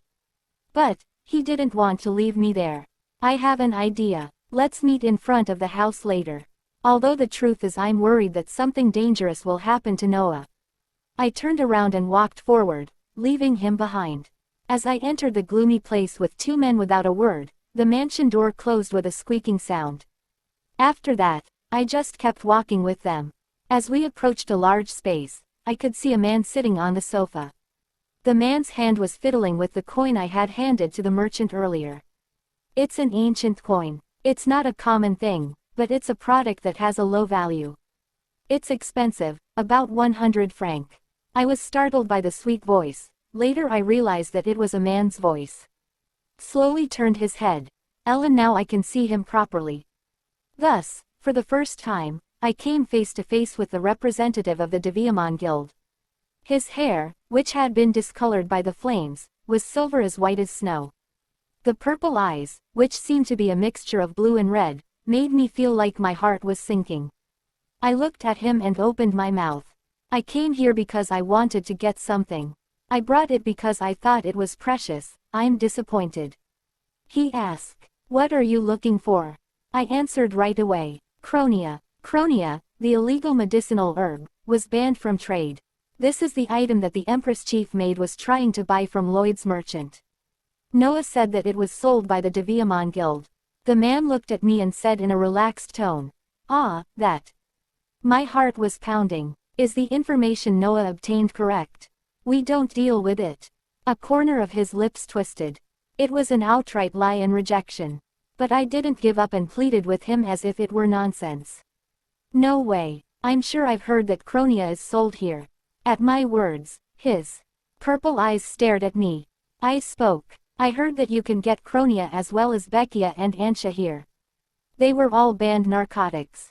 According to the information Noah obtained, those items are rumored to be distributed to only a small number of people in the Deviamon Guild. At one point, his eyes seemed to glow mysteriously. His feet approached me and he stopped in front of me. And spoke. Who did you hear that from? I kept my composure and answered clearly.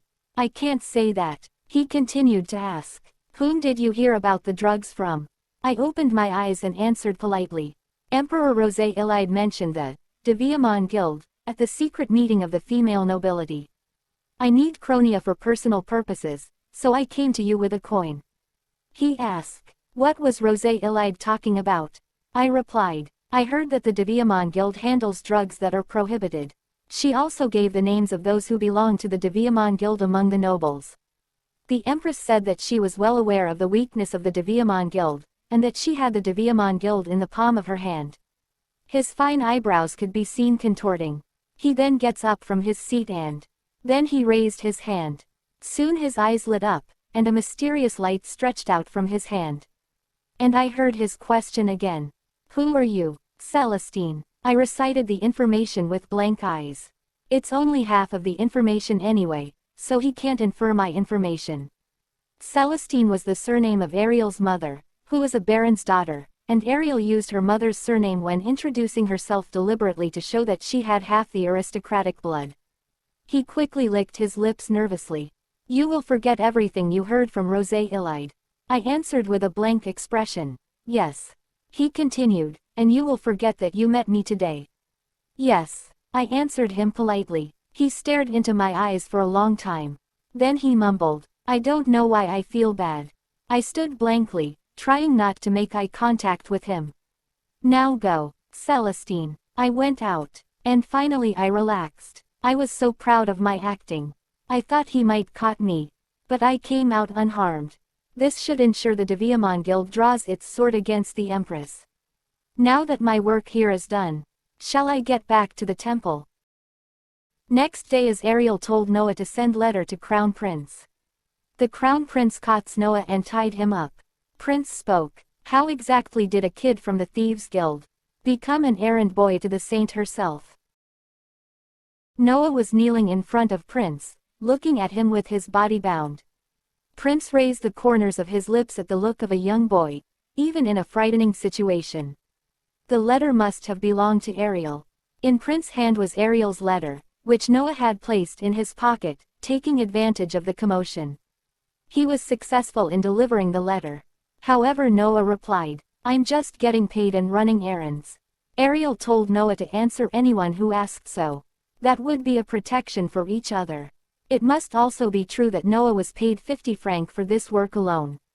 You seem like a pretty smart fellow. Despite the praise, Noah's expression didn't change. Prince took a coin from his pocket and put it in front of Noah's eyes. There were 10 gold coins worth a whopping 100 francs. Give me something to do. Noah's eyebrows moved slightly for the first time. Prince's voice was heard. Report to me about the movement of the Saintess in the future. At those words, Noah's eyebrows twitched and moved greatly. Prince was looking down at him with cool red eyes. You can get an undeserved price and run errands for me as well. Noah knew who Prince was. He's the only prince of the empire and a sword master, even to the point that if he offends his heart, he could have a very bad ending. I will decline, but Noah answered him as if he had nothing to think about. A chill radiated from Prince's gaze. The aura close to living literally was strong enough to make the body of an untrained boy tremble, yet Noah didn't reverse his words. I don't want to betray her. So I can't receive this money. Noah spoke word by word. Even though he was getting paid and running errands, Noah knew that Ariel was also considerate of him. She provided another way for him to live and saved him by pouring holy power. The only way for Noah to repay her favor was to do his best to comply with her requests. Prince drew his sword from its scabbard. A blade with a cool black glow was aimed at Noah's neck.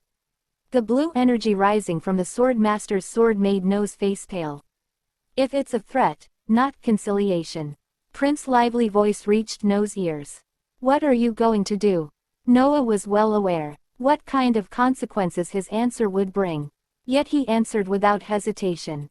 I still can't. He was 8 years old. The glare in the eyes of the small boy looked straight into Prince's eyes. Prince twisted his lips at Noah's slightly trembling but firm voice. As expected, you're a good fellow. And he pulled back the sword that was almost going to touch his neck. Noah looked at him with an expression as he didn't understand the satisfied voice. Your spirit just now is great. Don't change. Prince pushed the drawn sword into the scabbard. Noah looked at him blankly. Prince spoke. I would have killed you if you had accepted my offer. He made a low voice and turned away from Noah. He then added his words. If you want to learn the sword later, come to me. The agility of your body was exceptional. Not knowing when the sword was used, the rope that bound Noah snapped and loosened. Noah stared blankly at Prince's back. And then he thanked him. He bowed and said, "Thank you, Your Highness." While leaving the place, Prince thought, where did she find that kid? Ariel. The longer I know her, the less I know. The next day, as if nothing had happened, the morning began with the oracle. The god of knowledge, Hest, welcomes the morning sun. The god of benevolence, Oman, examines your condition. The god of art, Mond, says the dirt on your shoes is questionable. I couldn't sleep, so I went out for a nearby night out and came back. I spoke in an indifferent tone. The god of destruction, Seal, is wary of something on the table. I suddenly remembered something I bought at the night market yesterday. Then, I lifted a single egg as big as a child's head on the table and looked at it closely. Come to think of it, the merchant said it was an egg of a pet demon. I replied, I picked it up. The god of knowledge, Hest, recognizes your shameless lie. The god of destruction, Seal, is wary of eggs. The god of benevolence, Oman, strokes Seal's head. To be honest, I bought this because it reminded me of a parrot that I had raised in my previous life. I don't know what will come out of it, but it's not a bad thing because it's a pet. Compared to the sack of gold coins, which was somewhat repulsive, the egg was cute and didn't feel anything special. I injected holy power into the egg through my hand. Although it was an egg of a demonic creature, the egg absorbed the holy power well as if it were eating rice. Whatever its bloodline is, I just have to raise it well. By the way, can I give the demonic creature holy power? At afternoon I was having lunch with Rayhousty. Last time, I clearly showed holy power in front of people with the holy sphere. However, I wasn't at peace either. He spoke. After witnessing your holy powers for themselves, the priests will no longer make inappropriate comments. The rumors will stop now, he said as he cut the meat with a knife. Really, that's a relief, I replied. I looked at him as if I was possessed for a moment. I had a hard time swallowing the food. It's something I didn't ask, but suddenly I'm curious. His voice was heard again. When did your holy power begin to manifest? It was a difficult moment with a question I didn't really want to answer, but I tried to keep my composure. And I opened my mouth to him with an expressionless face. It hasn't been long. Someday I will have to answer that. She thought. I even once cheated on the holy sphere by purchasing a pendant that hides holy power. She continued. I did develop my holy power, but I didn't think I was going to be a real saintess. At my words, he was staring at me silently. I spoke in a calm tone. That thought remains the same to this day. Then I lifted my fork again and ate the salad. Rayhousty didn't hold the tableware for a long time and opened his lips. To think that you still think of yourself as a fake saintess even though you have holy power. His low voice rang in my ears. One obviously may think that it doesn't make sense. Yet his answer was unexpected. I replied, of course there's a reason why I think so. And you won't tell me why. A heavy gaze was felt, but I didn't respond. And after a while, I heard the sound of him raising his knife again. Slice, the meat was being cut. The choker started shaking again. He opened his mouth again. Thank you for being honest, Ariel. Suddenly, the sound of his voice made my throat tingle. What was Rayhousty thinking at this moment, I wondered. I raised my head and looked at his face. But apart from being grateful, the cold, golden eyes were staring at me. His red lips are sweet and his voice is resolute. He said, I have no intention of letting you go. His eyes were full of obsession, as if I was entangled. He continued, when you were a fake saintess with no holy power, and now, nothing has changed. His lips formed a smile. It was a beautiful face, yet I felt a subtle creep. He continued, this is your home, Ariel. It means you're the owner of this temple. And I'm your. I hurriedly looked down from him. Then I spoke. Ah, yes. Is it all ready for tomorrow? At my words, Rayhousty closed his lips for a moment, thought for a moment, then pulled out his words. I'm going to ask you once again, but do you really want to go? I nodded. and said, "Still, it's His Imperial Majesty's personal letter." Rayhousty said with a firm gaze at my words. "There are good parts of your change, yet also disadvantages." I replied, "Please prepare well for tomorrow. Sir Rayhousty, the Emperor sent me a letter requesting a visit to confirm whether what in the Empress' womb was a real baby. The chosen Empress needs God's blessing." The trap I had set was finally responding. Meanwhile in the Imperial Palace, the Empress shouts, "Your Imperial Majesty, this is a setup. Please listen to me." The Empress shook her head and pretended to be surprised. She continued, "Maybe the chief maid abused my name to do this, but I don't know. I'm pregnant with a prince, how can I?" Her mouth is dry, but in this case, pretending to be innocent is the best. "Are you serious?" However, the Emperor opened his mouth with a voice of suspicion instead of sympathy. "What do you mean?" The Empress' shoulders shuddered. Only the corners of her lips, which were lowered, could explain her current feelings. Emperor continued, "Cronia leaves have already been found in the Empress's residence." The Empress' face darkened. He said, "The chief maid confessed she had bought Cronia. She defends herself by saying, 'Your Imperial Majesty, are you doubting me now? What crazy woman would buy Cronia during her pregnancy?' Cronia is a strong drug and it was also known that eating it during one's pregnancy could cause birth defects." He continued, "I asked for a man in the temple." The Empress' lips trembled at the Emperor's words. One of the other features of Cronia is to capture the absence of tachycardia. And when one consumes Cronia, their stomach gets full of gas, causing it to bloat. Just like the current Empress at 16 weeks pregnant.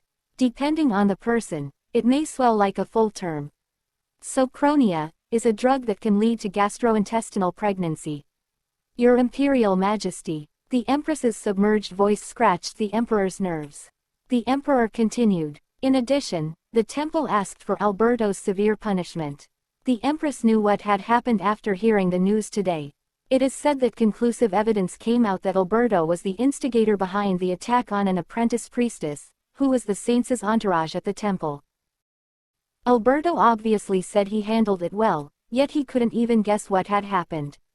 Even her limbs like close associates suffered on the hunting ground, and even things like this. The Empress was almost out of her mind. The Emperor said, the Count of Mikhail would be expelled completely. The Empress opened her eyes wide at those words. "How dare you towards my family?" The Emperor continued, "If I do something wrong, I, the Emperor, will pay the price, and shouldn't the Empress family do the same?" "Your Imperial Majesty." Beside this she has nothing to say. The Emperor ordered her, "Empress, prepare to meet the priests tomorrow. They will check your addiction to Cronia and the well-being of the child." The Emperor left the red-eyed Empress and turned around, going out as it was. There was only a cool chill in the empty room of the Empress. Her clenched fists were trembling. She thought, why is the Emperor talking about Cronia all of a sudden?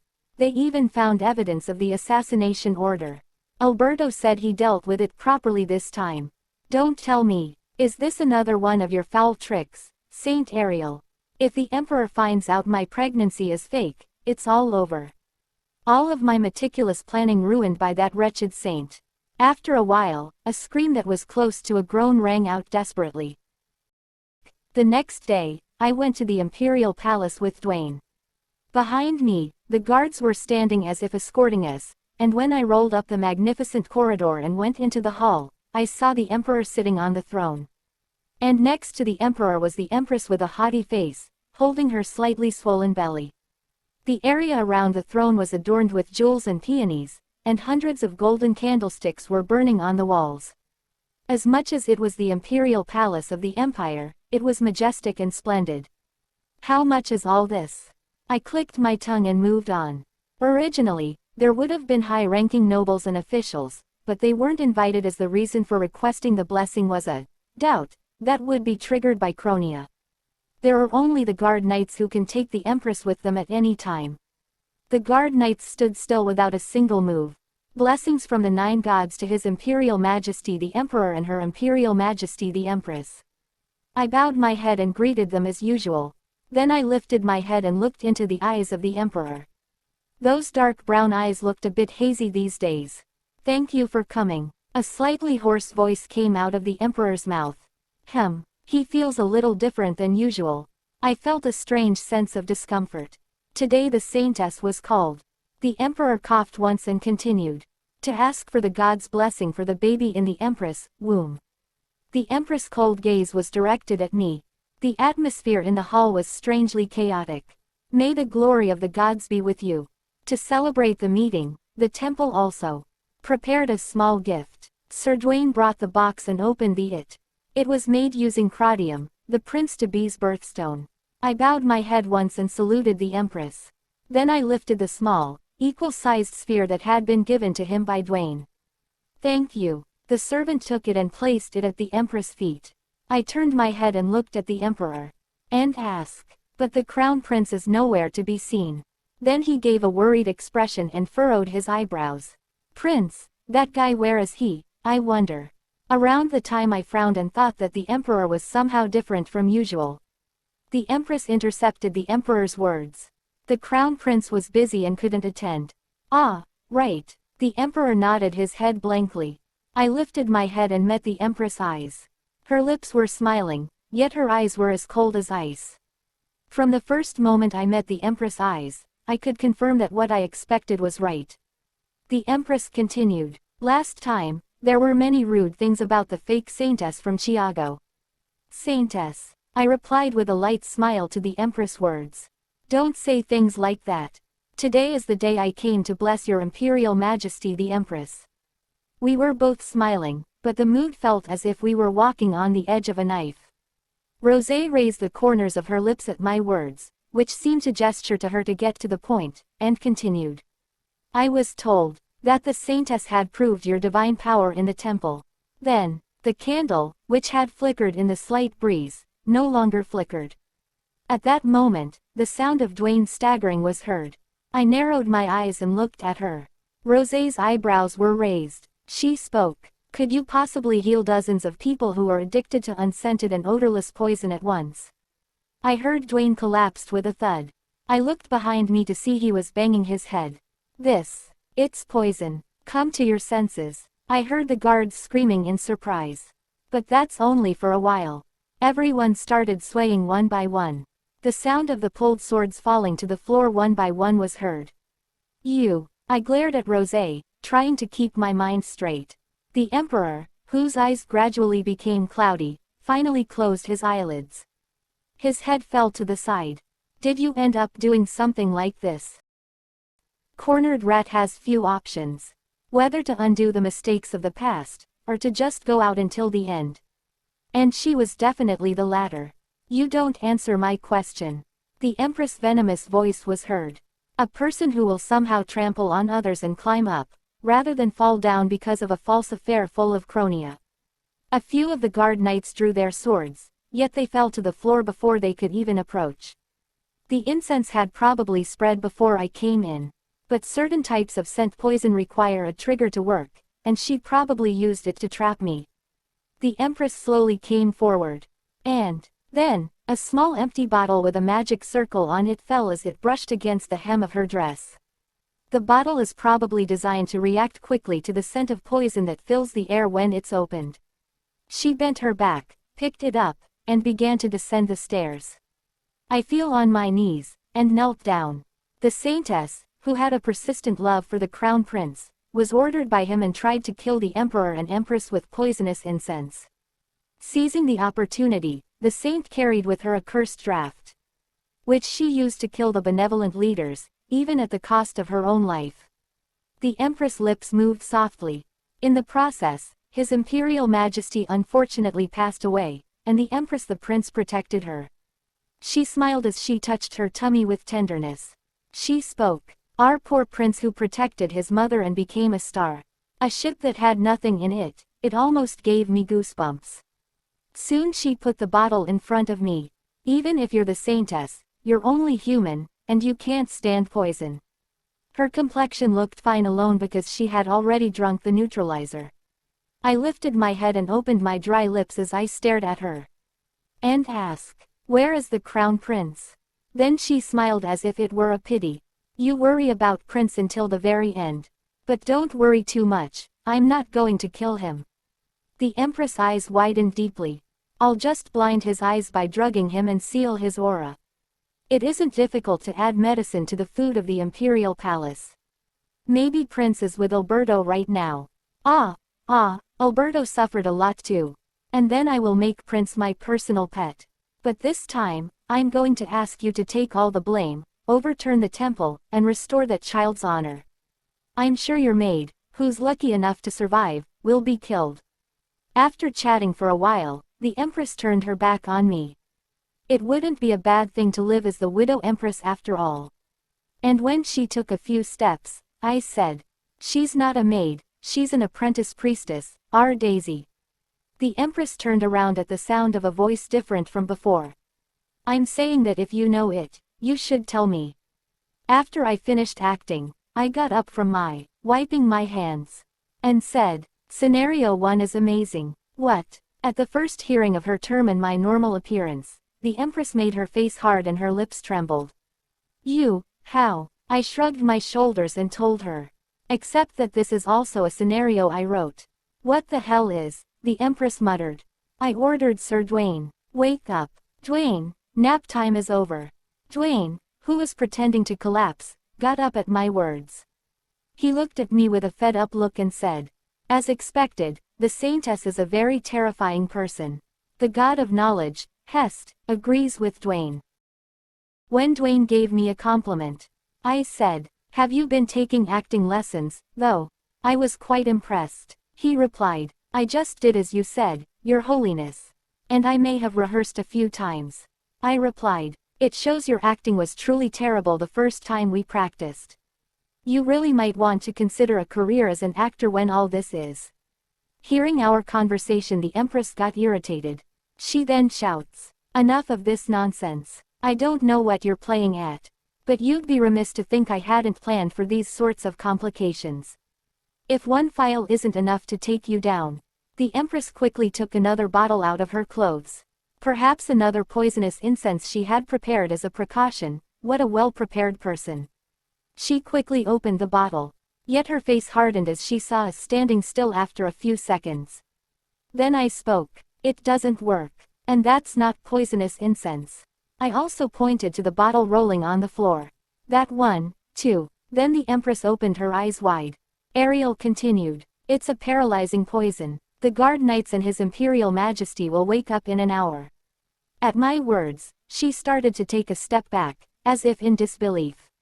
She muttered, no, it can't be. Her lips trembled. Flashback. Few days ago Prince came to temple. Kyle, who received the letter I had sent through Noah, had arrived at the temple. And we shared sincere opinions and discussions. Those who prosper by drugs, perish by drugs. Once a cheater, always a cheater. Kyle frowned at the phrase I had written during that time. He asked, what is this? I replied, once you take the easy road, it's hard to get out of it. He nodded at the plausible explanation. Ariel continued, what I'm a little worried about is the Empress' future move. Prince replied, we plan to narrow the range of options. Having lived in an era in which trap investigations were illegal, Kyle and I had a different framework of thinking. He continued, I recruited one of the two remaining close entourages of the Empress. She's the Empress' cousin, and if we let her family be safe, she'll cooperate. I own the right top. If her entourage had a very effective poison, what would the Empress do? As I thought about it, the nape of my neck went cold. I spoke, like you're inducing evil deeds. He then spoke, it's the Empress' choice to choose which one. Kyle was right, we could narrow her options from tens of thousands to only two. One is to correct mistakes, the other is to harm others. After a thought, Ariel spoke. I read a book about poisonous weed. Among the various information I obtained from the temple library, there was also information about herbal medicine. Ariel continued, how about disguising a paralytic poison as a poisonous incense? After a while, a cold smile appeared on Kyle's lips as the words came out of my mouth. He spoke, unlike the person who told me I was inducing evil. His red eyes stared intently at me. He continued, it's a detailed plan more villainous than a villain. Then suddenly the chat window popped up. The god of knowledge, Hest, agrees with Kyle. The god of benevolence, Oman, expresses a deep affection for you. I grumbled a little at the undeniable words. I have a specific life motto that my well-being comes first. If I leave the Empress as it is, my safety will be increasingly threatened. As he looked at me and smiled, I heard his voice. He spoke. As expected, you're a talent more suited to the imperial palace than the temple. I pretended not to hear him and asked what his next plan was. But your highness. Then, a footsteps was heard, and the person who came in was Rayhousey. He spoke. I was told that his highness was coming, so I hurriedly stopped. Bye. His gaze turned to Kyle, but it wasn't a disrespectful or angry voice. I must have told you last time. The Saintess is a person of the temple, so private conversations about the saints' well-being. Shouldn't you share it with me as well? The corners of Rayhousey's red lips twitched. Present time in the palace. The Empress muttered. No way. It can't be. Ariel confronted the Empress. So you admit to attempting to purchase a lethal poison. In that case, it's over. Please stop this. Surprised by the subject who tried to annihilate everyone here and live alone. I fell for your treachery. Again. Impossible. I stared at her with a sneer. At that time, the door of the hall that had been closed opened, and paladins, the Imperial Knights, led by High Priest Rayhousey, began to pour in. They saw the situation in the hall and surrounded us. Rayhousey's gaze was felt from the back of my head. The Empress, who was trembling and unable to come to her senses, cried out as she looked at the Imperial Knights.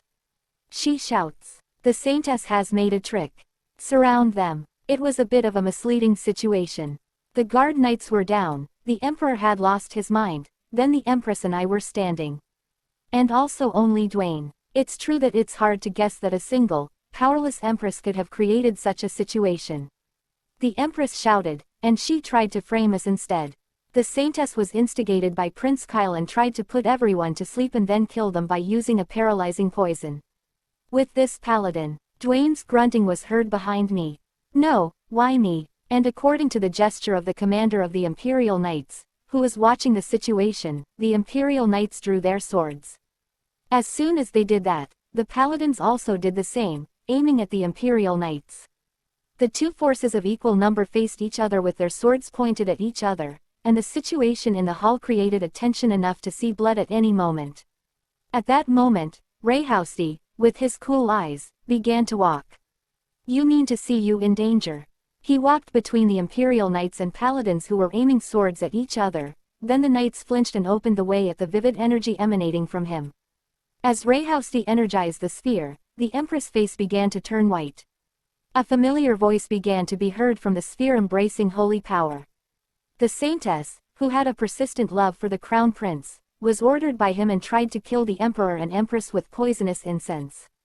In the process, His Imperial Majesty unfortunately passed away, and the Empress the Prince protected her. Our poor prince who protected his mother and became a star. The Empress' voice resounded in a high volume and could be heard in the entire hall. The knights began to gossip in surprise. No, this isn't me. She shouts. The Empress shook her head and stepped back from me. But it was her own voice that was unmistakably audible. Even if you're the Saintess, you're only human, and you can't stand poison. Rayhousey's low-pitched voice continued to be heard.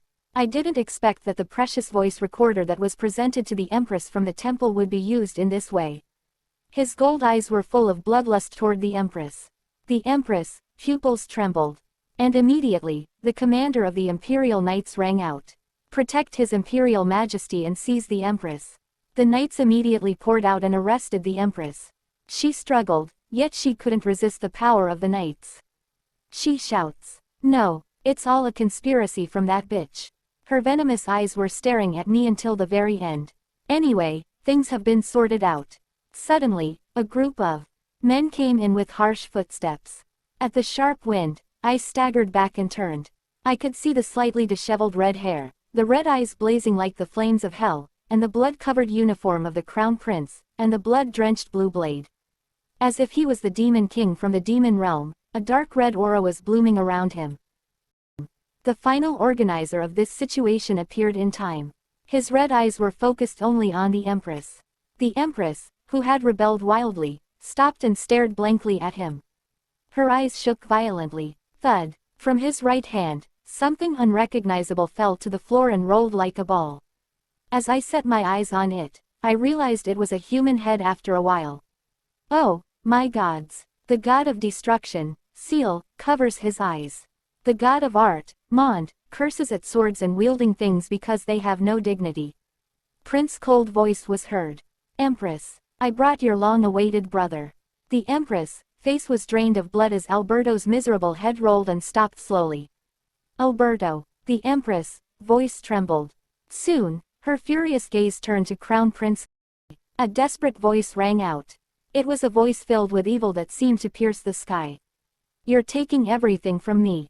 Even my little brother. Hot tears flowed down her pale cheeks.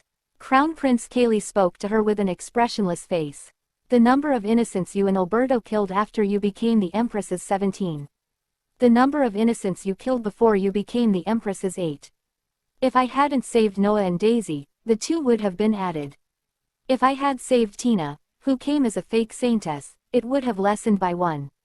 Crown Prince Cayley's. As of today, Alberto Michael's evil deeds are over. A cold voice echoed through the hall. The Empress' distorted eyes shook. And so are yours. She spoke. Her disheveled hair was a mess. She continued. You don't know my suffering. You ruined everything for me. Cayley, curse you. The Empress' bloody eyes were tenaciously directed at Kyle. I stared into her eyes. Even if she was a villain, why the hell did she have to do this? It was when I was wondering. The god of love, Odyssey, responds to you. At that moment, I suddenly felt her feet rise. The eyes of the Empress suddenly approached and I felt as if she had entered her eyes. Then suddenly the surroundings that were dark eventually started to light up. I looked around, and faintly heard the banquet music in my ears. Your Highness the Crown Prince. This you dropped this. When I turned my eyes at the young voice, it was the Empress, no, Rosé. I flinched in surprise, but it seemed as if I couldn't be seen in her eyes. Her face looked much younger than now. Perhaps it was in the past before marriage. And the man receiving the pocket watch was Cayley. Although he looked shorter, his red hair and eyes revealed that he was Cayley. Thank you. It was such a blunt answer that the listener would be embarrassed. Yet Rosé looked at Cayley, who turned around after receiving the pocket watch as if that was enough, for a long time. She thought as she looked at Cayley's back. Someday I will be standing next to him. Just like the oracle I was told by the Saintess when I was 13. Her eyes were sparkling like jewels. Seeing the bright red cheeks, I opened my eyes wide, thinking, no way. The scene unfolding in front of me suddenly changed. And there was Emperor and Crown Prince Cayley. And other nobles who were discussing something. One of the noble spokes. Among the ladies of the noble families, who is suitable to be the Empress. After the death of the deceased Empress, it seems that her seat can no longer be empty for the sake of the stability of the country. The dark place was the Emperor's audience hall. And in front of him stood Cayley, who had become a mature young man. He spoke. I think Rosé, the eldest daughter of Count Mikhail, would be most suitable. I have heard that her brother has a bad reputation, but that her own behavior is good. The Emperor had a thoughtful expression on his face. And Cayley opened his mouth again. I know that Rosé received an oracle from the Saintess when she was a child. That she will become a member of the imperial family in the future. The Emperor opened his mouth and muttered. Oh, I see. And outside the door of the audience hall where the audience was being held, something fell. The woman standing with a dazed expression was Rosé, and the thing falling was a handkerchief she embroidered on her own with Cayley's name on it. Darkness was gradually creeping into her eyes. I couldn't stop wondering. Should I call this a joke of fate? How could your highness be like this? The next scene was a certain hallway. The red sunset was illuminating the faces of the two, a man and a woman. Cayley opened his mouth with a terribly blunt expression on his face. How you do this to me? You know that I have faithfully saved myself. Because I believed in the oracle. That will be married to the imperial family. Tears welled up in her desperate eyes. Cayley didn't hide his annoyed expression towards her, who was about to cry, and spoke firmly. What's the problem? The oracle has come true. Is there any problem? I know the only reason you approached me. was to fulfill the prophecy. I gave you what you want. So what's the problem? At those words, her eyes violently shook. The painful sense of reality and the denial that this couldn't be the case. Deep despair and pain stood in her eyes. After a while, a fierce reaction swelled in her hazy eyes. Her clenched fists were trembling. She shouts, "You have brutally slaughtered my world. Very cruelly." However, Kaylee was just staring at Rosé. With a consistently indifferent look. Her voice was hoarse. "Someday." Rosé looked at Kaylee with dark eyes full of hostility and said, "You will regret it, Kaylee. I will make you pay for this." Cold dew was forming in her eyes. And at that moment my feet fell off the floor again. I was back in the present. She was a villain, but the story I saw was a deep tragedy. As I looked at her, not knowing what to say, she suddenly used both hands to grab the blade of a knight's sword standing next to her. I was so startled that I couldn't even make a sound. Prince hurriedly pulled out his sword stuck in her chest. Her dress was stained with dark red blood. Drip. Dark red blood flowed from Rosé's lips. I had been calm all along, even when Alberto's head rolled around, and now my heart was pounding like crazy. Kaylee's voice barely made me come to my senses when I saw him. His red eyes were still burning with cold rage.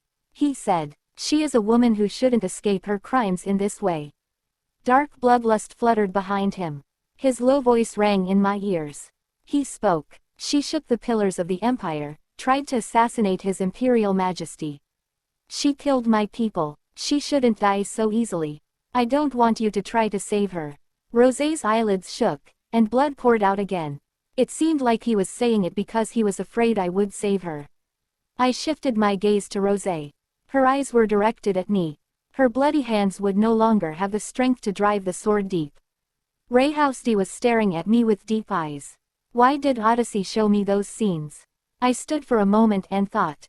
Then I spoke. "Your Highness, I won't save her." His eyes, full of hatred and bloodlust, were as eerie as the devil. She, who was dying helplessly, was also looking at me. I was the only one who held Rosé's right to escape from death here. That fact weighed heavily on my mind like crazy, but I had decided. Kaylee's eyebrows wiggled at my words that broke the silence. I looked straight into his red eyes. "So I'm going to let her die like this. After all, this is the path she choosed."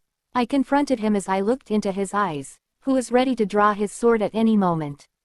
Until she completely stopped breathing. Her eyelashes, which were trembling, fell down.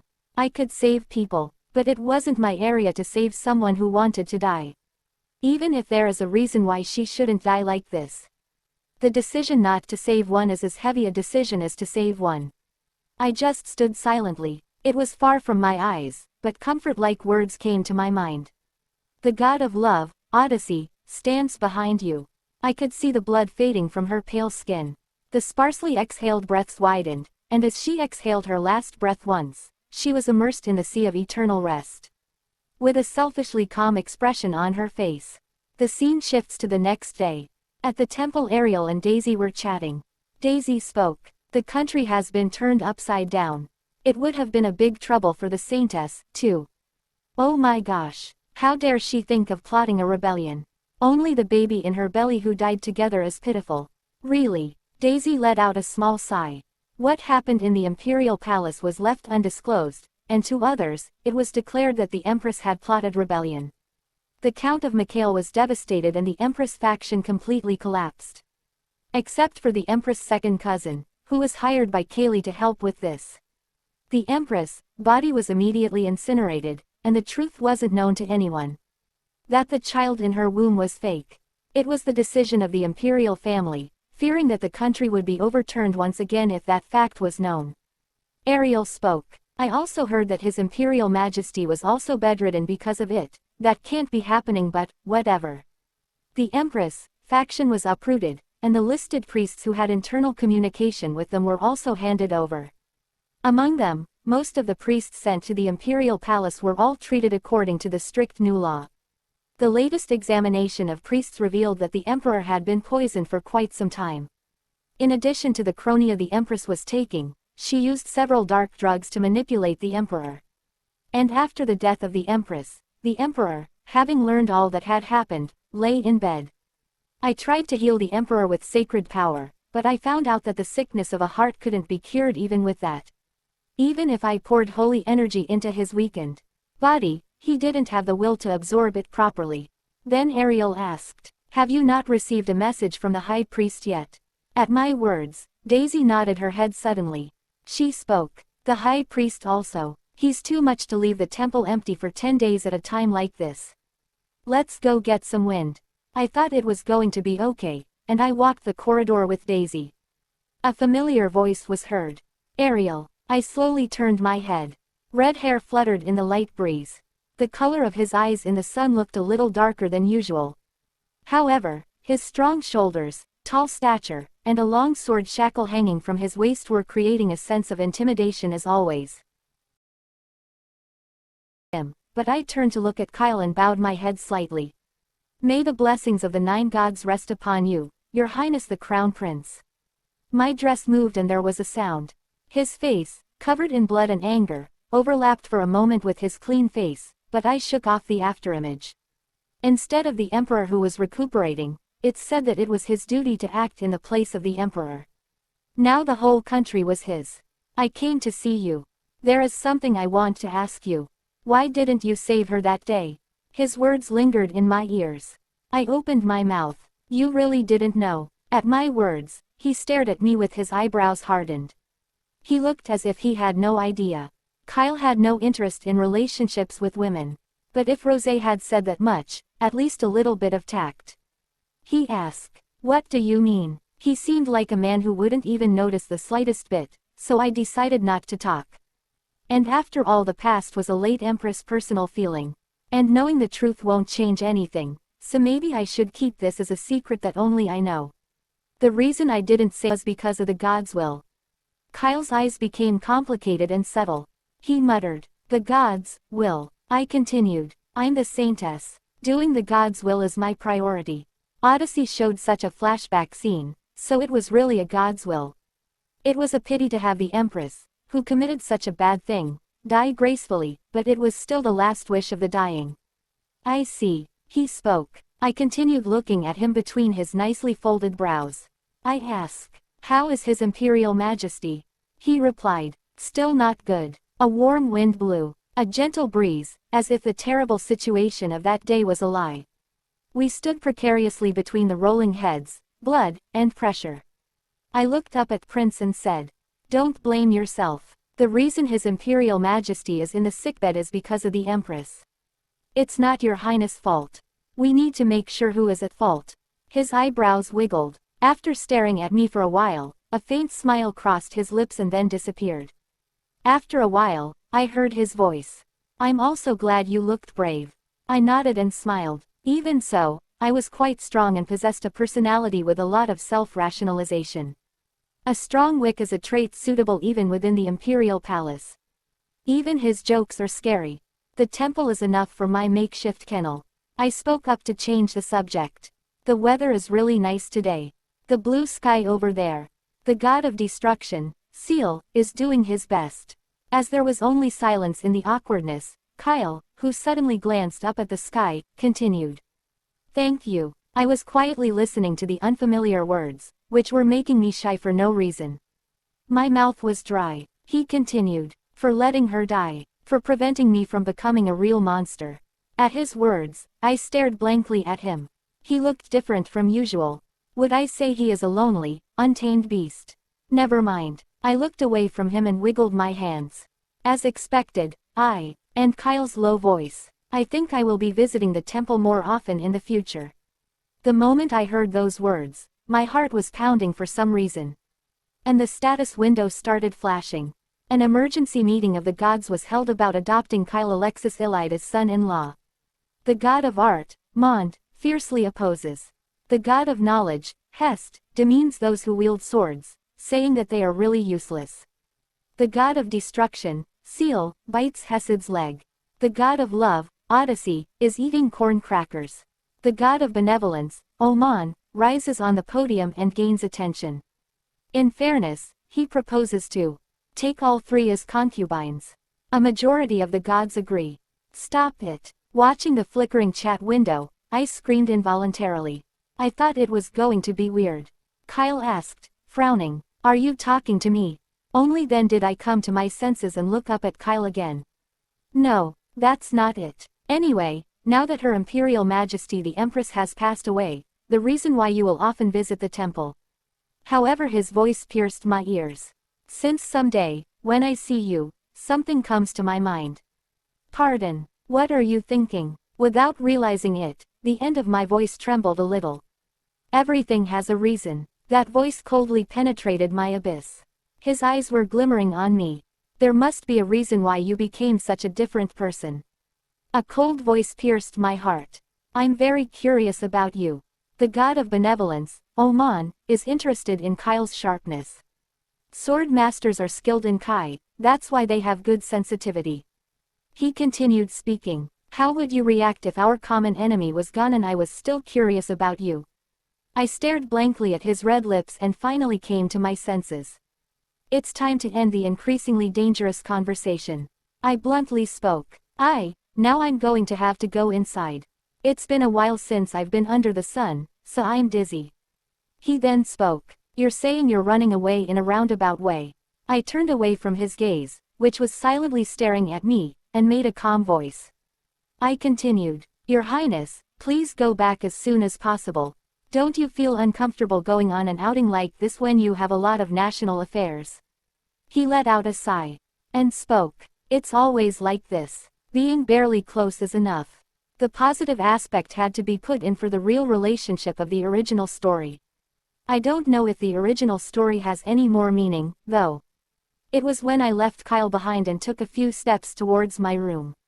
Suddenly, something appeared in front of me, making me stop flinching. I raised my head slightly, and when I tried to stand sideways, he also took a step to the side. Then I moved to the other side, and he moved the same way. I spoke. What is he doing now? I frowned a little and said to him, would you mind getting out of my way? But he didn't move, and instead showed a soft smile. The light of purple eyes on his silver hair.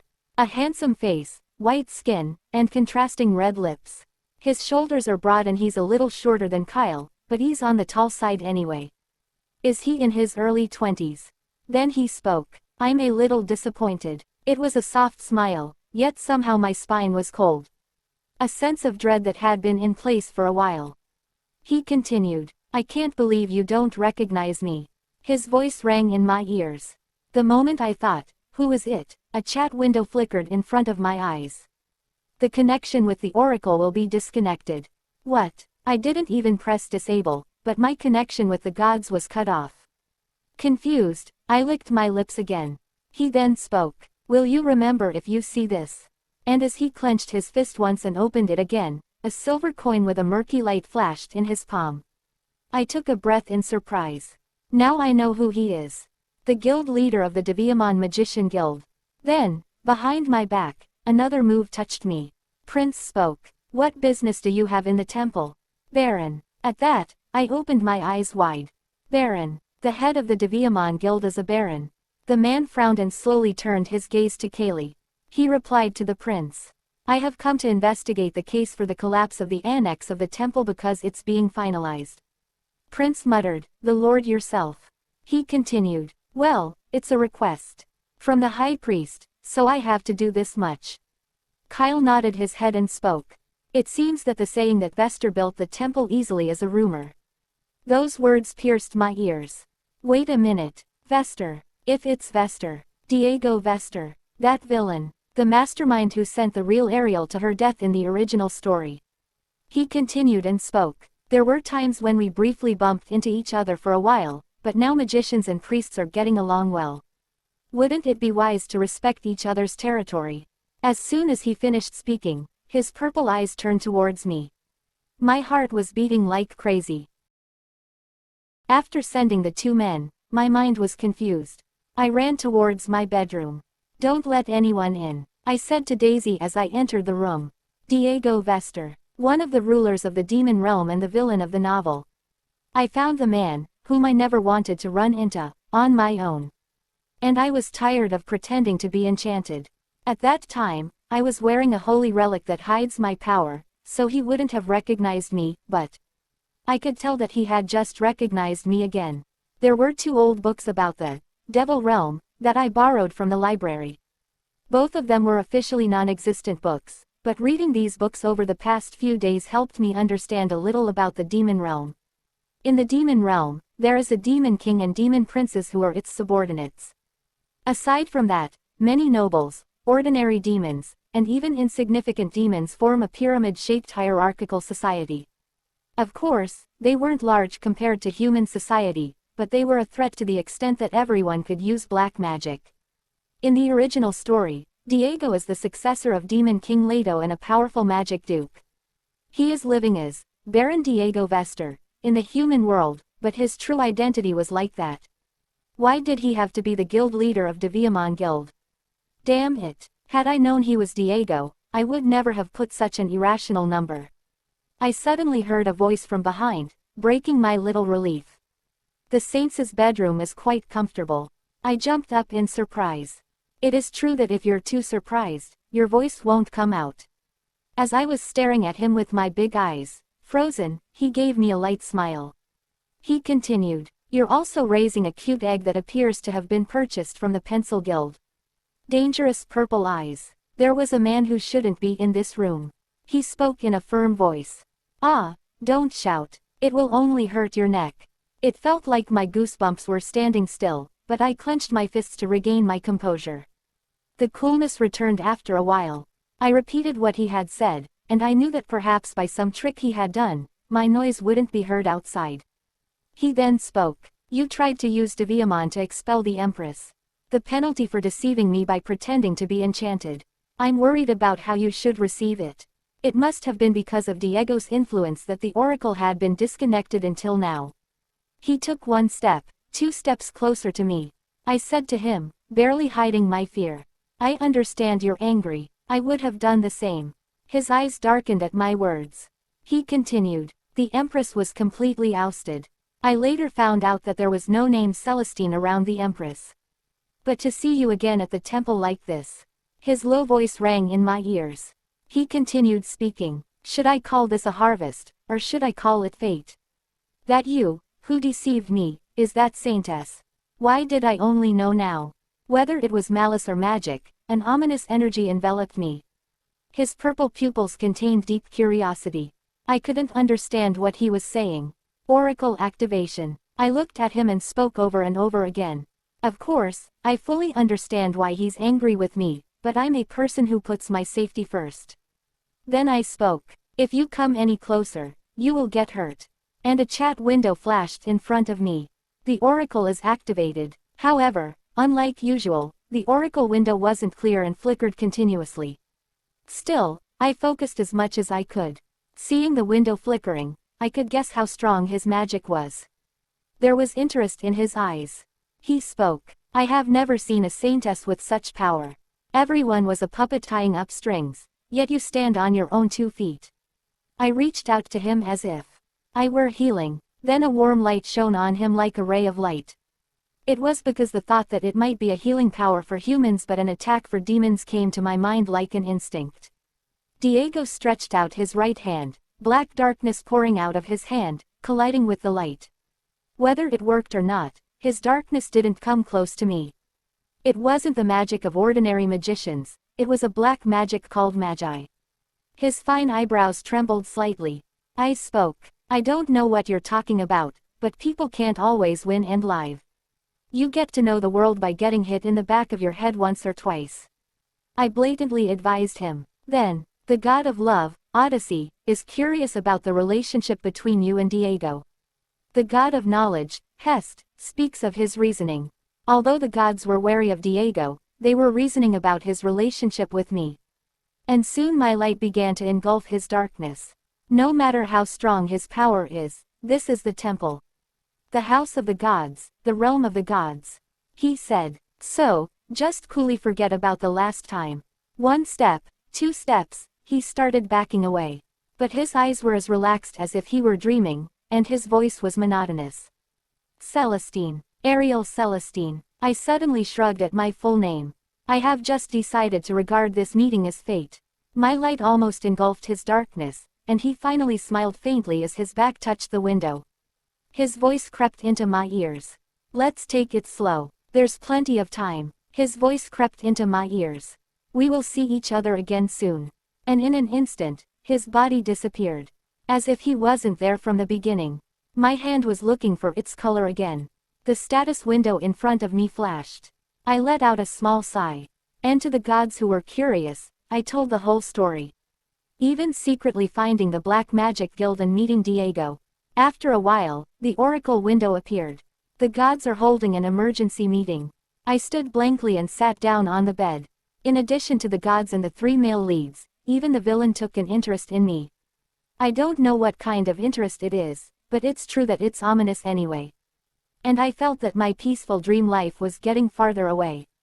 The gods have finished the emergency meeting. The chat window in front of my eyes flickered.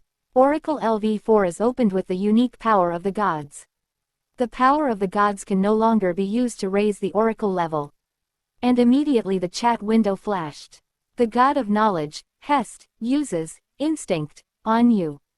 When the oracle was first opened, Hest tried to use it, but it was a feature that could not be used due to the low level. They consisted mostly of ciphers. It is an irregular code that is impossible to interpret. The god of art, Mont, uses response on you. However, when Mont's response began, the situation changed. The ciphers began to be listed in the form of pictures. A screen unfolded in front of me, and the puzzles began to fit together. The temple, the only recognizable characters were that, and the rest were spread out before my eyes as imaged materials. There was a beautiful woman. Her surroundings were shining with a holy light. And there were 3 men around her. One man was holding a scale, the other was wearing a crown and holding a long sword. Another man was wearing a priest's uniform and holding his hands together. And opposite them, there was darkness. A man with 2 devil horns holding an apple and a lot of demons behind him. The man with the devil's horns reached out to the woman, and gave her an apple. Then suddenly everything became dark. And at that moment, the 3 men turned to ashes and began to disappear. The woman with blonde hair, clothes turned black, and her lips twisted wickedly.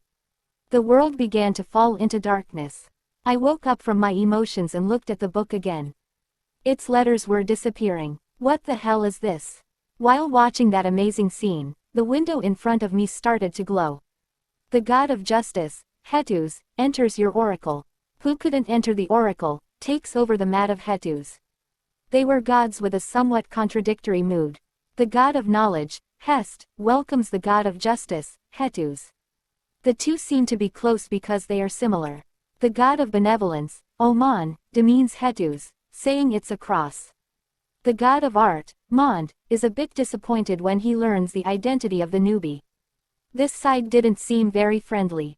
"Excuse me, can you tell me what you just showed me?" The god of love, Odyssey, introduces 3 candidates to the new god. The god of destruction, Seal, presents Kyle's videosphere to Hetus as a gift and opens a business.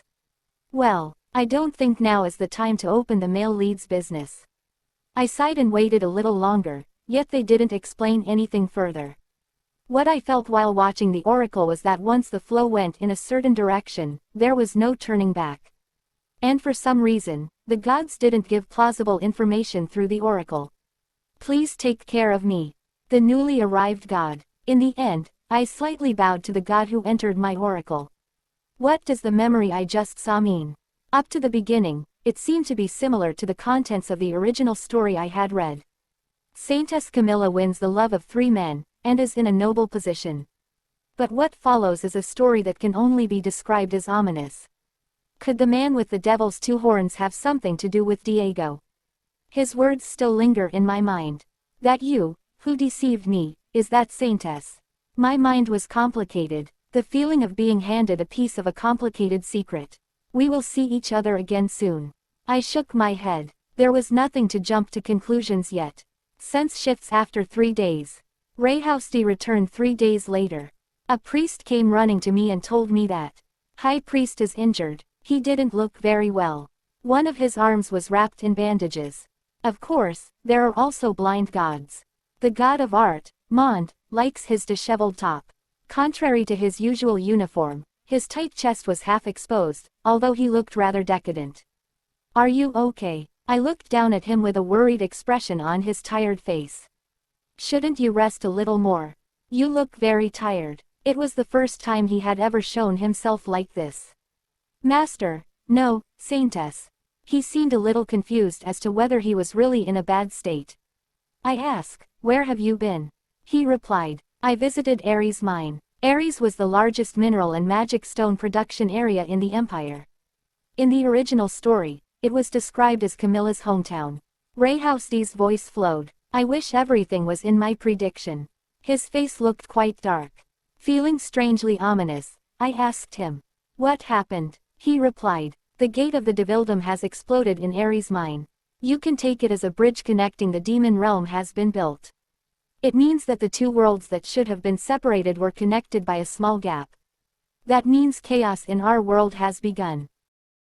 Thank you for tuning in to watch this season unfold. Your support means the world to us. We're excited to continue the journey with you in the next story. Until then, take care and stay tuned for what's to come.